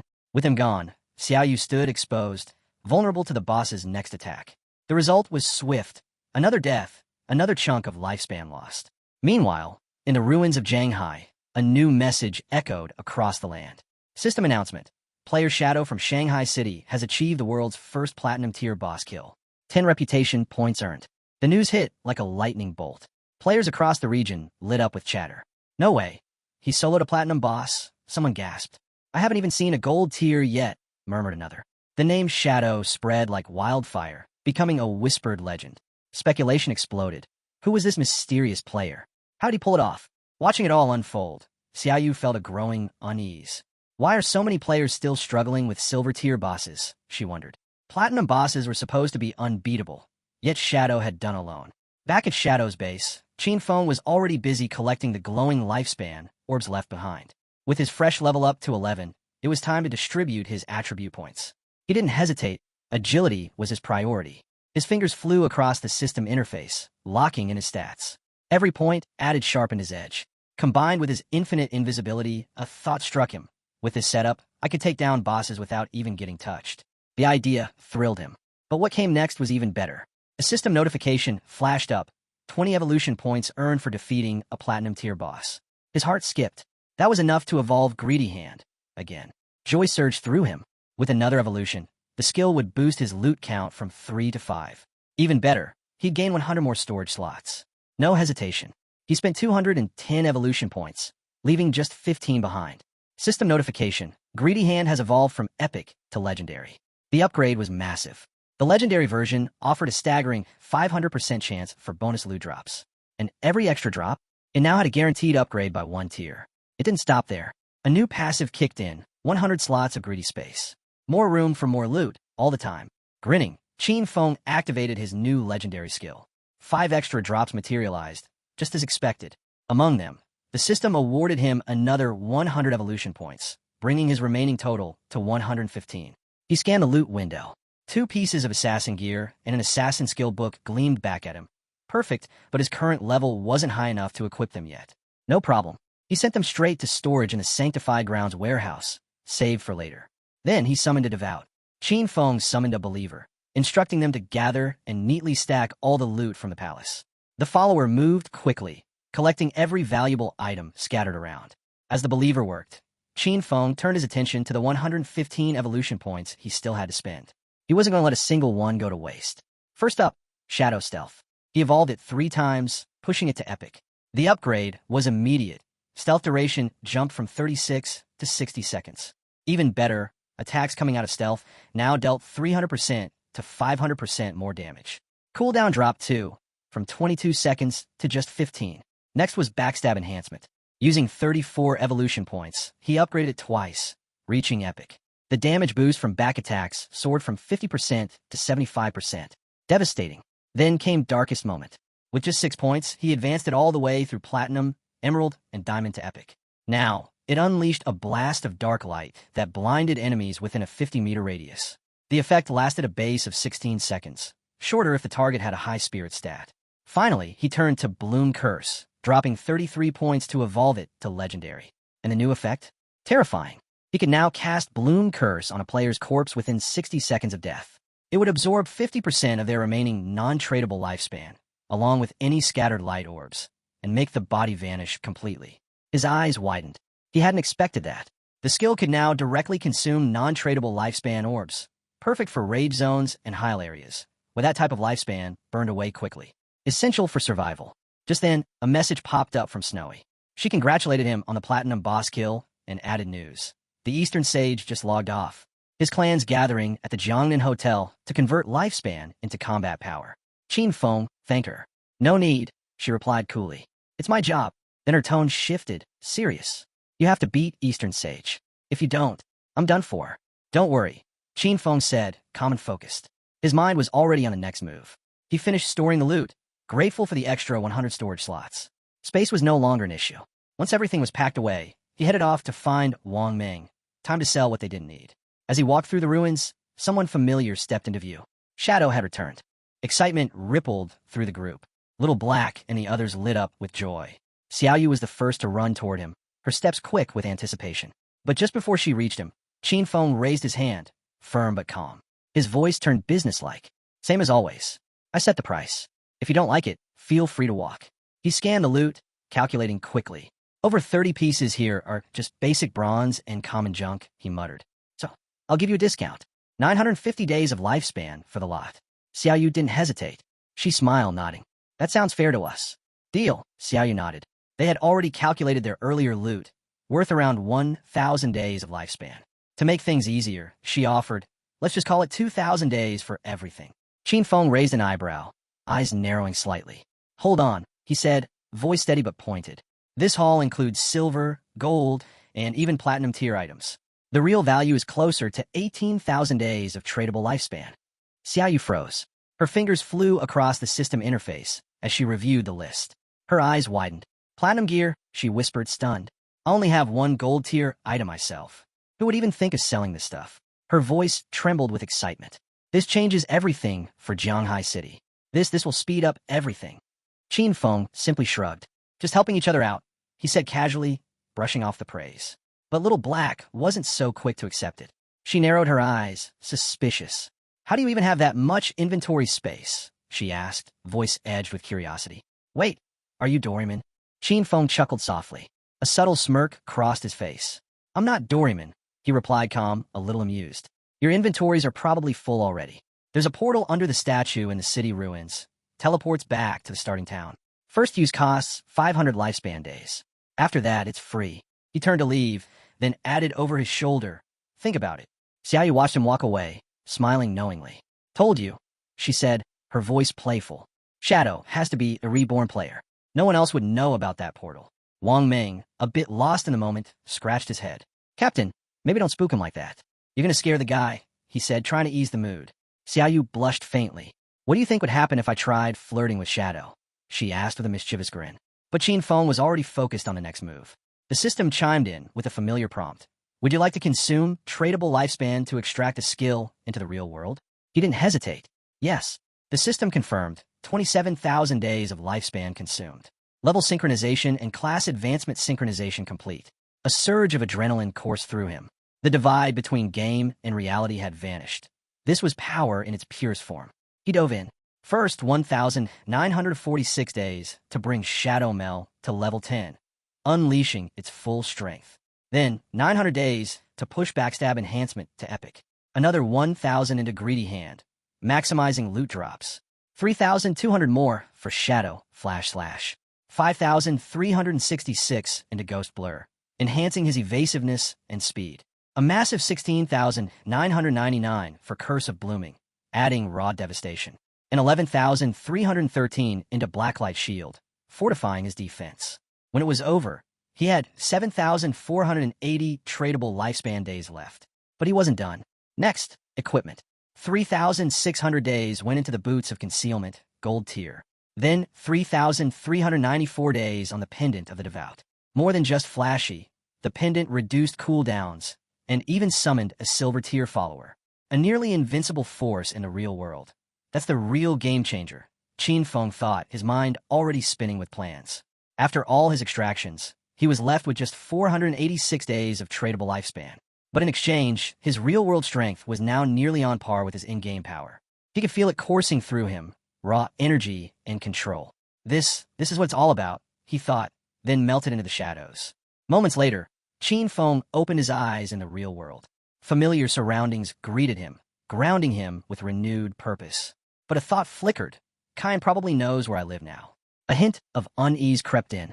For now, it was smarter to disappear, lay low until things cooled down.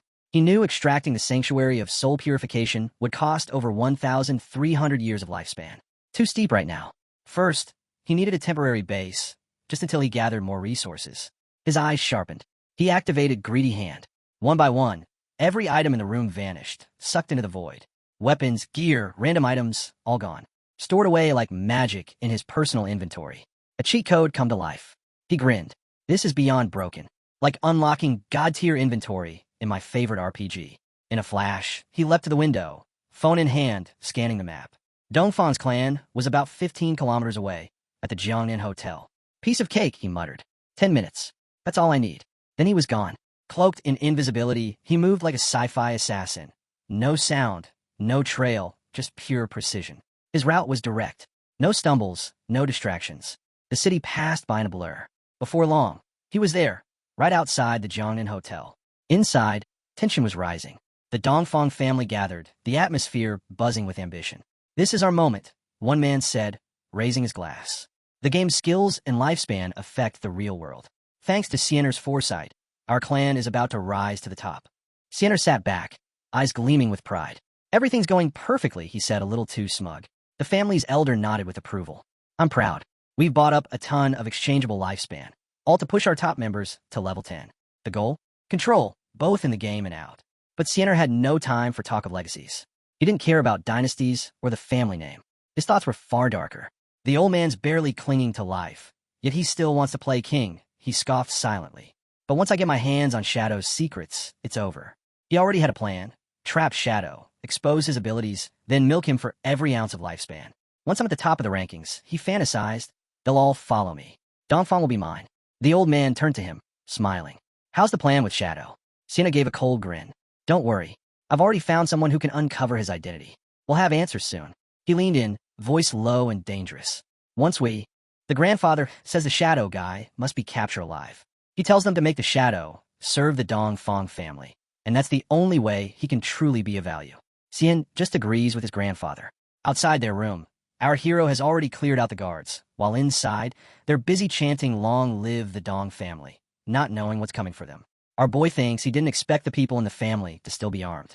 The Shadow's stealth mode and Black Shield can dodge all attacks, but he hasn't brought any defensive gear into the real world either.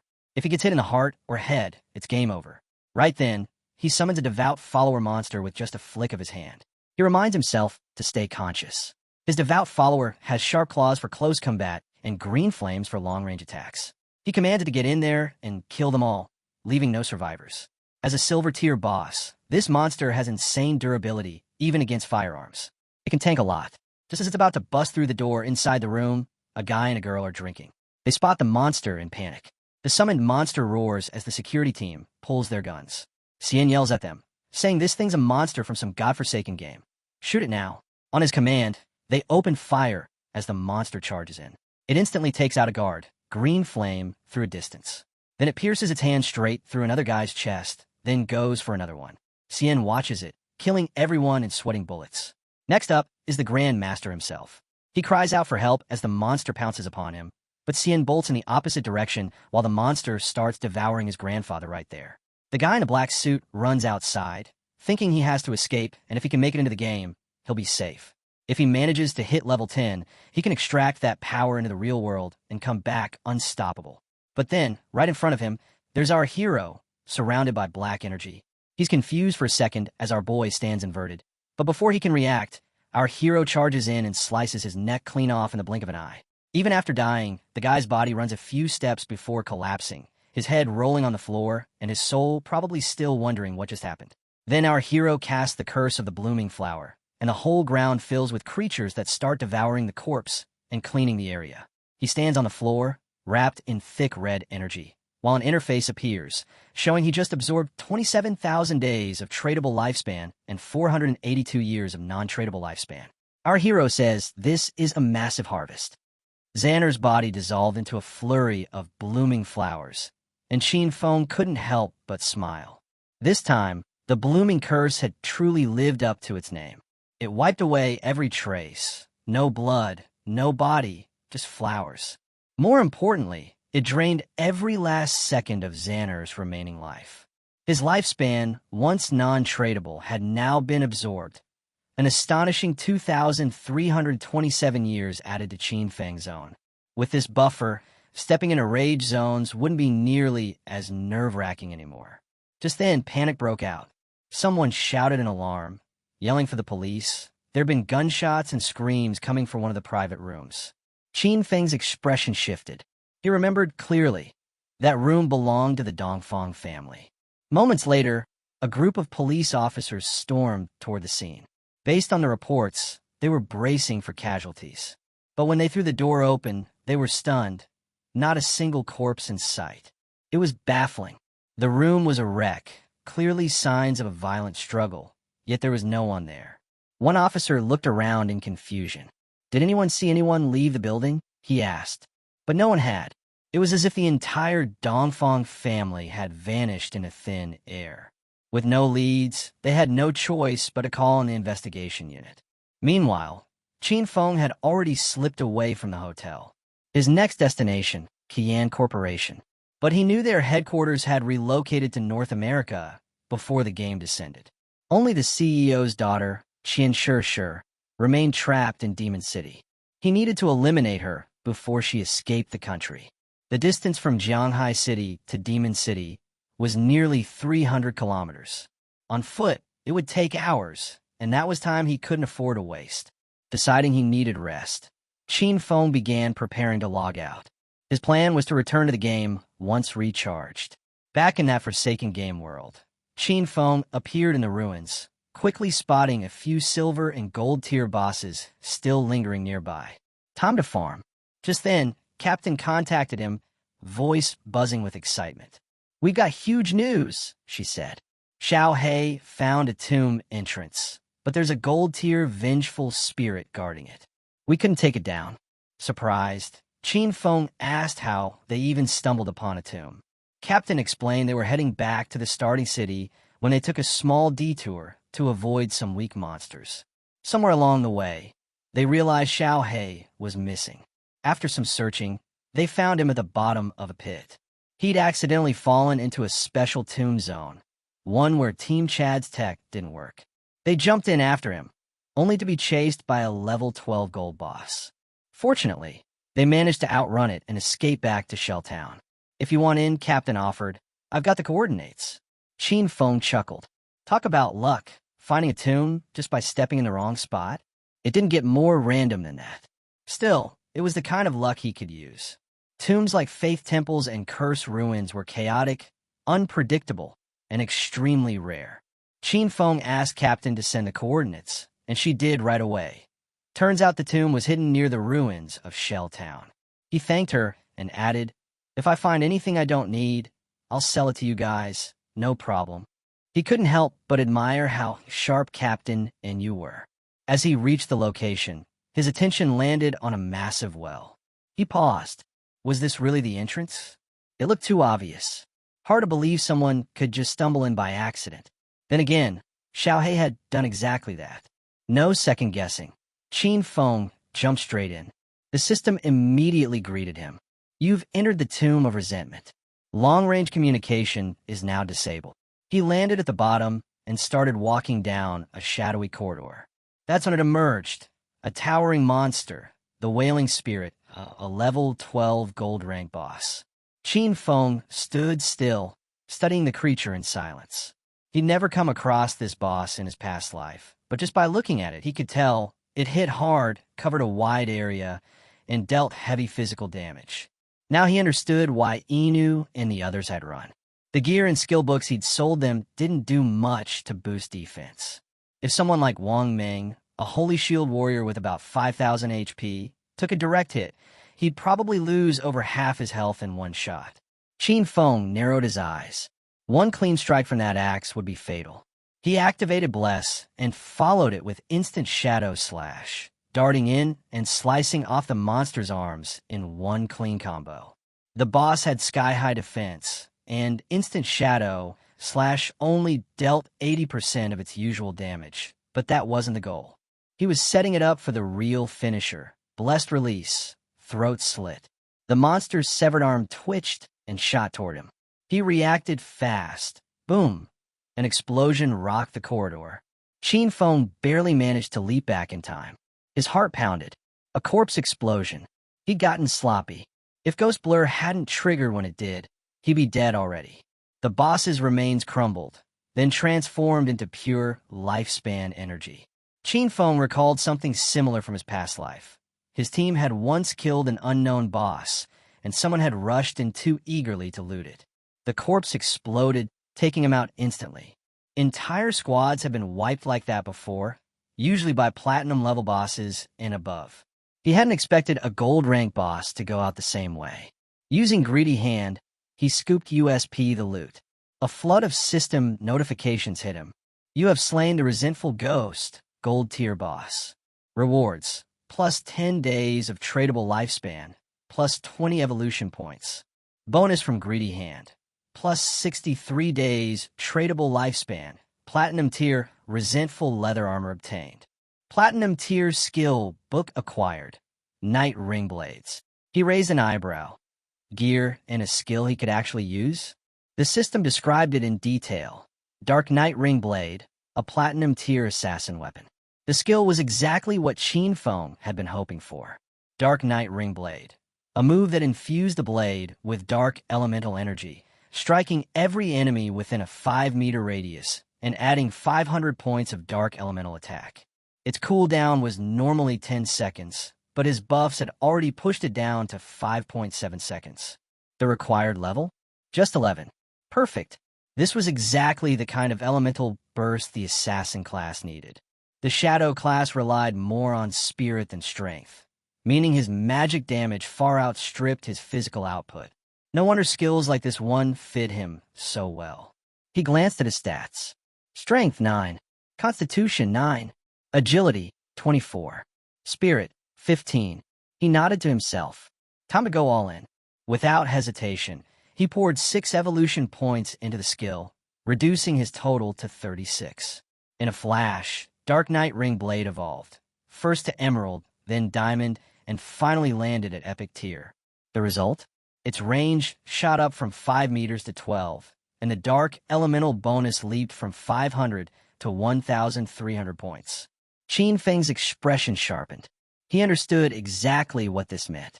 While the boost to raw damage wasn't overwhelming, the expanded radius made it devastating for clearing mobs. Shadow Slash had a strong impact, but it only slashed forward in a narrow 5-meter line. Dark Knight Ring Blade, however, hit everything in the area around him. For Swarm Control, it was a monster of skill. The system pinged again, displaying the stats of the armor he'd looted. Resentful Leather Armor, Platinum Tier, plus 55 physical defense, plus 45 to all elemental resistances, plus 42 damage block, plus 777 HP. Level requirement, 11. Special effect, Resentment, gain plus 30 base attack after being hit. Qin Feng eyed the stats.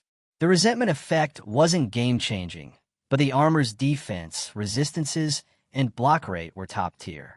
It was more than enough to replace his old golden Ghostfire leather armor, LV5.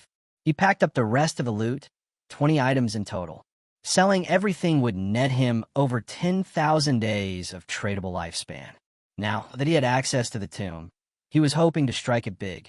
A rare material would be great, but a mount? That would be even better.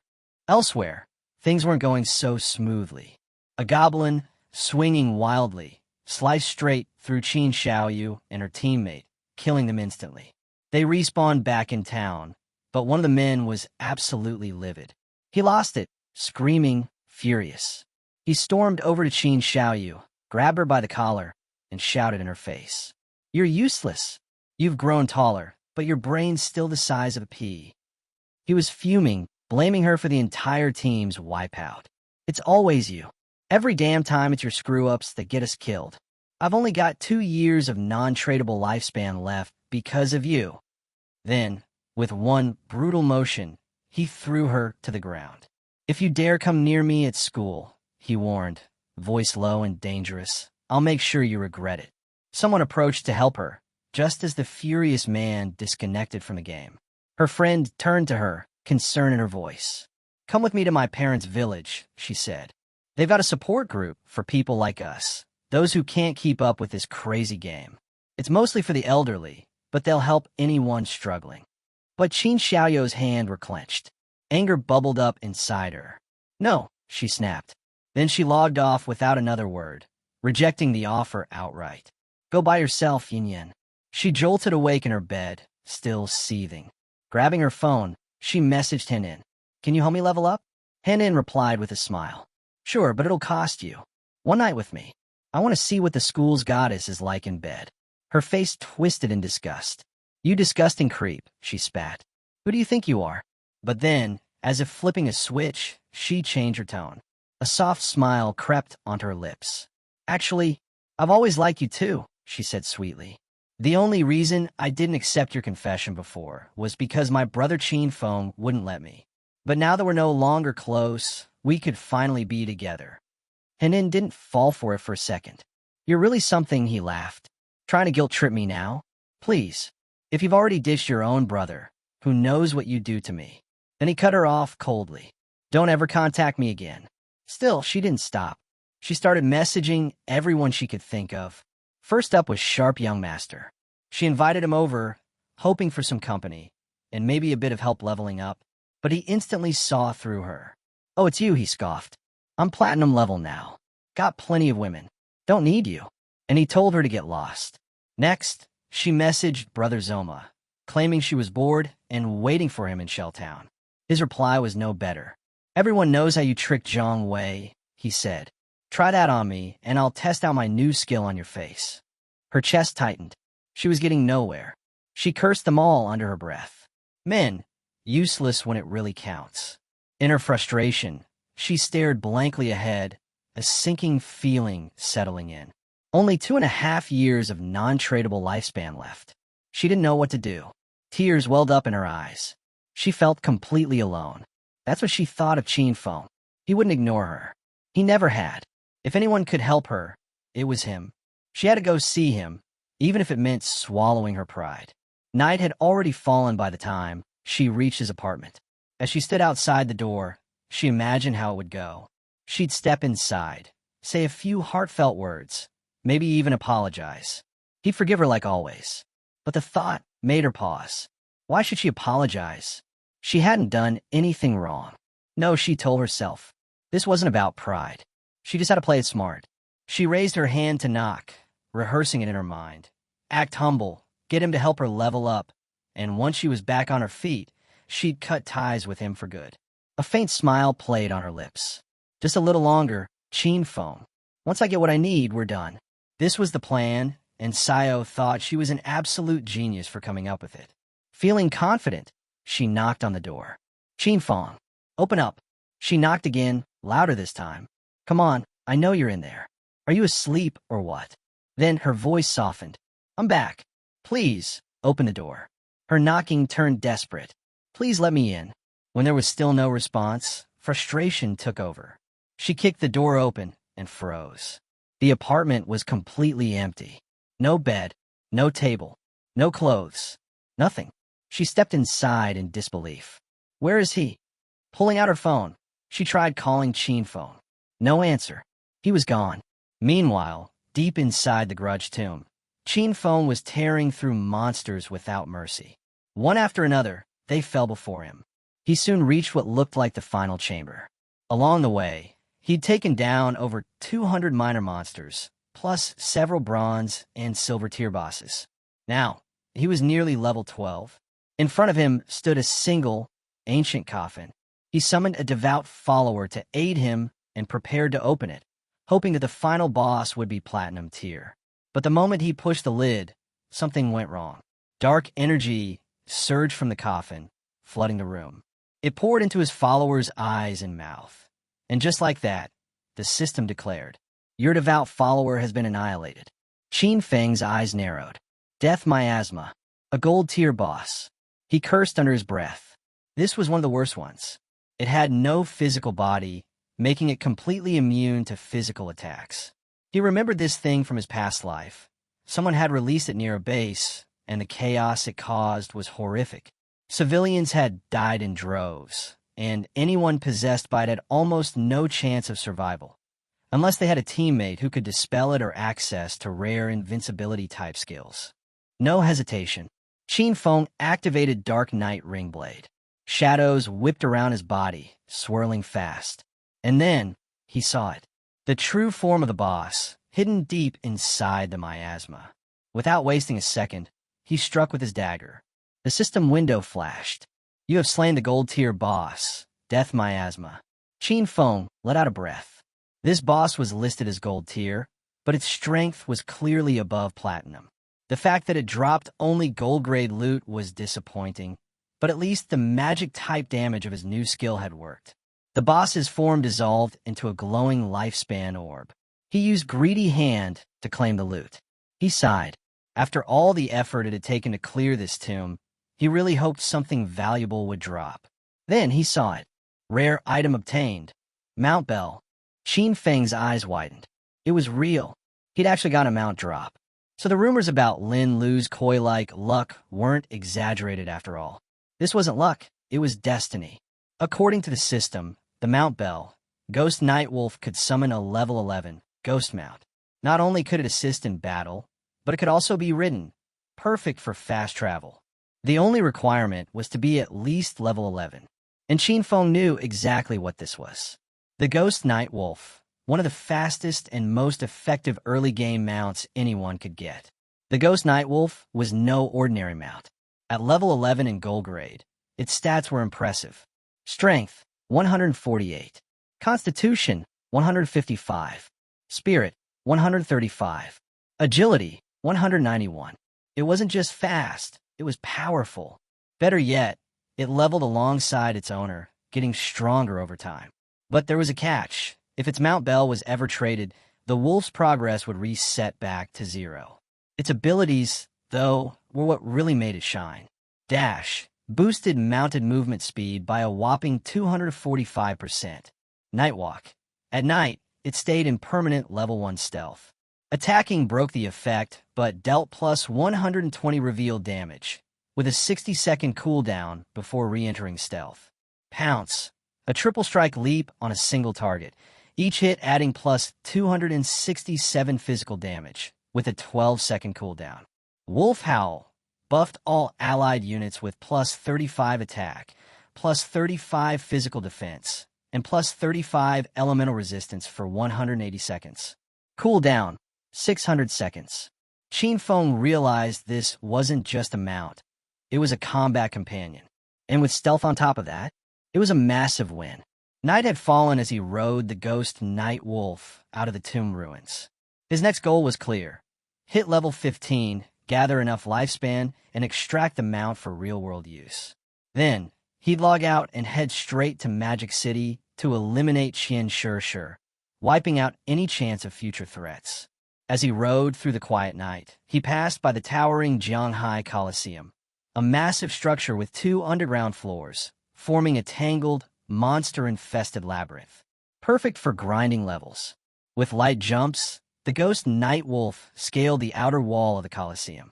Powerful monsters stared up at them from within. Then, without warning, the wolf leapt high into the air. Qin Feng and his beast dropped from the sky, descending directly into the monster horde. His eyes flashed with focus. Shadow instant slash. And just like that, he began massacring everything in sight. Meanwhile, elsewhere in the ruins, Anyu swung her sword, cutting down a nearby monster. The creature's body dissolved, transforming into lifespan energy. She breathed a sigh of relief. Her teammate, Man Naliang, son of a department head from Jianghai City, began clapping. "That's what I'm talking about, Captain," he said. "Your damage is next level." He praised the raw power of the hidden class, Dragon Swordsman, and made it clear he had his eyes set on her. Anyu shook her head. "That was just a level 8 gold boss, and it still took us more than 10 minutes to kill. I really don't get how Shadow soloed a platinum boss." Ma Naliang brushed it off. "Please, Shadow's just a stealthy assassin. He probably just ran circles and whittled the boss down over time. That kind of fighting style won't ever lead to greatness." Still, he felt smug. Anyu didn't have any major background, and with his political family ties, winning her over would be simple. At least, that's what he believed. Anyu tilted her head. If slowly chipping away at a boss is so mediocre, wouldn't that make you, an archer, even more suited for it? Ma Naliang stumbled back, falling flat on his rear. I'm not like that," he stammered, scrambling to defend himself. "I'm an upright person. I wouldn't stoop to that." Trying to regain composure, he added, "Besides, I heard Shadow's a real piece of work in the real world. Guy's got a nasty reputation, cold-blooded. Ruthless." Ma Naliang crossed his arms smugly and said he had a plan.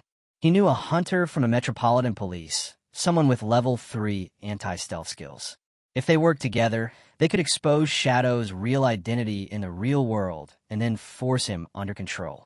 "Someone like him can't be trusted unless he's under us," Ma Naliang said coldly. "Otherwise, we'll just keep seeing more disasters like what happened with Song Fei and Zhang Li. I'm tired of cleaning up his messes." But Anyu and Wang Ming glanced at each other and burst into laughter. "You really don't get it, do you?" Anyu said, wiping a tear from her eye. "This isn't about Shadow asking for favors," Wang Ming added. "We're the ones cleaning up his aftermath. That's the only way to keep him from turning on us." They reminded him of the facts. The first global solo kill of a gold-tier boss. The first solo platinum kill. Both by Shadow. Ma Naliang's face twisted with fury. "He's just a fragile assassin," he spat. "As long as we can match his stealth level, he's nothing." He scowled at the two of them. "You nobodies have a nerve to lecture me?" Then he turned to Anyu, his voice sharp. "Watch closely. I'll destroy his reputation and bring him down myself. When that happens, you'll be on your knees, begging me to forgive you." Wang Ming tried to steer the conversation back to the present. "What did the boss drop anyway?"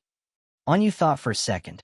A gold-tier priest item, a silver equipment, and a silver skill book. She touched her chin, her thoughts drifting. Come to think of it, Shadow sold us gold tier gear before. Even platinum. Makes you wonder, how many bosses has he actually killed? Or maybe he's just insanely good at finding treasure chests. Wang Ming's expression turned serious. That's what worries me, he admitted. You remember the Zhongyun restaurant incident? The whole Dongfang family slaughter during a private meeting. He looked at Anyu. What if Shadow was behind that too? Are we seriously supposed to keep covering for him? Wang Ming's voice dropped lower. We don't even know what kind of person he really is. What if he's an actual killer in real life? Anyu nodded slowly. She knew the case. The higher-ups were investigating it heavily, and rumors were swirling about Shadow's possible involvement. But then she smiled, calm and confident. Even if he did do it, she said, I'd still back him. Wang Ming blinked. What? I know the top brass won't clean up his messes anymore, she continued. But I will. Personally. Why? Wang Ming asked, still puzzled. She looked him straight in the eye. The real question is, who wouldn't support Shadow? Just then, one of their subordinates appeared. He looked rattled. We found something ahead, he reported. It looks like an arena, but all the monsters are already dead. His tone turned serious. There are bodies everywhere. I don't know who is strong enough to wipe out the entire place. Anyu's eyes lit up with interest. Let's go check it out. Wang Ming looked at her, even more confused than before, but followed her anyway. They arrived at the Jianghai Coliseum, and what they saw stopped them in their tracks. Lifespan energy scattered across the battlefield. The remains of a massacre. They stood in stunned silence, overwhelmed by the sheer amount of loot scattered across the Coliseum floor. There must have been hundreds of monsters here. The question hit them all at once. Who could have wiped out this entire area? Captain Anyu had no doubts. Shadow's been here, she said confidently. Ma Naoyang raised an eyebrow. How can you be so sure? Easy, she replied. He's number 1 on the leaderboard. We're right behind him, and even we couldn't pull this off. If we can't do it, that only leaves him. Ma Naoyang scoffed, clearly irritated. I've got invisibility too. I could do the same thing. It'd just take more time. Anyu smiled, not even bothering to argue. Instead, she opened up communication with Shadow. Given how many monsters he'd wiped out, she figured he must have picked up a pile of gear and skill books he didn't need. Want to sell us the extras? She asked casually. Then it happened. Ma Naoyang's eyes shot wide open. A shadow loomed behind him. Qin Feng, mounted on the ghost Nightwolf. Startled, Ma Naoyang dropped to the ground in shock, unable to believe what he was seeing. Anyu, on the other hand, lit up with excitement. Where did you get that mount? Qin Feng answered calmly. Thanks to the coordinates Little Black gave me. Little Black turned red instantly. Why you don't have to mention that. Qin Feng didn't press. Instead, he made an offer to Anyu. All these items on the ground, they're yours. One package. Same deal as always. She nodded. Understood. And as usual, if I'm not happy with the deal, I'm free to walk away. Shadow's terms were always clear and fair. But Ma Naoyang? He was boiling inside. His face twisted with rage as he watched Qin Feng ride off, calm and untouchable. The humiliation burned deep. He clenched his fists, swearing silently that one day, they'd all pay. Meanwhile, Qin Feng continued through the ruins on his mount. The system chart showed he'd just hit level 13. Trailing behind him at level 10 were Justice Enforcement, Wang Ming, and even Black Goblin Big Lies. He now had 245 years of tradable lifespan and 255 evolution points in the bank. And the loot? Solid. Among the drops was a gold tier skill book, Silent Concealment. This ability let him enter stealth without moving. As long as he stayed still and didn't attack, he remained permanently invisible.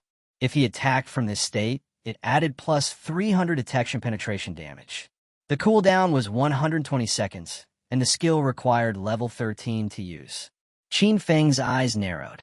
This wasn't just a stealth enhancer. This was game-changing. If used correctly and combined with invincibility states from the game, he could vanish entirely, even in the real world. No more hesitating. He spent 11 evolution points to upgrade it. From gold, platinum, emerald, diamond, epic. The effect was immediate. Stealth attack bonus increased from plus 300 to plus 800. Cooldown dropped from 120 to 60 seconds. But he wasn't done. Next up, Venomous Dart. He poured 34 evolution points into it, and it began to evolve from Emerald to Venomous Dart evolved to Epic, and the upgrades were undeniable. Its range expanded to 20 meters, its hit damage rose to 400, and it now inflicted a Venom status that dealt 100% damage per second for 5 seconds.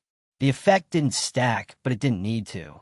Next came the heavy investment. 200 evolution points to take Graceful Release from Legendary to Mythic. The result? Plus 300% bonus to weakness attacks. Weakness multiplier doubled. Remained at level 5. Throat slash effect. Dealt 200% damage per second for 3 seconds. Cooldown reduced to 15 seconds, and with his buffs, it was down to just 9.7 seconds. Qinfeng grinned. This was the power of Mythic tier skills. Every strike, unless against special monsters, was now a direct weak point hit. He then took out a necklace and studied it carefully. The Deceiver's Pendant, a platinum-grade assassin accessory, granted. Plus 45 physical attack, plus 20 strength, plus 20 constitution. Required level 13. Its special effect? It boosted stealth level by 1. Combining all his gear and skill bonuses, Qinfeng had now reached stealth level 4, practically undetectable at this stage of the game. And then there was the Shadow Veil, a gold-tier assassin item. Plus 5 constitution, plus 5 spirit, plus 32% evasion rate. With everything stacked, his total evasion now sat at a staggering 83%. That's what happened. A small explosion echoed nearby. Qinfeng paused. Something was coming. From the rubble, a towering figure emerged. A giant boss, its arms made of chains, hands replaced by razor-sharp blades. He narrowed his eyes. The Steel Saintess. Qinfeng couldn't believe it. Who the hell unleashed her? He remembered her from his past life. She'd once appeared right here in the ruins of Jianghai City. Over 1,000 players had tried to take her down. The result? Over 4,000 deaths. She wasn't just a random boss. She was the guardian of Church Sanctuary, the second largest refuge in the ruins of Jianghai. Originally, Qinfeng had planned to deal with Qian Shishir first before challenging her. But now that she was here, he wasn't going to let the opportunity slip. He jumped, and his ghost Night Wolf leapt onto the nearest building. From above, he watched as chaos erupted below. The boss spun her bladed arms, tearing through players like paper. One fell, then another. Panic set in. Before anyone could organize, she lunged forward again, butchering them mercilessly. Qinfeng frowned. They're overestimating themselves, he muttered. One player, mounted on a tiger, charged in to fight her. Qinfeng's eyes narrowed. Dong Wuing, also known as Chun Wuming, a player with a hidden class, Paladin, a face from the past. Qinfeng had fought him for 9 years in his previous life, yet neither had ever claimed a decisive victory. Chun Wuming was cunning and slippery, always escaping with some underhanded trick when defeat was near. He also remembered something else. In that past life, it was Chun Wuming's guild, Knight's Sanctuary, that finally brought down the Steel Saintess. They say, West God, East Sanctuary, because the two guilds control the western and eastern zones of the Jianghai City ruins. The Guild Knight's Sanctuary, founded by Chun Wuming, had a brutal recruitment system. Every new member had to sign an ironclad contract. While it offered protection, it came at a steep cost, up to 50% of their lifespan taxed directly. Most of these recruits ended up as virtual slaves, forced to grind and serve the elite members at the top. Qinfeng's eyes lit up. This was exactly the kind of setup he could use to his advantage. This time, he muttered, Chun Wuming isn't escaping. The Steel Saintess boss started whirling her massive chain-blade arms, locked in a frenzy. While her focus was elsewhere, Qinfeng cloaked himself in invisibility and closed in. His eyes gleamed with deadly intent. In one fluid motion, he unleashed Dark Knight Ringblade, and in an instant, the nearby players dropped dead. Now cloaked in a glowing red aura, Qin Feng spun through the battlefield, cutting down players like blades of grass. Shen Wuming watched in horror. When he realized who it was, he shouted, "Shadow, why are you attacking us? We've never even had a conflict." Qin Feng appeared right behind him. His tone was cold, his eyes ruthless. "Because I don't eat beef." Shen Wuming's eyes went wide with disbelief. He didn't even have time to react. Instant shadow slash. It was over. Qin Feng extended a hand and activated Blooming Curse. Not long after, all the players were respawning back in their hometown, stunned and angry. Shen Wuming was furious. What the hell does not eating beef have to do with anything? One of his subordinates was pale with panic. His lifespan had dropped to 0. Shen Wuming gritted his teeth. This had to be another one of Shadow's hidden skills. "We regroup," he ordered. "Level up, recover lifespan." Then we hit back. In that same group was Xiaoyu, her eyes filled with tears. Why is Shadow attacking me directly?" she whispered. Her lifespan was nearly gone. Back at the battlefield, the system flashed a message for Qin Feng. "Blooming Curse has absorbed. +4 days tradable lifespan and +1 year non-tradable lifespan from Xiaoyu." Qin Feng smirked. So, she joined Knight's Sanctuary too, clearly out of desperation. No surprise there. Becoming a black-labeled slave in Chen Wuming's guild? To him, it was exactly what she deserved. At that moment, the Steel Saintess turned on him. A smoke screen burst out as she launched an attack, but once it cleared, Qin Feng stood untouched, thanks to Ghostly Blur. He knew her patterns well. In Phase 1, she relied mostly on spinning chainsword attacks, either direct strikes or wide-range AoEs. As her arms tensed and began spinning again, Qin Feng made his move. He leapt high into the air, then dove toward her, activating a deadly combo. Blessed Release. Plague Blade. The first hit triggered Throat Slash, causing a critical burst of bleeding damage over time. 3 seconds later, Plague Blade exploded, unleashing a wave of toxin damage. Qin Feng landed cleanly and watched the numbers stack up. Thousands of points in damage. And the fight was just beginning. A clean slash to the throat. In an instant, the Steel Saintess's HP dropped to below half. Her eyes glowed with rage. But Qin Feng remained perfectly calm. He knew what came next. This boss was infamous not for her first phase, but for what awakened after. Phase 2. Once her HP fell below 50%, the demon sealed inside her awakened, and that changed everything. From that moment on, all damage taken would be reflected back to the attacker, split evenly. On top of that, a strange legend surrounded her second form. They said a portal existed inside the demon's stomach, and anyone swallowed by her would be teleported to some unknown place, rumored to be the bottom of a volcano. But in Qin Feng's past life, no one ever confirmed that story.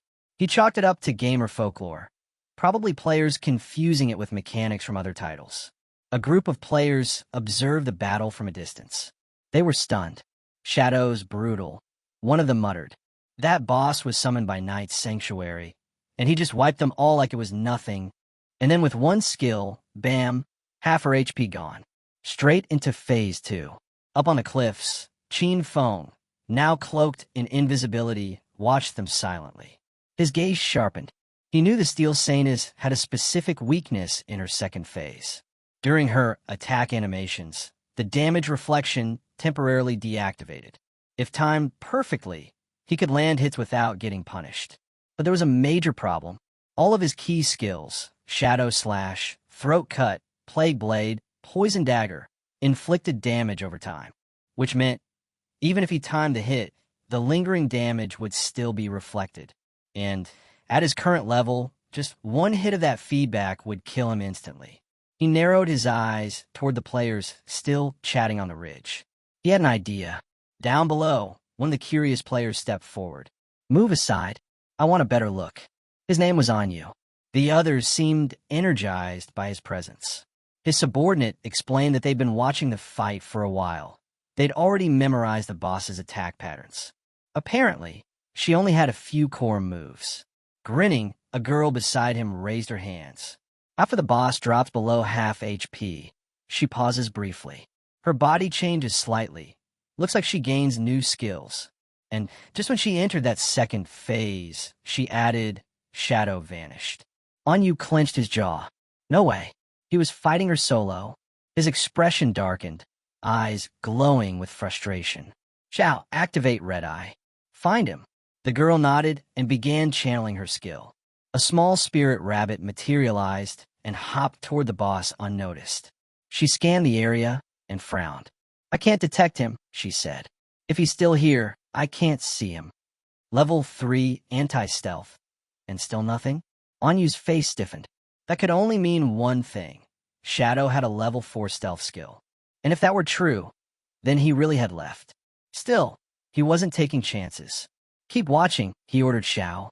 If he comes back, I want to know immediately. She nodded firmly. Anyu leapt down from the building, landing with a heavy thud. His blades drawn, confidence brimming. A smile crept onto his face. The other players stared, whispering to each other in disbelief. He's crazy, one of them muttered. Going after a platinum-tier boss solo? But none of them had expected it, but someone recognized him. He'd seen that guy back in the starter town, effortlessly taking down a gold-tier boss without even getting scratched. It all made sense now. His class? Soul Warrior. A rare one with a crazy ability. 100% dodge chance while rolling. And that wasn't all. He was none other than the legendary player known as Safety First. Word was, he used to be a top-ranked global streamer in Souls-like games, famous for lightning-fast reflexes. The boss locked eyes on him. Her blade-like arms slashed forward, but Anquin didn't flinch. He slid low, skimming across the ground, slipping past the blow with razor-thin timing. She wasn't done yet. Energy arms burst from her body, aiming to crush him, but again, he rolled away just in time. She lunged again. Another roll. Another perfect dodge. His squad could hardly believe what they were watching. The way he moved, so precise, so calm, it was unreal. They started praising him right there, marveling at how he never got greedy for an extra hit, never slipped up. His discipline was unmatched. One of them smiled and said it. He was next level, dodging every single attack without missing a beat. Even more shocking, they noticed something strange, flashes of slash effects lighting up around the boss every time he rolled. Could this class really be that broken? A black-haired woman finally explained it. Every dodge wasn't just defense, it was offense. The Soul Warrior's passive let each successful roll trigger a counterattack, dealing real damage. That's why her health kept dropping, even though he hadn't swung a blade yet. Then Shirao too grinned. She said the perfect dodges were just the beginning. What truly made Anquin terrifying was what came after. His offense wasn't just strong, it was brutal. Each strike was timed to perfection, his combos flowing seamlessly. It wasn't just about surviving the fight, it was about ending it fast. The boss, now frustrated, was frantically trying to land a hit. Xiaodu's eyes lit up. She revealed another secret. If a dodge landed perfectly, Anquin's next attack would ignore half the boss's defense. That's when Anquin turned to face her, blue energy crackling across his body. His team immediately recognized the glow. It meant he was about to drop a massive hit. 4-digit damage, easy. His eyes gleamed as he dashed forward. In a blur of motion, he struck. One move, split into 3 shadowy slashes, ripped through the boss like shooting stars. He weaved between her defenses with flawless precision, landing devastating cuts. Her HP bar, it plummeted, half gone in seconds. Cheers erupted from his team. Before they knew it, the boss was already down to just 1/3 of her health. Anquin turned his back on her, confident. A smile tugged at his lips. And that's when it happened. Out of nowhere, a savage strike came crashing down on him. Massive slashes tearing through his HP, wiping out over 34,000 in a flash. He dropped instantly. His squad froze. What just happened? They were sure he dodged. No attack should have landed. Even stranger, when they attacked right after, the boss didn't lose any HP at all, even though her health had just been sliced in half. Something wasn't right. Not far away, the real story started to unfold because there stood our guy, watching it all silently. Anquin's lifespan, orbs dropped. and Qing Feng silently thanked him. The Soul Warrior's flashy antics had forced the boss to burn through many of her key skills. Qing Feng's eyes gleamed with satisfaction. While all that chaos unfolded, he never stopped attacking. And now, finally, the boss's health had dropped to a third. Sure, Anquin's performance had looked impressive, but in the end, his showboating got him killed. His class had its limits. The Soul Warrior couldn't attack while rolling, and every hit he landed came with punishing reflected damage. It was a curse in disguise. Against someone like the Steel Maiden, that kind of trade-off was fatal. Now, the boss began turning away, and Qing Feng immediately understood what was happening. With her HP so low, she was trying to retreat to the church sanctuary. If she made it there, she'd fully heal, wiping out all their hard-earned progress.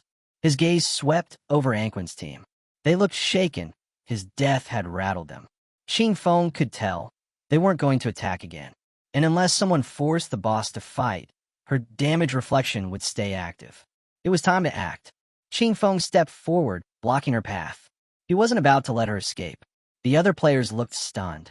To them, Anquin had been a clown. The real threat? Shadow. It was terrifying to think those brutal cuts the boss had taken earlier, that hadn't been Anquin. That had been him. Xiao was in disbelief. Her level 3 anti-invisibility skill hadn't picked him up at all. That could only mean one thing. Shadow's stealth was level 4 or higher. Then, one player's eyes locked onto something. Anquin's lifespan orb still lay on the ground. Temptation took over. He licked his lips, plotting a way to grab the loot. But Qing Feng had already activated a skill. Blacklight Shield. Golden light flared around him, forming a 10-layer shield, each layer able to block one instance of damage. The moment he triggered it, the boss zeroed in on him. Her arms morphed back into blades, and she lunged. Qing Feng was ready. He launched instant Shadow Slash, delivering rapid, cutting strikes. While the boss attacked, he counted the layers left on his shield. 7 remained. He remembered, out of those 9 slashes, the last 3 had landed just after her attack ended, during her damage reflection window. If it hadn't been for the shield, he'd have been wiped out. Now, the boss began to gather energy at her core. Then she leapt into the air and unleashed waves of purple flame. Qing Feng immediately pulled back. His shield was gone. Every layer burned away in seconds. She stared him down, eyes glowing with menace. Even with a dodge rate above 80%, that flamethrower had chewed through all his defenses in an instant. A half-second slower, it would have been game over. Just then, out of the corner of his eye, he saw it. One player trying to sneak in and snatch Anquin's loot. Big mistake.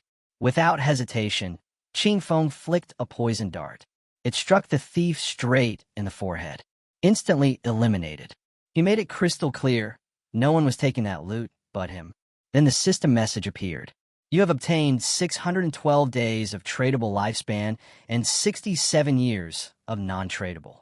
Qing Feng had claimed the lifespan dropped by safety first. On top of that, Blossom Curse had absorbed 355 days of tradable lifespan and 20 years of non-tradable from clean hands and feet. He raised an eyebrow. Safety first had been sitting on a massive reserve. That likely meant he'd never died before. Interesting. Qing Feng decided then. He wouldn't use Blossom Curse on him just yet. The boss let out a furious roar, but Qing Feng stayed composed. He knew how this would go. He'd have to rely on Blacklight Shield and his basic Shadow Slash to chip her down safely. She struck with raw force, but Qing Feng sidestepped cleanly. Her blade slammed into the ground instead. It wasn't the fastest strategy, but it kept him alive. While the duel raged on, Xiao kept her eyes locked on the fight. She was stunned. Shadow's ferocity was on another level. Only now, watching his movements up close, does she finally understand how he got those first kills. His power was undeniable. That happened. His eyes lit up with resolve. This was it. Time for the final blow. Qing Feng darted forward, his blades flashing. He carved through the Steel Maiden like it was nothing. The system message echoed in his ears. Boss defeated. Steel Maiden. Plus 48,000 EXP. Plus 120 evolution points. Church Sanctuary key acquired. The crowd stood frozen. Shadow had soloed her. Completely. No backup. No hesitation. That's why he was number one. Without a word, Ching Feng activated Greedy Hand and scooped up the loot. The reward? A rare Emerald Tier Assassin leather armor. Black Flame's gift-piercing leather armor. Plus 95 physical defense. Plus 120 to all elemental resistances. Plus 77 damage reduction. Plus 77 constitution. But what stood out was its special passive, Black Flame's gift. Each time he hit or got hit, it applied a stack of Black Flame, up to 5. Each stack chipped away at the enemy's defense and resistances by 7%. Even bosses weren't fully immune, though the effect was weaker on Emerald Tier or higher. Ching Feng couldn't help but grin. This single armor piece gave him more defense than most full sets, and it came with a killer debuff too. It was miles better than the loot dropped by the Soul Purifier earlier. He wasn't done yet. He had also scored the Emerald Tier skill Assassin's Instinct. It let him partially detect hidden enemies and granted a +2 bonus to his anti-invisibility level. Without hesitating, Ching Feng upgraded the skill. It cost him 33 evolution points, leaving him with 97. The result? Assassin's Instinct leveled up from Emerald to Diamond, then Epic, and finally, Legendary. His anti-invisibility bonus climbed from +2 to +5.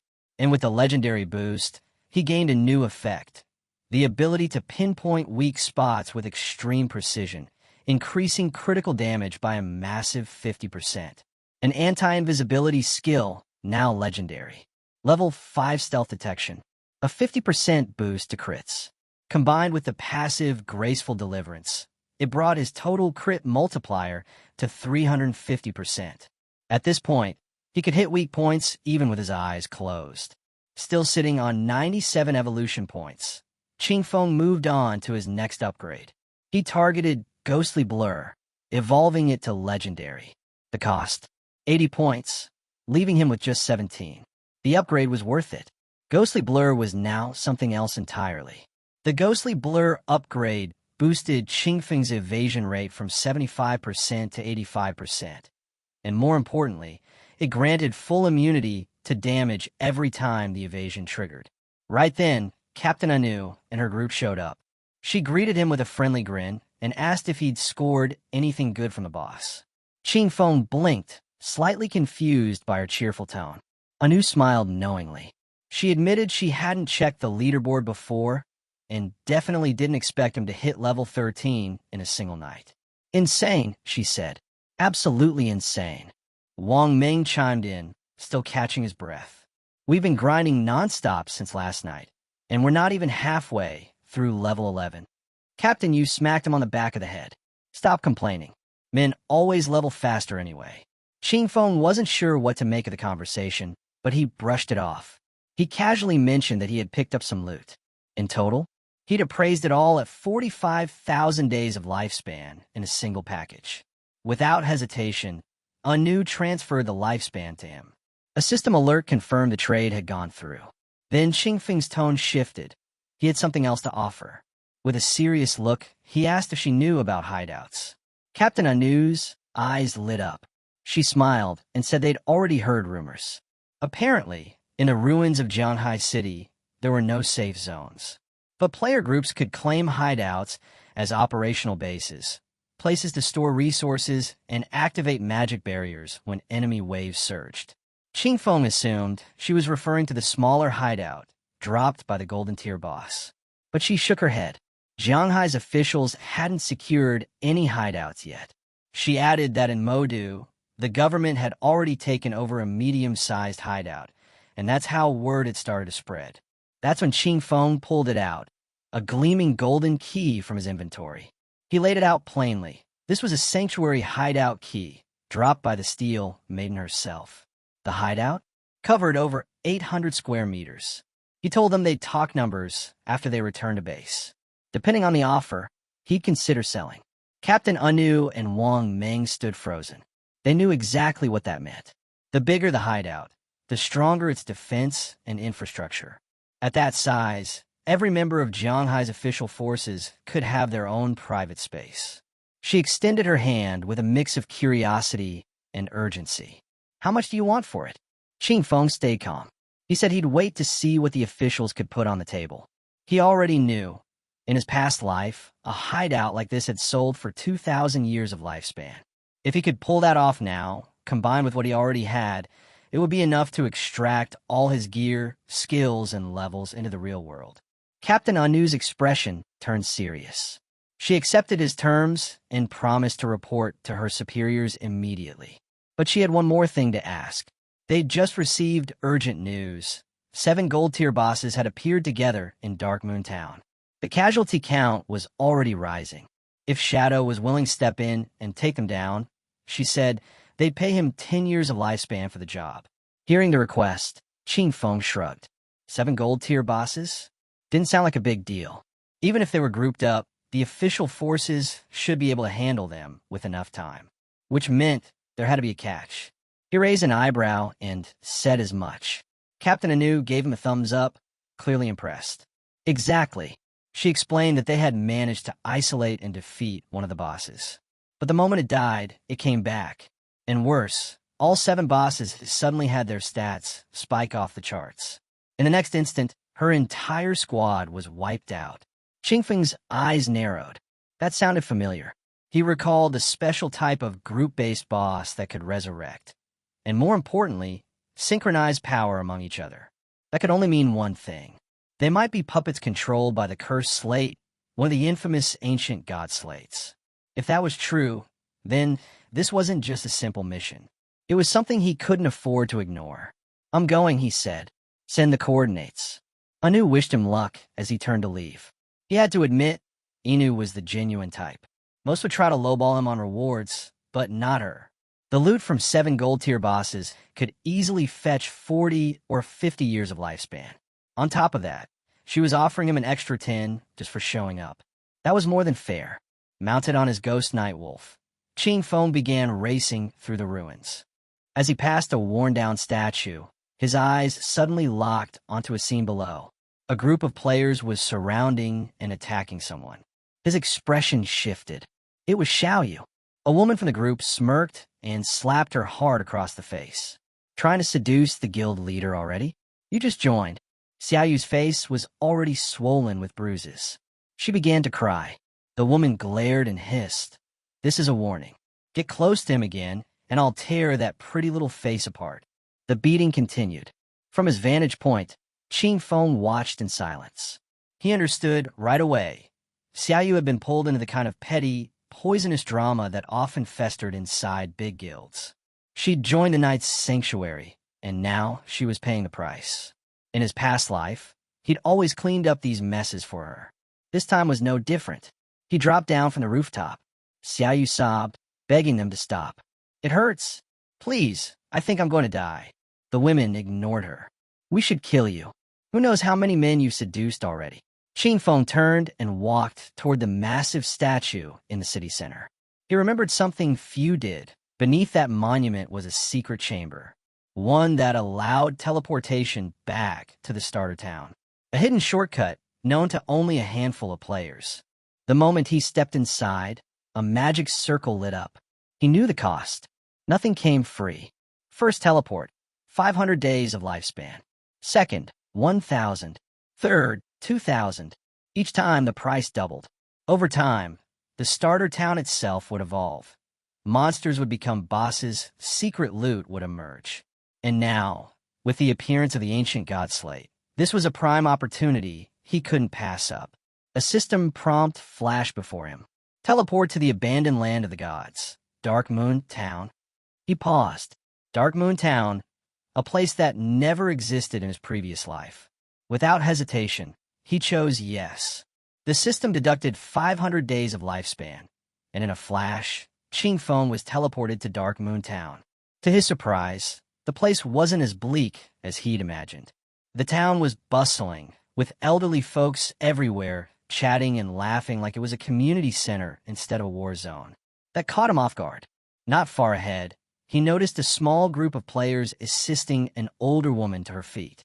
She looked relieved to be back in the safe zone. One of the players reminded her that, just as promised, they'd helped her reach level 3. In return, she'd received 72 days of lifespan. Now it was time to hand over the tradable portion. The old woman's mood shifted fast. She snapped at them, asking why they were demanding payment if this was supposed to be a charity. She was furious. With a calm smile, one of the players tried to explain. We didn't ask for money. When we partied up, part of the lifespan dropped by the monsters was automatically shared with you. Another added, all we want is the agreed portion, just the part that came from those kills. But the woman wasn't having it. What agreement? I never signed anything. You're seriously trying to scam an old woman like me? The players stayed patient, insisting that they only asked for the portion earned together. Without forming a party, she wouldn't have gotten the XP or the lifespan they shared. She stepped back, waving her arms and yelling, "Don't touch me. Someone help. The Manga River Guild is harassing an old lady." Then it happened. Someone suddenly slammed her to the ground. Everyone turned, stunned. It was Qin Feng.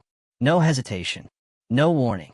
He grabbed her by the neck, eyes cold and sharp, and in one swift motion, slit her throat with his dagger. Silence. Even the players stood frozen. Her lifespan orbs dropped to the ground.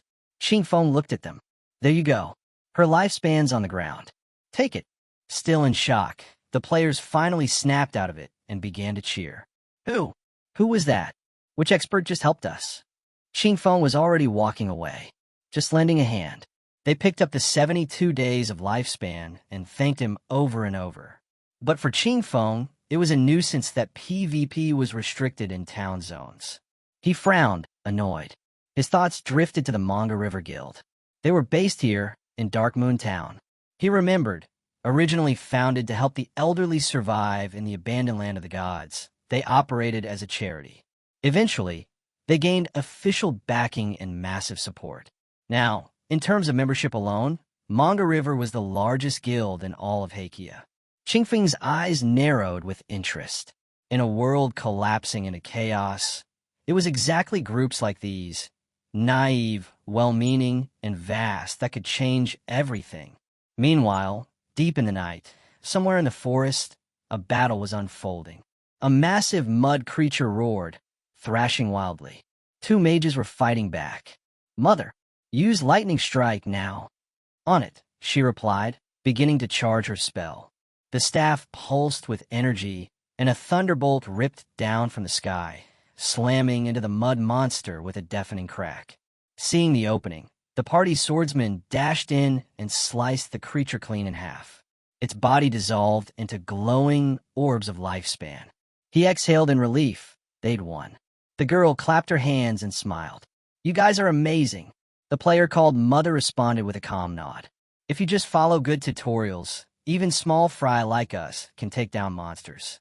The group began moving through the forest again. The boy glanced over at Yin Yan. Hey, is it true your friend Xiaoyu joined Knight's Sanctuary? I heard their entry fees are insane. Yin Yan nodded. Yeah, I invited her to join Manga River with us instead. She spoke earnestly, explaining that Manga River was a charity guild, a place where people like them, who weren't exactly game pros, helped each other. Veterans even volunteered to guide newcomers. But Xiaoyu had refused. The other player chimed in. She's already level 10, right? Probably got power leveled by Knight's Sanctuary. She'd also heard that anyone who signed with them got locked into a 3-year contract. Basically slaves for the whole term, she muttered. The boy frowned. So they just used her, raised her level just to turn her into a tool. He sighed. For people without skills, it's better to just grind slowly. Kill low-tier mobs, back off when you see a boss, and don't attract attention. Yin Yin nodded quietly. She knew Xiaoyu thought she was special. Maybe she was, thanks to her hidden class, but that didn't mean she was safe. Then, without warning, arrows rained down from above. They were invisible until the last second. Too late. The man in front gasped as the arrows tore through his body, dropping his HP by 1,200. He collapsed instantly, dissolving into lifespan orbs. Yin Yan's heart dropped. Dad! Her mother screamed, rushing to his side, but there was nothing left to save. From the treetops, the archer smirked. One shot. Clean kill. The masked men with him laughed coldly. Seriously? Experts in Manga River? What a joke. They're just trash. Who'd waste their time babysitting old people? Scum like that should just uninstall. They walked toward Yin Yin and her mother, slow and confident. The archer grinned. All right, hand over all your lifespan. Now, Yin Yin froze. She remembered the system rules. Player killing was forbidden. Murderers would be flagged and hunted by bounty squads. But these guys clearly didn't care. The archer pointed straight at her, smiling wide.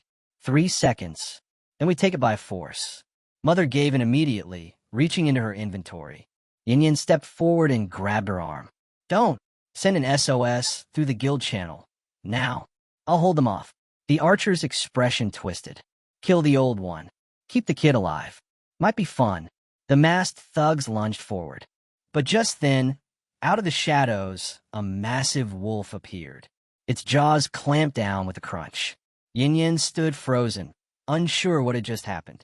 The archer's face twisted in confusion, unable to process the sudden turn of events.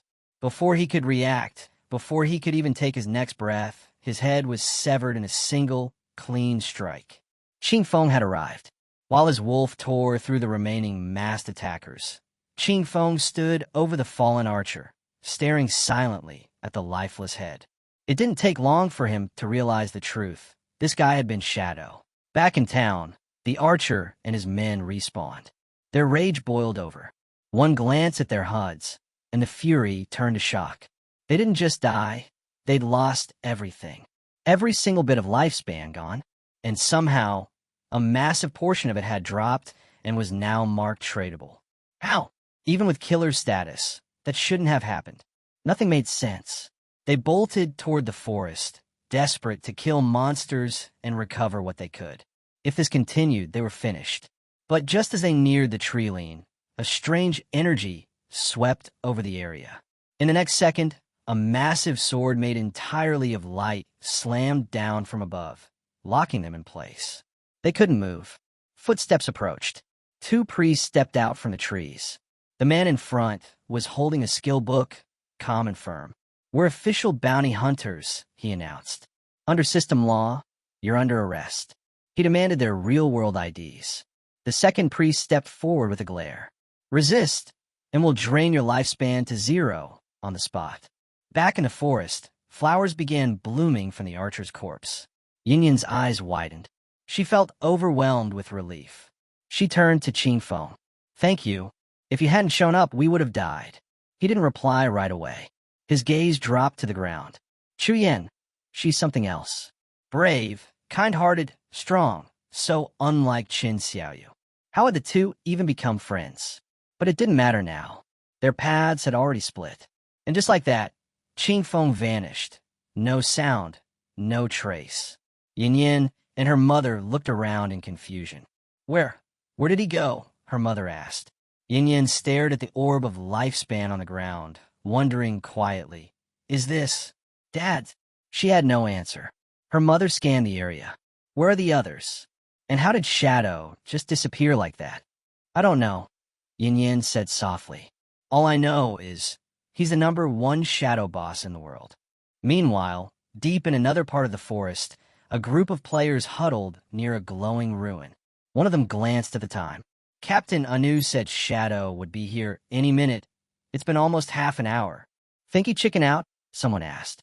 Another shook their head. No way. But still, these bosses revive over and over. Even Shadow can't win against that. As they talked, an unseen figure passed silently between them, completely invisible. It was Qing Feng. He was already on the move. He knew exactly what he was walking into. The ancient god slate, an item that could apply both a blessing and a curse to your equipment. With luck, it could even change class mechanics entirely. He'd once seen the 7th-ranked player in the world use 7 slates to summon the spirit of an ancient god and take down a legendary tier boss in one strike. Sometimes these bosses didn't just hide. They vanished completely, ultra-high stealth, deadly quiet. Whole teams would drop before they even realized they were being hunted.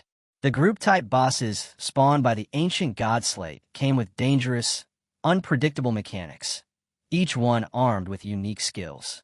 As Qing Feng scanned the battlefield, he spotted several monsters standing still, eyes gleaming with eerie malice. He knew better than to underestimate them. Sometimes, these bosses remained hidden, completely invisible, cloaked in absurd levels of stealth. Players died before they even realized a fight had begun.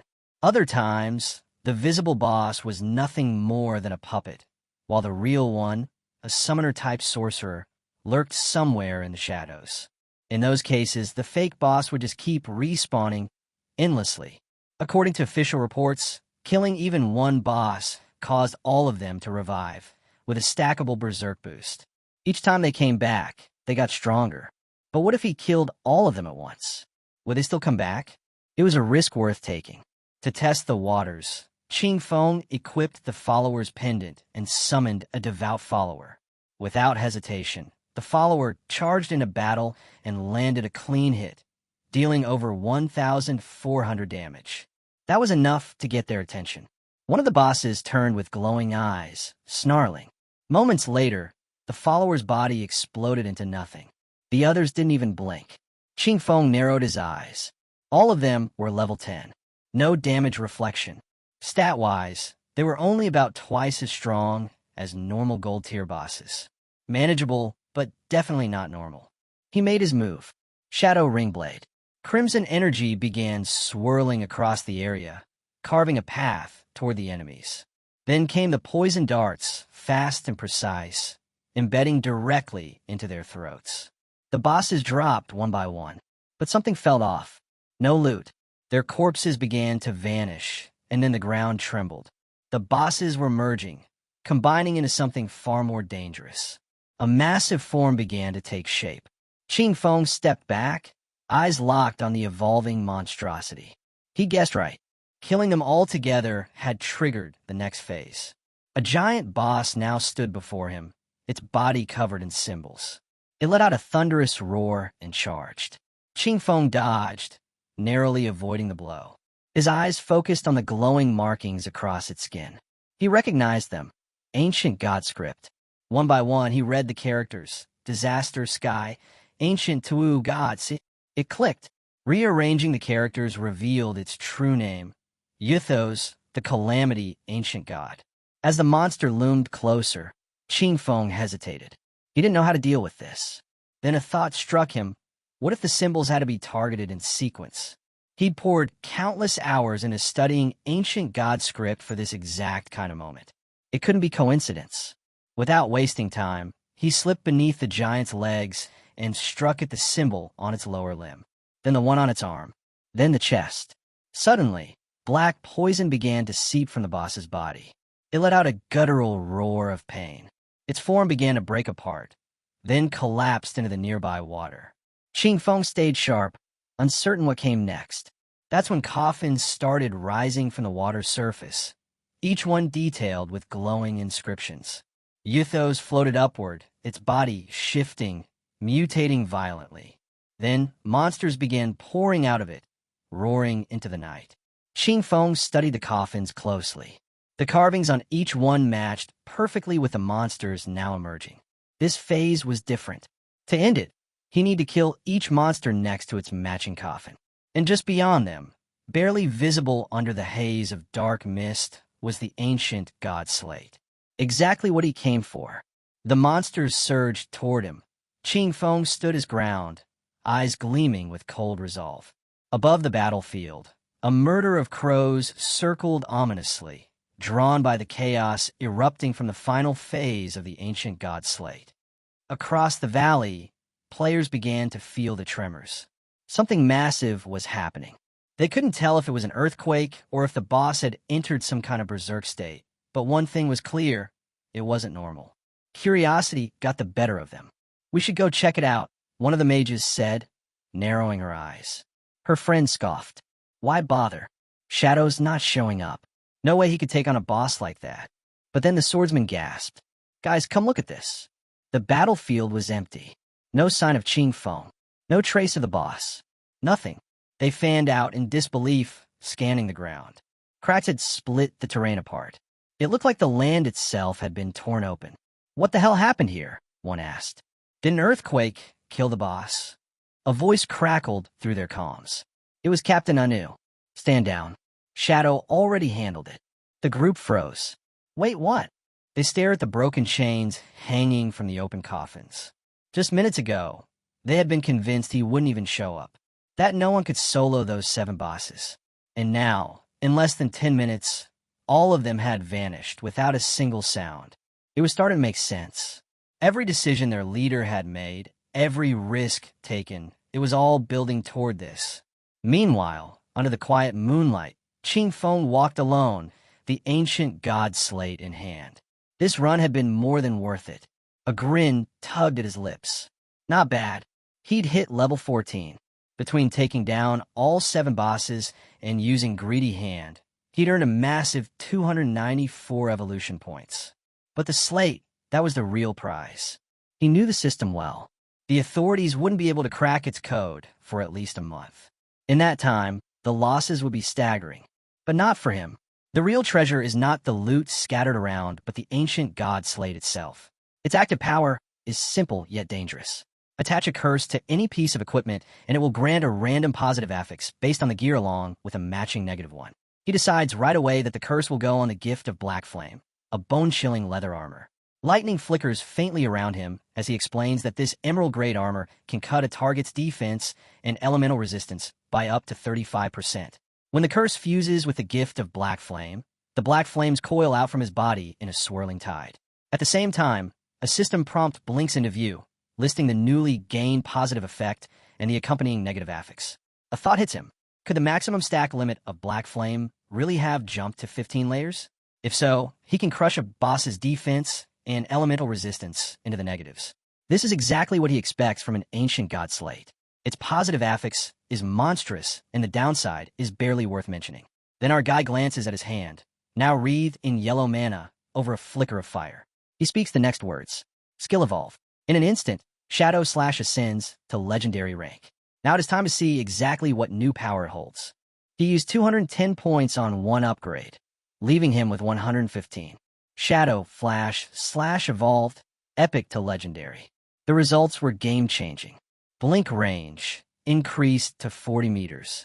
Stealth duration, now 15 seconds. Cooldown, reduced to 8.8 seconds. Slash count, 9 total, wider 6-meter area. Attack power, plus 700 per hit. But the biggest change? Each slash now granted a shield equal to 100% of his max HP. Stackable, up to 9 times. Lasting 60 seconds. If he landed all 9 hits, his effective health would be multiplied by 10. Margin for error? Practically gone. Qing Feng vanished into stealth, light on his feet, completely invisible once more. At this pace, he estimated he'd hit level 15 in just 5 more hours.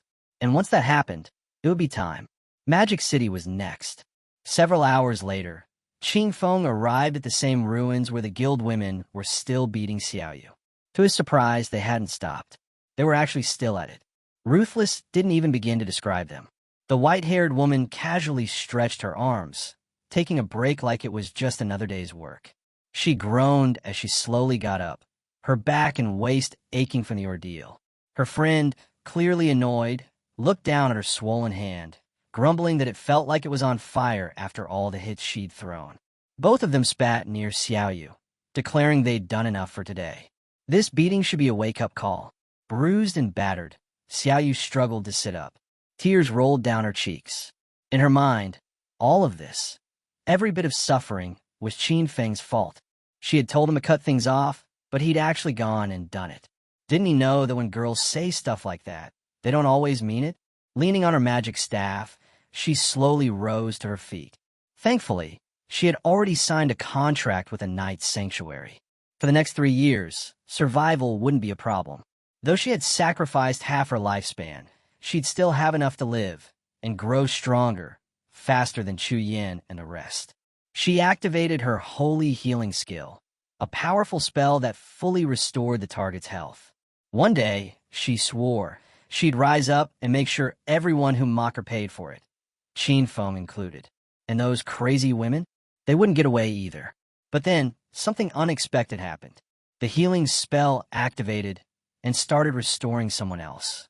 To her horror, it was Qin Feng, still hidden and invisible. Xiao Yu collapsed to her knees, stunned. She thought she'd failed the spell again and couldn't figure out where the healing had gone. Meanwhile, deep within the ruins of Magic City, a team of players faced off against a massive stone boss. The creature swung hard, but the tank stepped up and blocked it with a shield. Nearby, 3 hidden players watched the fight unfold.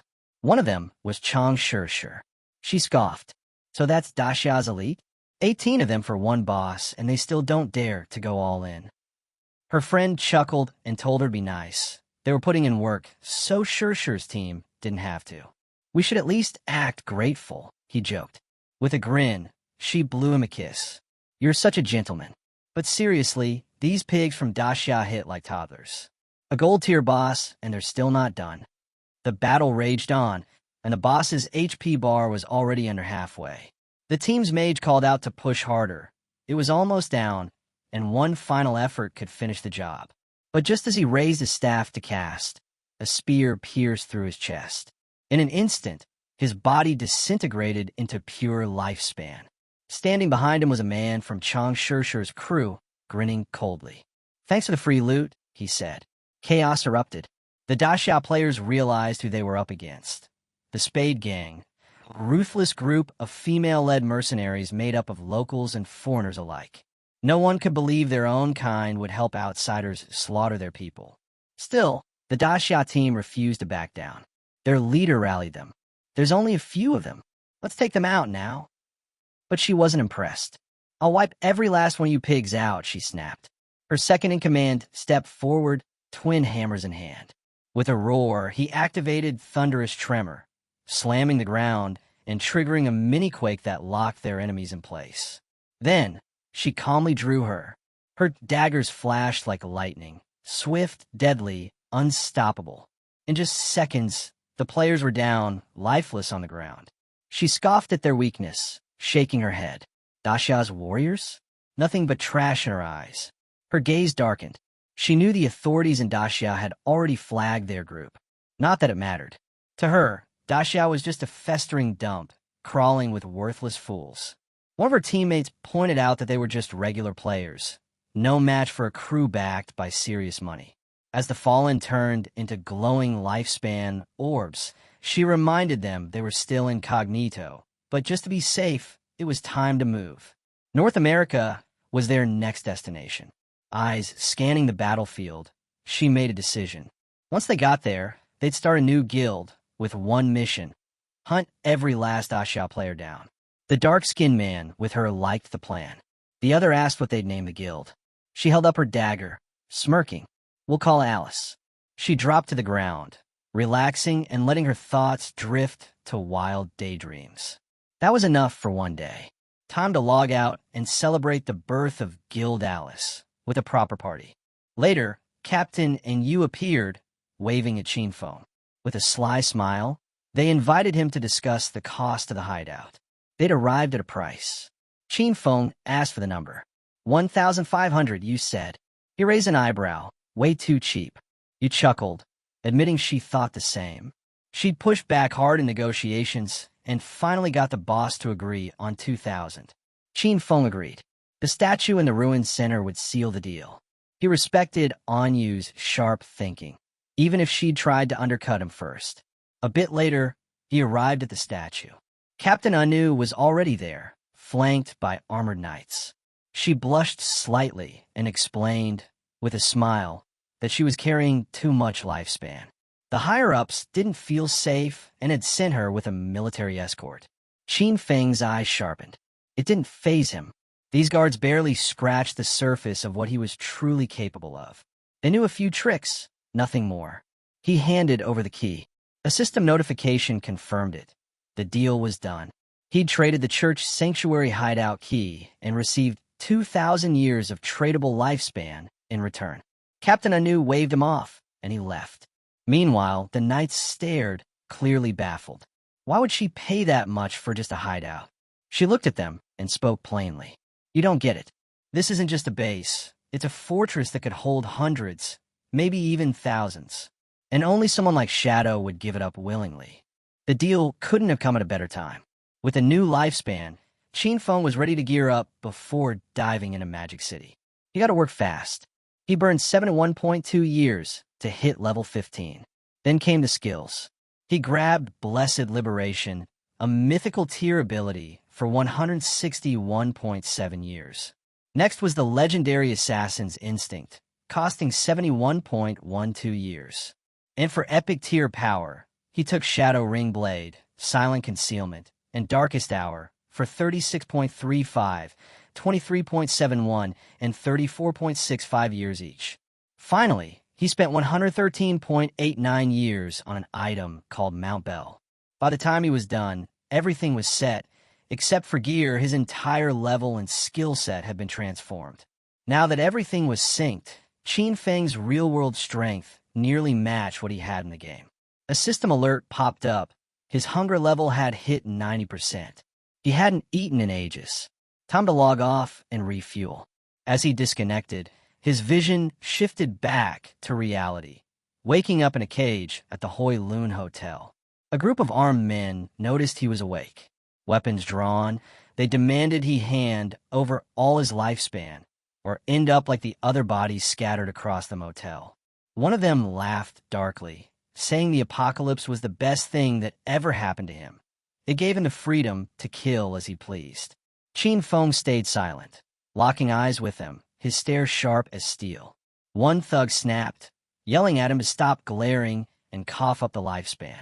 Another begged his leader to let him be the one to rip him apart. One guy, gripping a bat, figured the silence meant Qin Feng was frozen in fear. Screw it. Let's just kill him. But before any of them could move, something changed. A strange force started to hum in the air. Qin Feng activated Shadow Ring Blade. Within moments, the entire hotel shook, then crumbled into chaos. Standing amid the destruction, Qin Feng calmly picked up a pack of instant noodles. The more power he pulled into the real world, the more energy it drained from his body. Ordinary food? No longer enough. But for now it would do. As he ate, he knew what had to be done next. Chang Shirshir and her guild, Alice, they were a real threat. And after dealing with them, he needed to get his hands on the divine gifted book. Mounting his wolf, he took off. Shirshir wasn't like Song Fei. She was clever, slippery, and dangerous.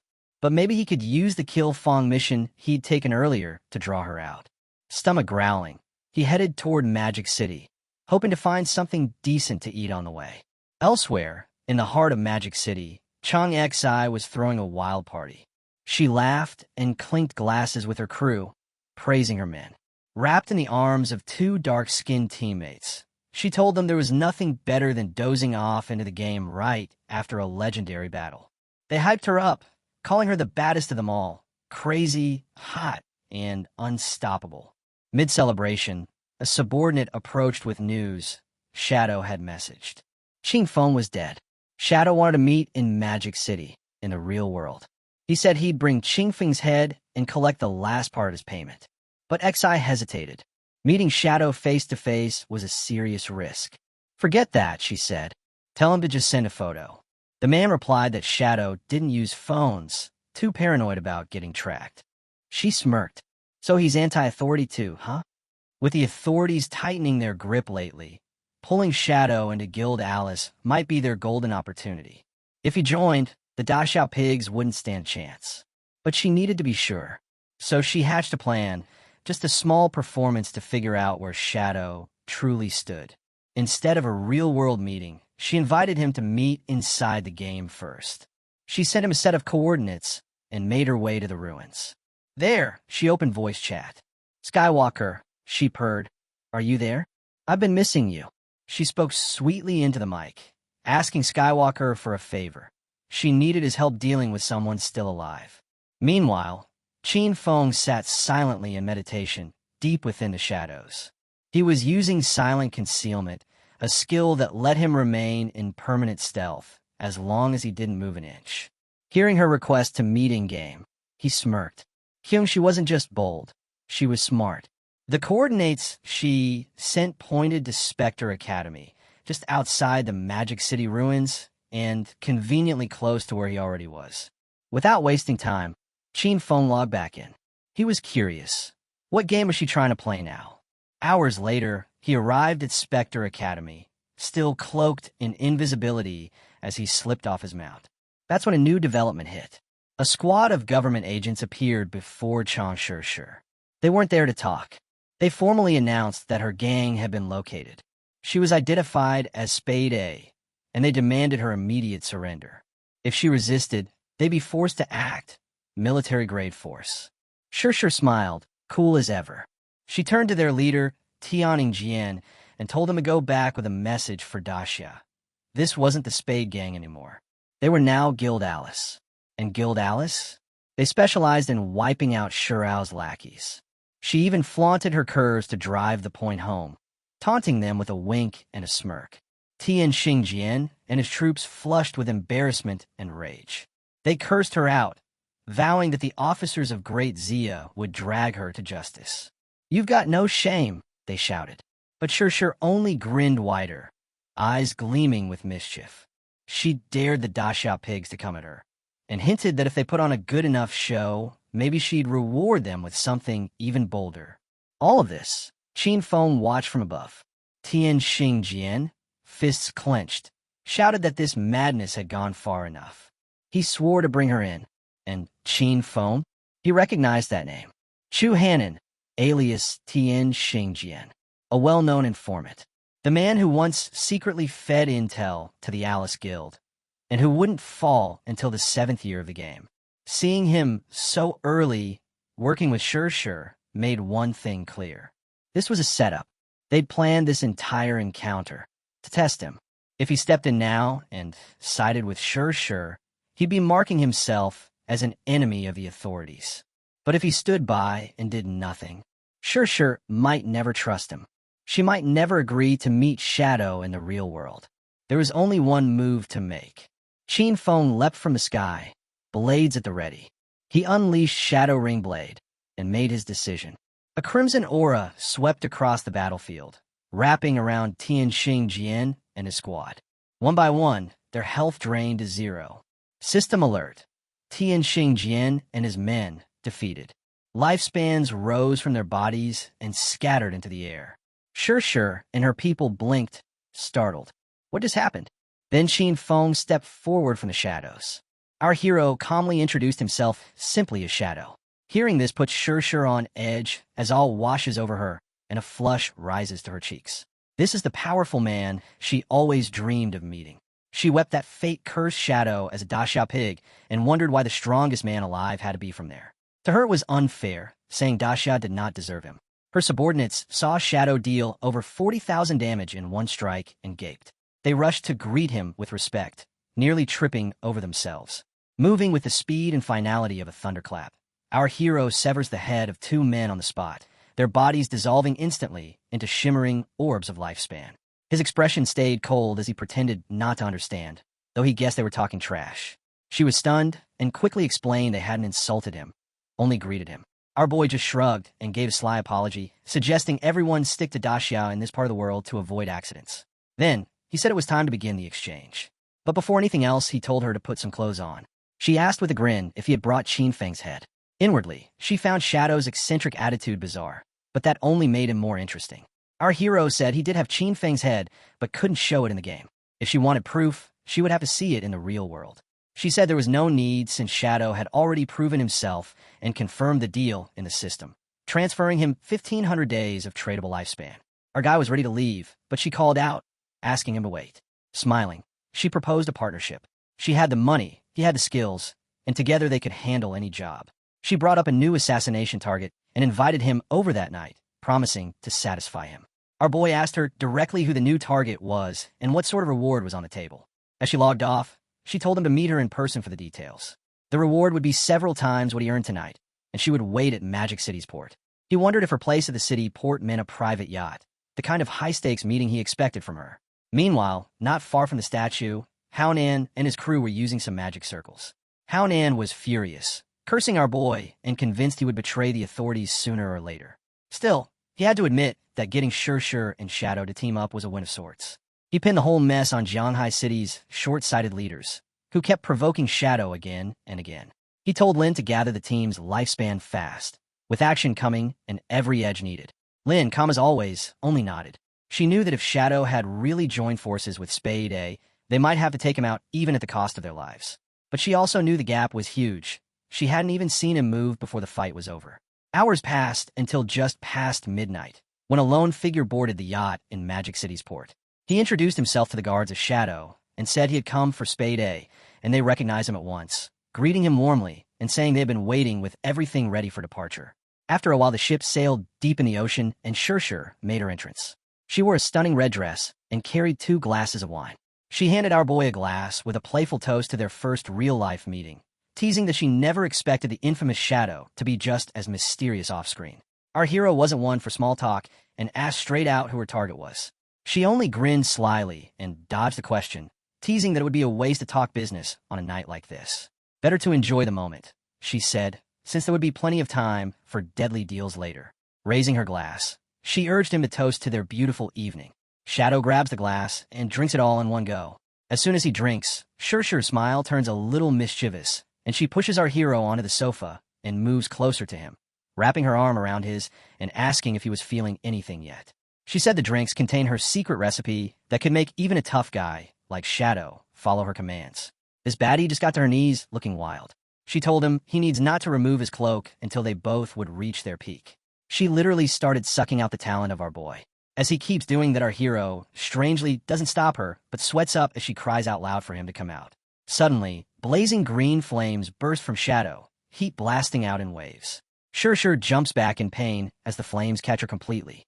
Suddenly, a figure materializes from thin air beside her and snatches the gold-tier protective pendant from her neck, the one that saved her from deadly attacks every 300 seconds.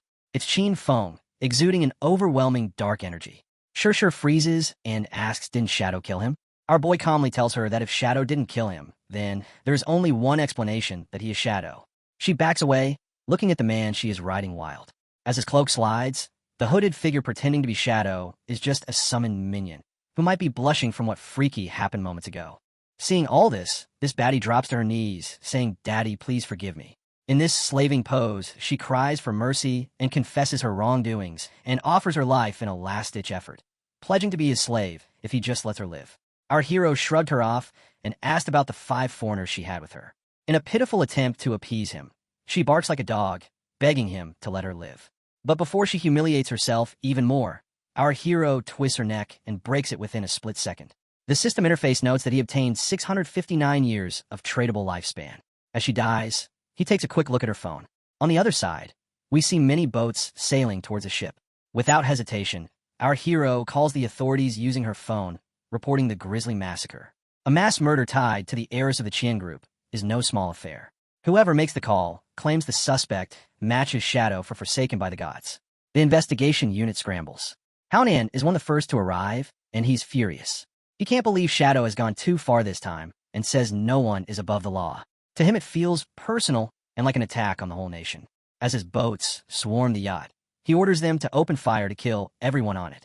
As they reach the yacht, the officers examine Shurshur's death and find a snapped neck, burn marks, and unknown DNA in her mouth. Haonan boils with anger, convinced Shadow has done more than take a life. Using her final words, he places a shaky hand on Shurshur and glimpses intel about her killer. Something feels wrong.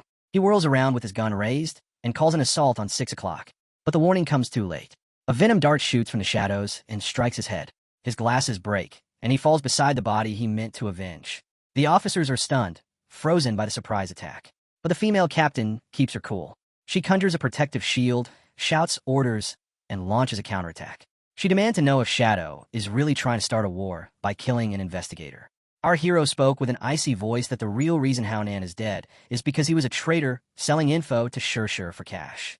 He tells him to check the phone for proof. One officer takes a look, and the evidence comes pouring out where he finds Shurshur with Spade A in game.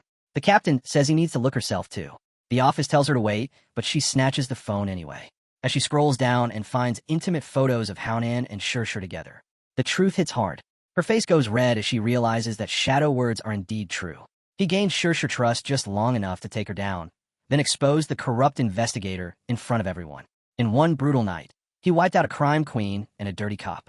The officers stay silent, caught between fear and gratitude, while the captain stares at the phone in shame.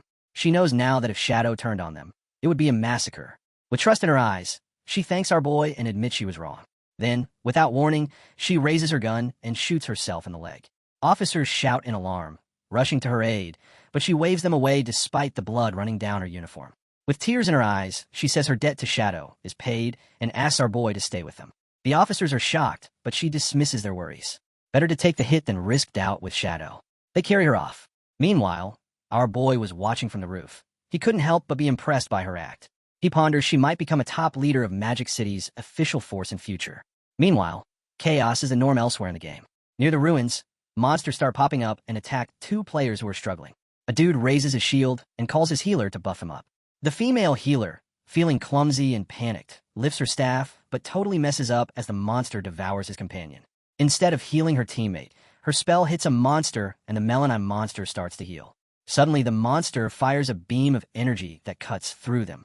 Her mistake empowers the monster and wipes out both of them. When they respawn, embarrassment covers their faces. She weeps and says it must be Shadow messing with her because she wanted revenge for Brother Song. Her friend slapped her on the head, almost throwing his eyeballs out her face. He says that Shadow wouldn't waste his time on a fool like her and points out that it was the Platinum Boss, the Headless Assassin, that took them down just because she strengthened it by a crappy mistake. Her teammate says if the guild leader picks her for the party again, he would rather die than let her make things worse. Before their argument can escalate, the Platinum Boss, the Headless Assassin, swoops down with a chilling, swirling aura. Her partner wants to flee, but she stays frozen in fear. The scene's shifted to a huge villa. Suddenly a porcelain plate crashed to the floor and shards scattered across the shiny surface. A girl from the Eastern Clan stormed into the hall and yelled at the man on the phone. She called him worthless for blowing the chance to take down Shadow. After years hiding in the ranks, he failed when it mattered. Shadow had wiped out her family, and she could not let go of the weight. She vowed he would pay for every life he took. She reminded the man, even though his father-in-law was gone, and pushed him to act instead of sitting idle. Then out of nowhere, a young boy strolled in with an unsettling smile and wild eyes. It was her son, Tan.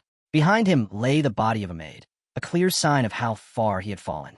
She turned, suspicion in her gaze, but Tan only grinned. He said age meant nothing, and even though he was not yet 18, he was clever enough to outsmart Shadow. With a casual shrug, he laid out his plan. If Shadow loved killing, then Tan would feed him cannon fodder. Once Shadow arrived, he would lure him into the family's fireworks factory rigged with explosives. The whole world would witness Shadow's final fireworks show, and if he survived, he would never touch them again. Their family name would remain untarnished. The woman's face softened as she said Tan was far more useful than his father. Her scorn shifted to her husband, who listened nervously. He reminded her the officials still relied on Shadow, and his brothers couldn't step in. Whatever happened would fall on them alone. She brushed him off, determined to handle it her own way.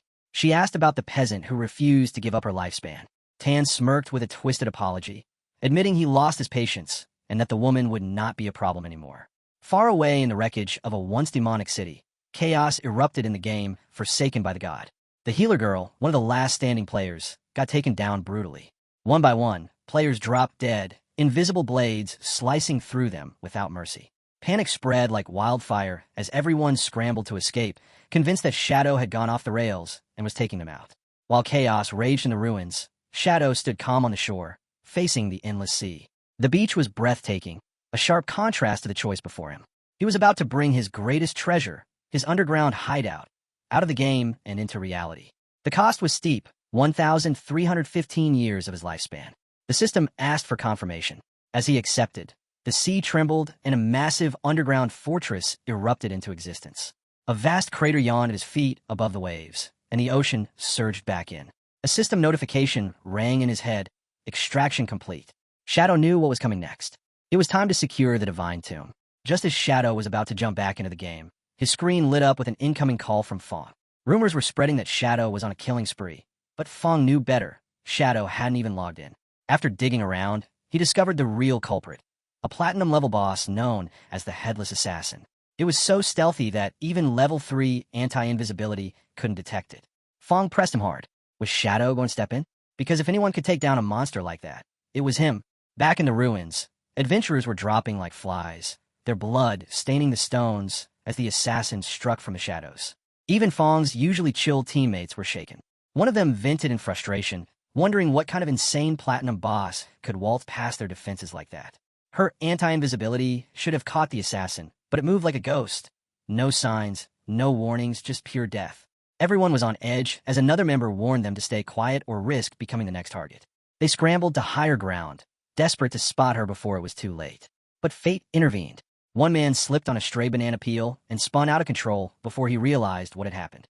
At that instant, the monster struck, severing his companions into pieces. He shouted what was coming, but they were already dead. When he turned, the monster was behind him. He roared, demanding it use every move it had, unafraid. The assassin raised its arm to strike, but he leapt aside to dodge. It didn't pursue, just waited, patient as a predator, until exhaustion dragged him down. When he finally stopped and looked up, the monster still loomed with its blade ready. As he gave in, it ended him with a stealth-shattering strike, his head torn away by its brutal strength. The silence that followed was broken by blue flames crackling through the darkness above. From the sky, Shadow dropped like a phantom, landing on her back and driving his blade straight into the monster's core. He sneered, mocking her title as the so-called Headless Assassin. Moments earlier in the ruins, Shadow's sister had really messed things up, and everyone was fed up with her. One healing spell accidentally triggered the Headless Assassin, and her whole team went down because of it. No amount of pouting or begging could fix it. They told her she was useless and a burden, not worth the air she breathed, let alone their lives. Even the president, who usually kept his cool, had lost it this time. He told her if she wanted to be of any help, she should find a hideout, maybe a golden one in 3 years or platinum one in 10. His words had a mix of strategy and disappointment. Her hidden class, which used to seem like a big deal, was now just dragging everyone down. Even with all the resources and extra help, she kept failing against the weakest monsters, wasting supplies, and letting them all down. Still, the president gave her a tiny bit of sympathy, throwing in 2 extra days of tradable lifespan. She was grateful, but that left her with just 2 days and 13 hours total. The others were fuming, wondering why she kept getting special treatment, and why the president still cared about her. Their jealousy turned into plotting, trying to figure out how to win his approval for themselves. But then, everything went downhill. Out of nowhere, Shadow swooped in like a bolt of lightning and took down the Headless Assassin, looming over them in one clean move. The whole group just stood there stunned. The president, totally losing it over the whole mess, lashed out and hit one of his own guys. This kind of thing should never happen. But then the ground shook again. Something heavy was closing in, and everyone's eyes turned to the healer. The president, acting on instinct, kicked her away from the group as bait to test how many monsters were hiding nearby. She was snatched midair by something unseen, and suddenly a swarm of headless assassins descended on her. The players watched from a distance, trying to count. Maybe there were 5 in total. Shadow had killed one, but 4 still remained. The healer girl looked at the Shadow watching her, grateful that she was finally about to be saved, and cried out for his help.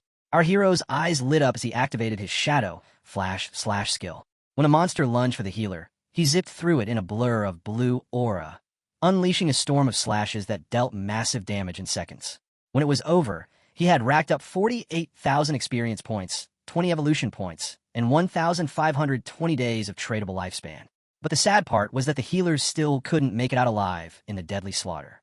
Shadow barely flinched, more annoyed by the lackluster loot than her death. Without a second thought, he used Greedy Hand to grab everything of value. In addition to the lifespan he found in the bosses, there were orbs filled with life stolen from other players and resources waiting to be snatched up.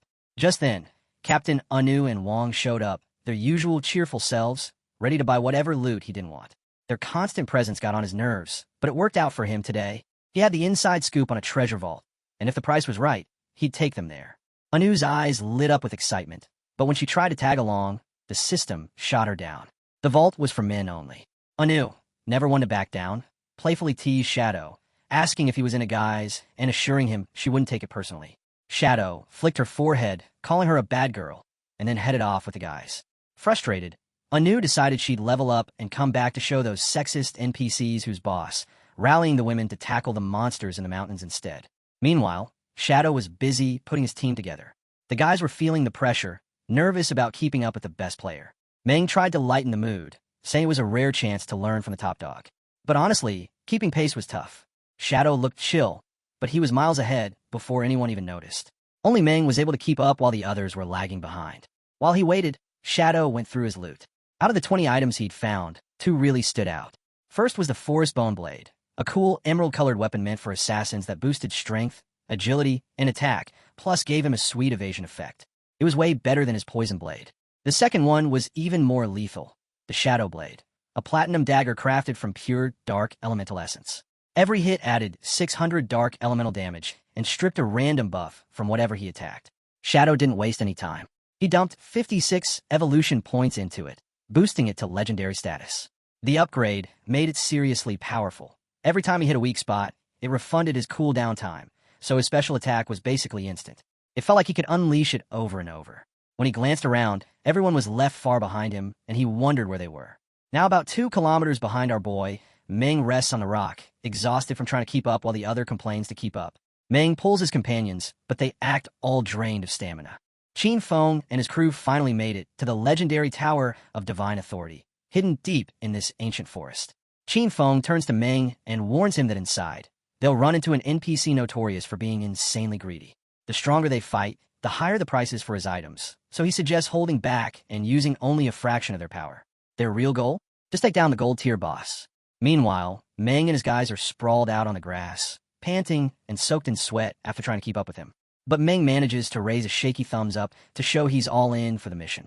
As they reach the ancient doorway, Qin Feng gives one last reminder. Stay in team chat and don't let the NPC hear them, because the better they perform, the more the NPC will drain their resources. The doors creak open, revealing a floating, hooded NPC who greets them with a creepy cheer. The NPC mentions how heavy the weight of the Forsaken Gods must be for them. He explains that this is the Tower of Divine Authority, and they have to pass his test to earn the right to trade with him. The team exchanges uneasy glances, surprised by how lifelike the NPC is, especially since it knows their names. Someone asks what kind of boss they're up against, and Qin Feng calmly replies that they should just follow his lead. The party swordsman can't help but freak out. He bombards Qin Feng with questions. How long the fight will last, how many phases it'll have, what skills the enemy will use, whether they should focus on mechanics or just hit hard, if there are any instant kill moves, targeted attacks, or weak points to exploit. Wang Meng sighs and explains that the swordsman's been on edge ever since a past mission went south, and 2 members ended up losing their lives. Without wasting any time, Qin Feng tells the NPC they're ready to roll. The swordsman isn't exactly on board yet, but it's too late for that. The NPC bows his head with a sneaky gleam in his eyes and announces that the fun is about to start. Suddenly, a wild portal opens up, unleashing their opponent, a level 20 gold-tier obsidian, skull-splitting puppet. Even the experienced swordsman looks a bit freaked out, especially since their highest level is only 11.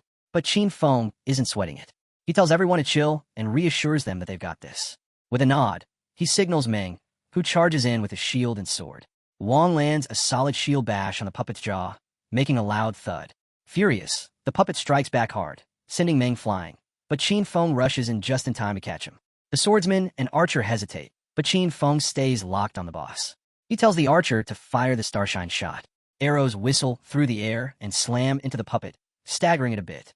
Then he instructs the swordsman to go for a triple ground slash, and the swordsman responds with a flurry of attacks that chip away at the puppet's obsidian skin. Dark goo starts oozing from the monster's mouth, which just makes it angrier. The puppet slams its fists on the ground, shaking the whole area and sending dust flying everywhere. But Qin Feng keeps his cool.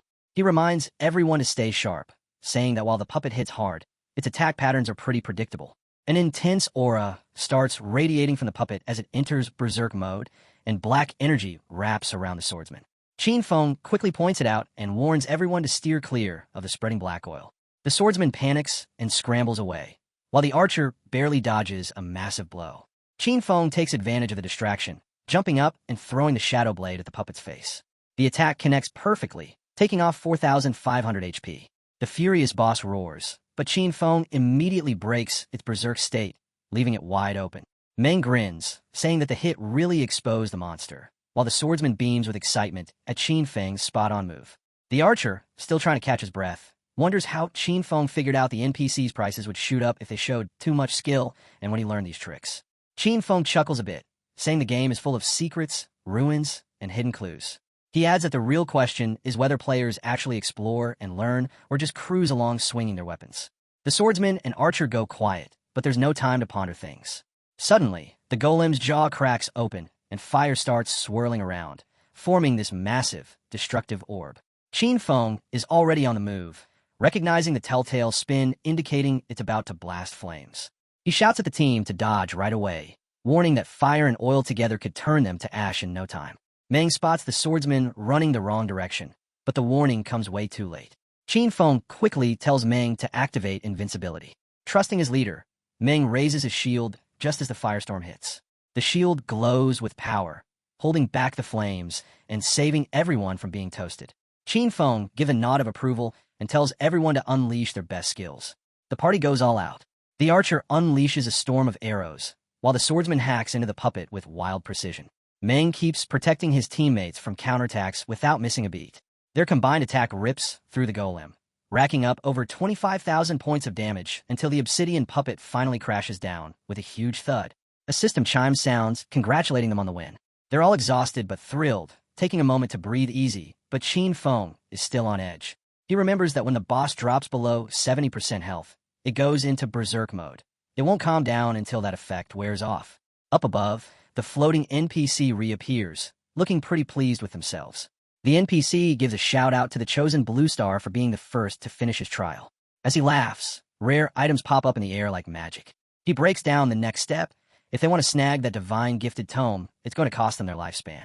Looks like the real game is just getting started.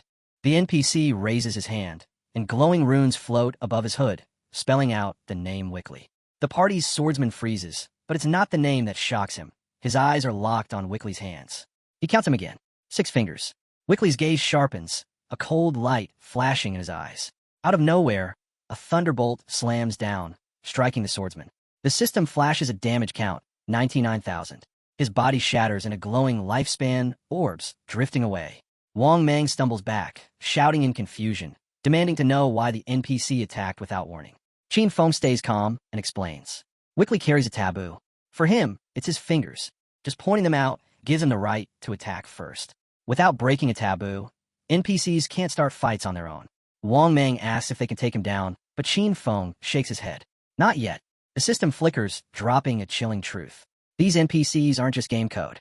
They're beings from other timelines who became divine, bound by old rules, wandering blue star to feed on players' lifespans. Wickley gives them a smug look, then waves his hand, revealing a spread of glowing tomes. He tells them to pick a divine skill book, pay with their lifespan, and get lost. Meng's eyes nearly pop out when he sees the collection. Some of the books can conjure food and water, perfect for survival and protection during disasters. The archer, on the other hand, is losing his mind over a divine mechanical made he spots. Qin Feng steps forward and calmly offers up 9,000 days of his tradable lifespan. In exchange, he walks away with a full set of the 9 Zhonghai City Divine books, a haul that not only secures his survival, but also boosts his progress toward leveling up in the Tower of Divine Authority's reputation. Once the deal is sealed, Qin Feng locks eyes with Wickley and declares he wants the hardest challenge. Wickley's curiosity turns into amusement. He laughs, saying Qin Feng wouldn't even make it past the first tier with his current skills, yet he still dares to aim high. He explains that the top difficulty comes with 5 levels, and the final one is guarded by a monstrous golden grade obsidian golem. Its attack, health, defense, and cooldown are all boosted 5-fold. The idea alone makes Meng and the archer pale. They struggled against the golem before, and now, with stats cranked up like that, it feels impossible. Wickley adds one last warning. If Qin Feng fails, every bit of lifespan he spent drops straight into Wickley's hands. But Qin Feng doesn't hesitate. He accepts instantly. Wickley's magic flares, morphing the broken golem into its terrifying, supercharged form, its golden armor gleaming with a deadly shine. Qin Feng knows Wickley's power runs deep. Boosting at 500% isn't even close to his limit. He once made his creations 2,000% stronger. Instead of backing down, Qin Feng sees it as the perfect chance to test how far he can go. With a flick of his wrist, Qin Feng fires off a poison dart. Black Flame's gift activates, cutting the golem's defenses and elemental resistances by 7%. Gripping the emerald bone blade, he gains a burst of speed, double his usual, for 5 seconds. Flames erupt from the boss, but before they can touch him, Qin Feng vanishes. The golem freezes, confused, until Qin Feng reappears on its head. His dagger plunges deep into its skull, triggering the emerald bone feather special effect. The monster roars, but Qin Feng is already gone, darting away at insane speed. Wang Meng and the archer can't believe their eyes. At first, they think it's invisibility, maybe just a super short cooldown. But then it clicks. It's not invisibility at all. Qin Feng is moving so fast, it looks like he's disappearing. His eyes flash as he chains Blessed Liberation into Throat Slash. In a blink, Shadow Dash lands clean, blasting over 100,000 damage in one strike. Black Flame's gift surges again, slashing the boss's defenses and resistances by 64%. Even with that, the boss's health barely moves, but Qin Feng isn't fazed. He realizes the ancient Godstone tablet is amplifying Black Flame's gift far beyond its normal range. Normally, Shadow Dash would only deal around 18,000 damage, yet now it's dropping a third of the monster's HP in one go.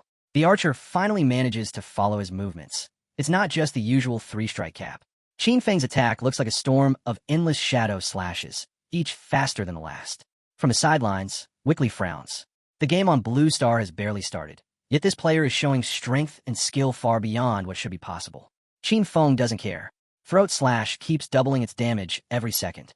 The golem shrieks as its HP plummets, blood spraying from deep cuts, until it finally collapses into a rain of lifespan orbs. The system announces the Tower of Divine Authority, cleared on 5th level difficulty with 15 reputation points and 75 more for the first solo clear. Across Blue Star, players are stunned. Most didn't even know a hidden tower existed in their city ruins, but Shadow is already miles ahead of everyone. Wickley, meanwhile, is fuming. To him, the whole deal feels like a scam. He curses himself for not charging 10,000 or even 100,000 days of lifespan for each Divine Authority book. Snarling, he summons a massive sphere of blinding magic and shouts at them to get lost, swearing he never wants to see them again. Meng and the archer shield their eyes, thinking they're about to be wiped out. But when a blast hits, they suddenly find themselves outside the tower, completely unharmed. That's when they realize NPCs can attack unless provoked, just like Qin Feng said. Their mission is over. Qin Feng calmly says he's logging off to eat. Meng thanks him, hoping he'll take them along next time, and Qin Feng nods as the archer waves goodbye. When Qin Feng logged back in, he was in his hideout. The system had taken the 9 divine gift books for 90 days of lifespan. He then spent 106 years on luxury furniture, fine ingredients, and a multi-purpose mechanical maid. A moment later, an actual maid appeared, bowing politely, ready to handle everything in his home. Qin Feng settled into a comfy velvet sofa and told her to clean up. The maid moved around with precise efficiency, tidying up the hideout before saying she'd whip up a fancy feast next. Meanwhile, in Shanghai City, fear gripped the authorities. In just 1 week, a 3rd corpse had been discovered. Like the others, the victim's limbs had been severed and her eyes gouged out, leaving little doubt the same killer was at work. Investigators reported that the murderer understood police procedures well, discarding bodies just beyond the reach of forensic tracking. The superior pressed for answers, demanding to know how long before the forensics team's next upgrade, warning they couldn't afford another failure. When an officer asked to share what he'd found, the boss listened up, his face turning serious. The officer pointed out that Shadow's login and logout times almost perfectly lined up with the murders. It wasn't solid proof, but it was enough to raise eyebrows. To make things worse, rumors were flying around that Shadow was the killer and that the authorities were covering for him out of fear. The boss brushed off any grudges, reminding Xiao Ma that even if Shadow had embarrassed him in front of Anu, personal stuff didn't belong in their work. He promised full tech support would be on the case nonstop until they caught the killer. Xiao Ma stayed quiet, his eyes downcast, anger bubbling just beneath the surface. Back in the game, Qin Feng found himself in front of the crumbling outline of a castle in the Demon City ruins. The view sparked a memory. The Academy of Evil Spirits was a well-known top-tier hideout, infamous for its unbreakable barrier. Even though it was exposed, the system confirmed he'd bought 2.74 years of lifespan to set up the Guild Shadow. His plan was straightforward: take over the sanctuary and connect it to Jianghai for instant travel. Activating his invisibility, Qin Feng quietly slipped in and made his way down to the 3rd underground level. It was completely empty, no monsters around, which meant someone had already cleared it out. Suddenly, a sharp scream broke the stillness. A woman was trapped on a narrow bridge with a bubbling river of lava behind her. A few guys were closing in on her, grinning like predators ready to pounce. The orange-haired one stepped forward, mocking her fear. They weren't here to kill her, at least not yet. Madame Dongfang wanted her alive, and his son had plans for her. They demanded her real-world location, warning that if she refused, they would hunt her endlessly until her lifespan drained to nothing. Suicide would not save her either. Members of their guild had already occupied her respawn point. The orange-haired man grinned and made his offer. Since she had killed Madame Dongfang twice and lost 30 years of lifespan, she could just hand those years over and keep them entertained for a while. Her voice shook as she asked what they meant, but their smirks told her enough. One tugged at his trousers while the orange-haired man sneered that this was their kind of game. Her cheeks flushed, and she whispered for a promise that they'd release her afterward. He gave his word, inviting her to start with him, while the bald man laughed that he'd be next. She stepped forward, trembling, but then her eyes hardened with a sharp glint. In an instant, She whipped out a poison dart and fired.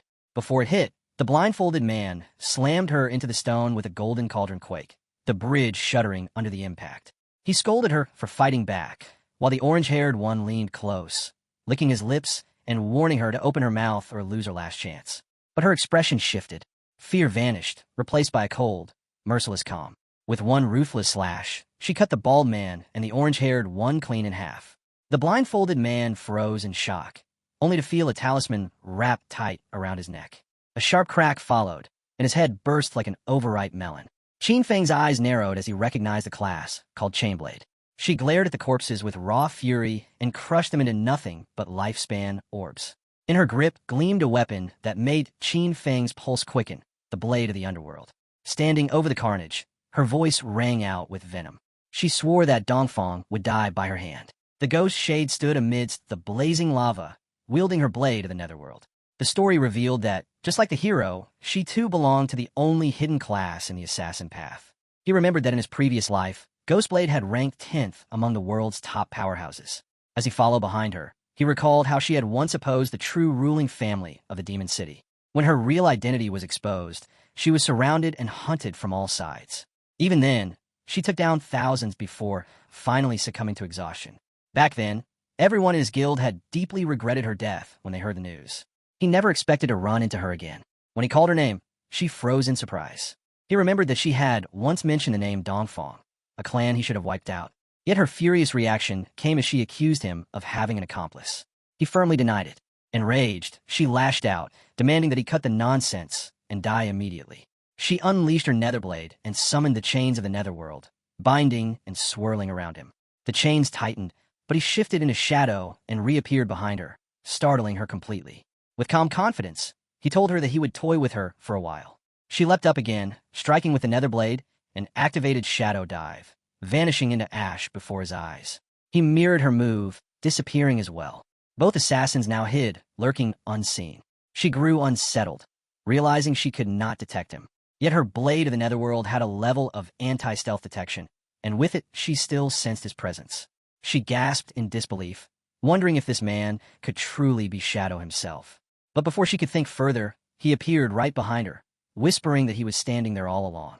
Startled once again, she turned sharply and unleashed another attack, this time wielding Spectre Pursuit, a mana-infused weapon that locked onto him. As it spiraled around him, he admired the way her chains could track his position.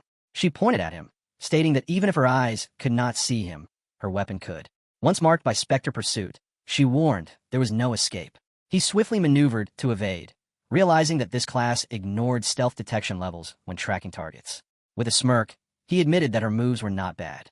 He circled her, dodging strike after strike, and soon realized her movements were less refined than they appeared. By continuously circling, he forced her to bind herself with her own weapon. She cried out in frustration, but before she could recover, he seized her and held her still. He told her to listen, explaining firmly that he had not been sent by the Dongfang. If he had truly wanted her dead, she would already be gone. Trembling, she admitted that she believed him and begged him to put her down. When pressed about the Dongfang she had mentioned, she admitted her origins in the Dongfang family of Jianhai City. She confessed that her ties to the clan were weak, since Dongfang had married into the Chu family. Hearing this, he remarked that one fish had slipped the net after all, and that when he destroyed the Dongfang clan, Dongfang herself must not have been there. Relief flashed across her face as she declared that it was good, because he and Dongfang were enemies too. She insisted that the enemy of her enemy could be her friend, that they could work together, and demanded again to be released. But Ario slammed her down instead, insisting that they would discuss cooperation later. For now, he demanded to know why she wanted to kill Dongfang. Tears welled as she revealed the truth. Her vengeance was not born of rivalry, but of loss. In the flashback that followed, the tragedy became clear. Before the god-forsaken game descended, Dongfang had killed her mother in a drunk driving accident, yet escaped punishment when the Chu family arranged for someone else to take the blame. Her father, devastated, discovered solid evidence that could convict Dongfang. The very next day, he was found dead at the riverbank. The official conclusion claimed a mental breakdown, suicide by drowning.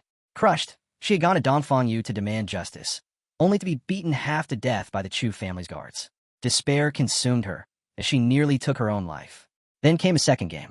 From the moment she entered, her only goal was to kill Dongfang. But in this world, killing meant more than striking down the body. One had to drain away an enemy's entire lifespan to end them for good. Even after Dongfang revived, she had hired countless mercenaries to hunt her down. That was the path that led her to this moment, this battle. Finally, broken and weeping, she pleaded with Shadow to help her end Dongfang. Yet after a long silence, he refused her request with profound finality. She argued desperately that he did not need to worry, for she was not asking him to help for free. Whatever he wanted, as long as she had it, she would give it to him. She promised to serve him like a beast of burden, to offer all her lifespan, her higher equipment, her skills, everything she owned, if only he would help her kill Dongfang. She went so far as to declare that even if he made her his slave, she would gladly obey. Yet the hero, a king in his own right, refused her plea. He told her that the matter of killing Dongfang was her event, something only she could end herself. He would help her until that time came, but how far she would go would depend entirely on her own fortune. Still, she pressed him to explain how he would help her. He replied that she needed to join his guild and become one of his. Only then would he lend her his support for her revenge. At that moment, a system notification appeared, showing that Shadow had invited her to join the Guild of Shadow. She noticed that he was the only member in it and realized that all she needed to do was accept. At last, she joined and also accepted his friend request. The hero remarked that it seemed she had agreed, but there was only one thing left for her to do: class advancement. He turned away, but she stopped him, asking what class advancement was and how she should go about it. He told her that once she succeeded, she should find him again. If she could not even achieve that, then she might as well abandon her revenge. The narration then revealed that the blade of the netherworld contained boundless potential.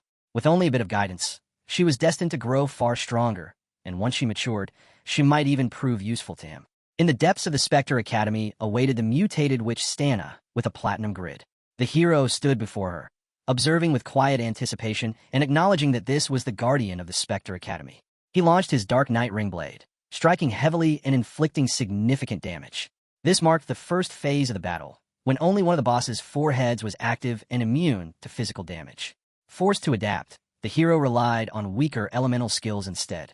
He summoned Shadow Blade, a dark purple weapon that appeared in his hand. Equipped with pale bone blades that enhanced his movement speed, and aided by Shadow Blade's ability to refund cooldowns on hit, he created multiple blades and hurled them at the enemy. The witch screamed in agony as hundreds of weak-point strikes pierced her in a single second. Blood gushed forth, and the battle entered Phase 2 as all 3 heads activated simultaneously and, bizarrely, began to dance. The 3 heads then unleashed indiscriminate area attacks.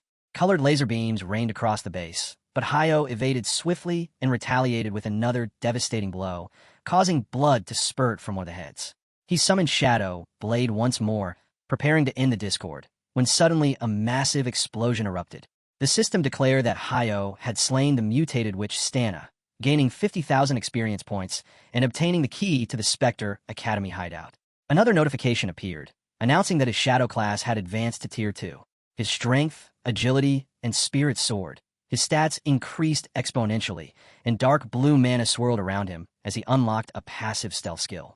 He reflected that his class attribute boosts were now tripled, and that his attacks no longer broke after 12 strikes.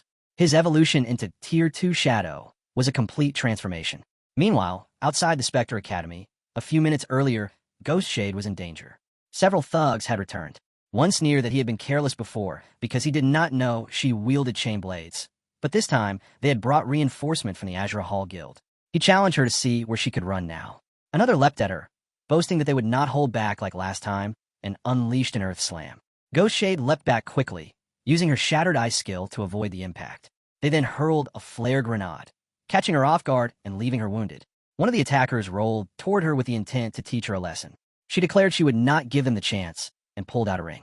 Her bruised hand bled as she gripped a green object. One thug noticed and exclaimed that it was suicide poison, something that would cut half her lifespan and send her back to the respawn point. Another mocked her feistiness with vile words, even going so far as to lick her in disgust. At that moment, a system notification rang out. The Platinum Shelter, Spectre Academy, was now under the guild shadow. The mocking thug froze in shock as a barrier activated, designating all non-shadow guild members as intruders. The cleansing process began instantly. Electric currents surged through the area, electrocuting all intruders and killing them instantly. Within moments, they were wiped out. Ghost Shade stood in shock. The Spectre Academy was a shelter, and it now belonged to their guild. That meant Shadow had not only slain the Guardian and obtained the key, but had also claimed the shelter as his own in mere minutes.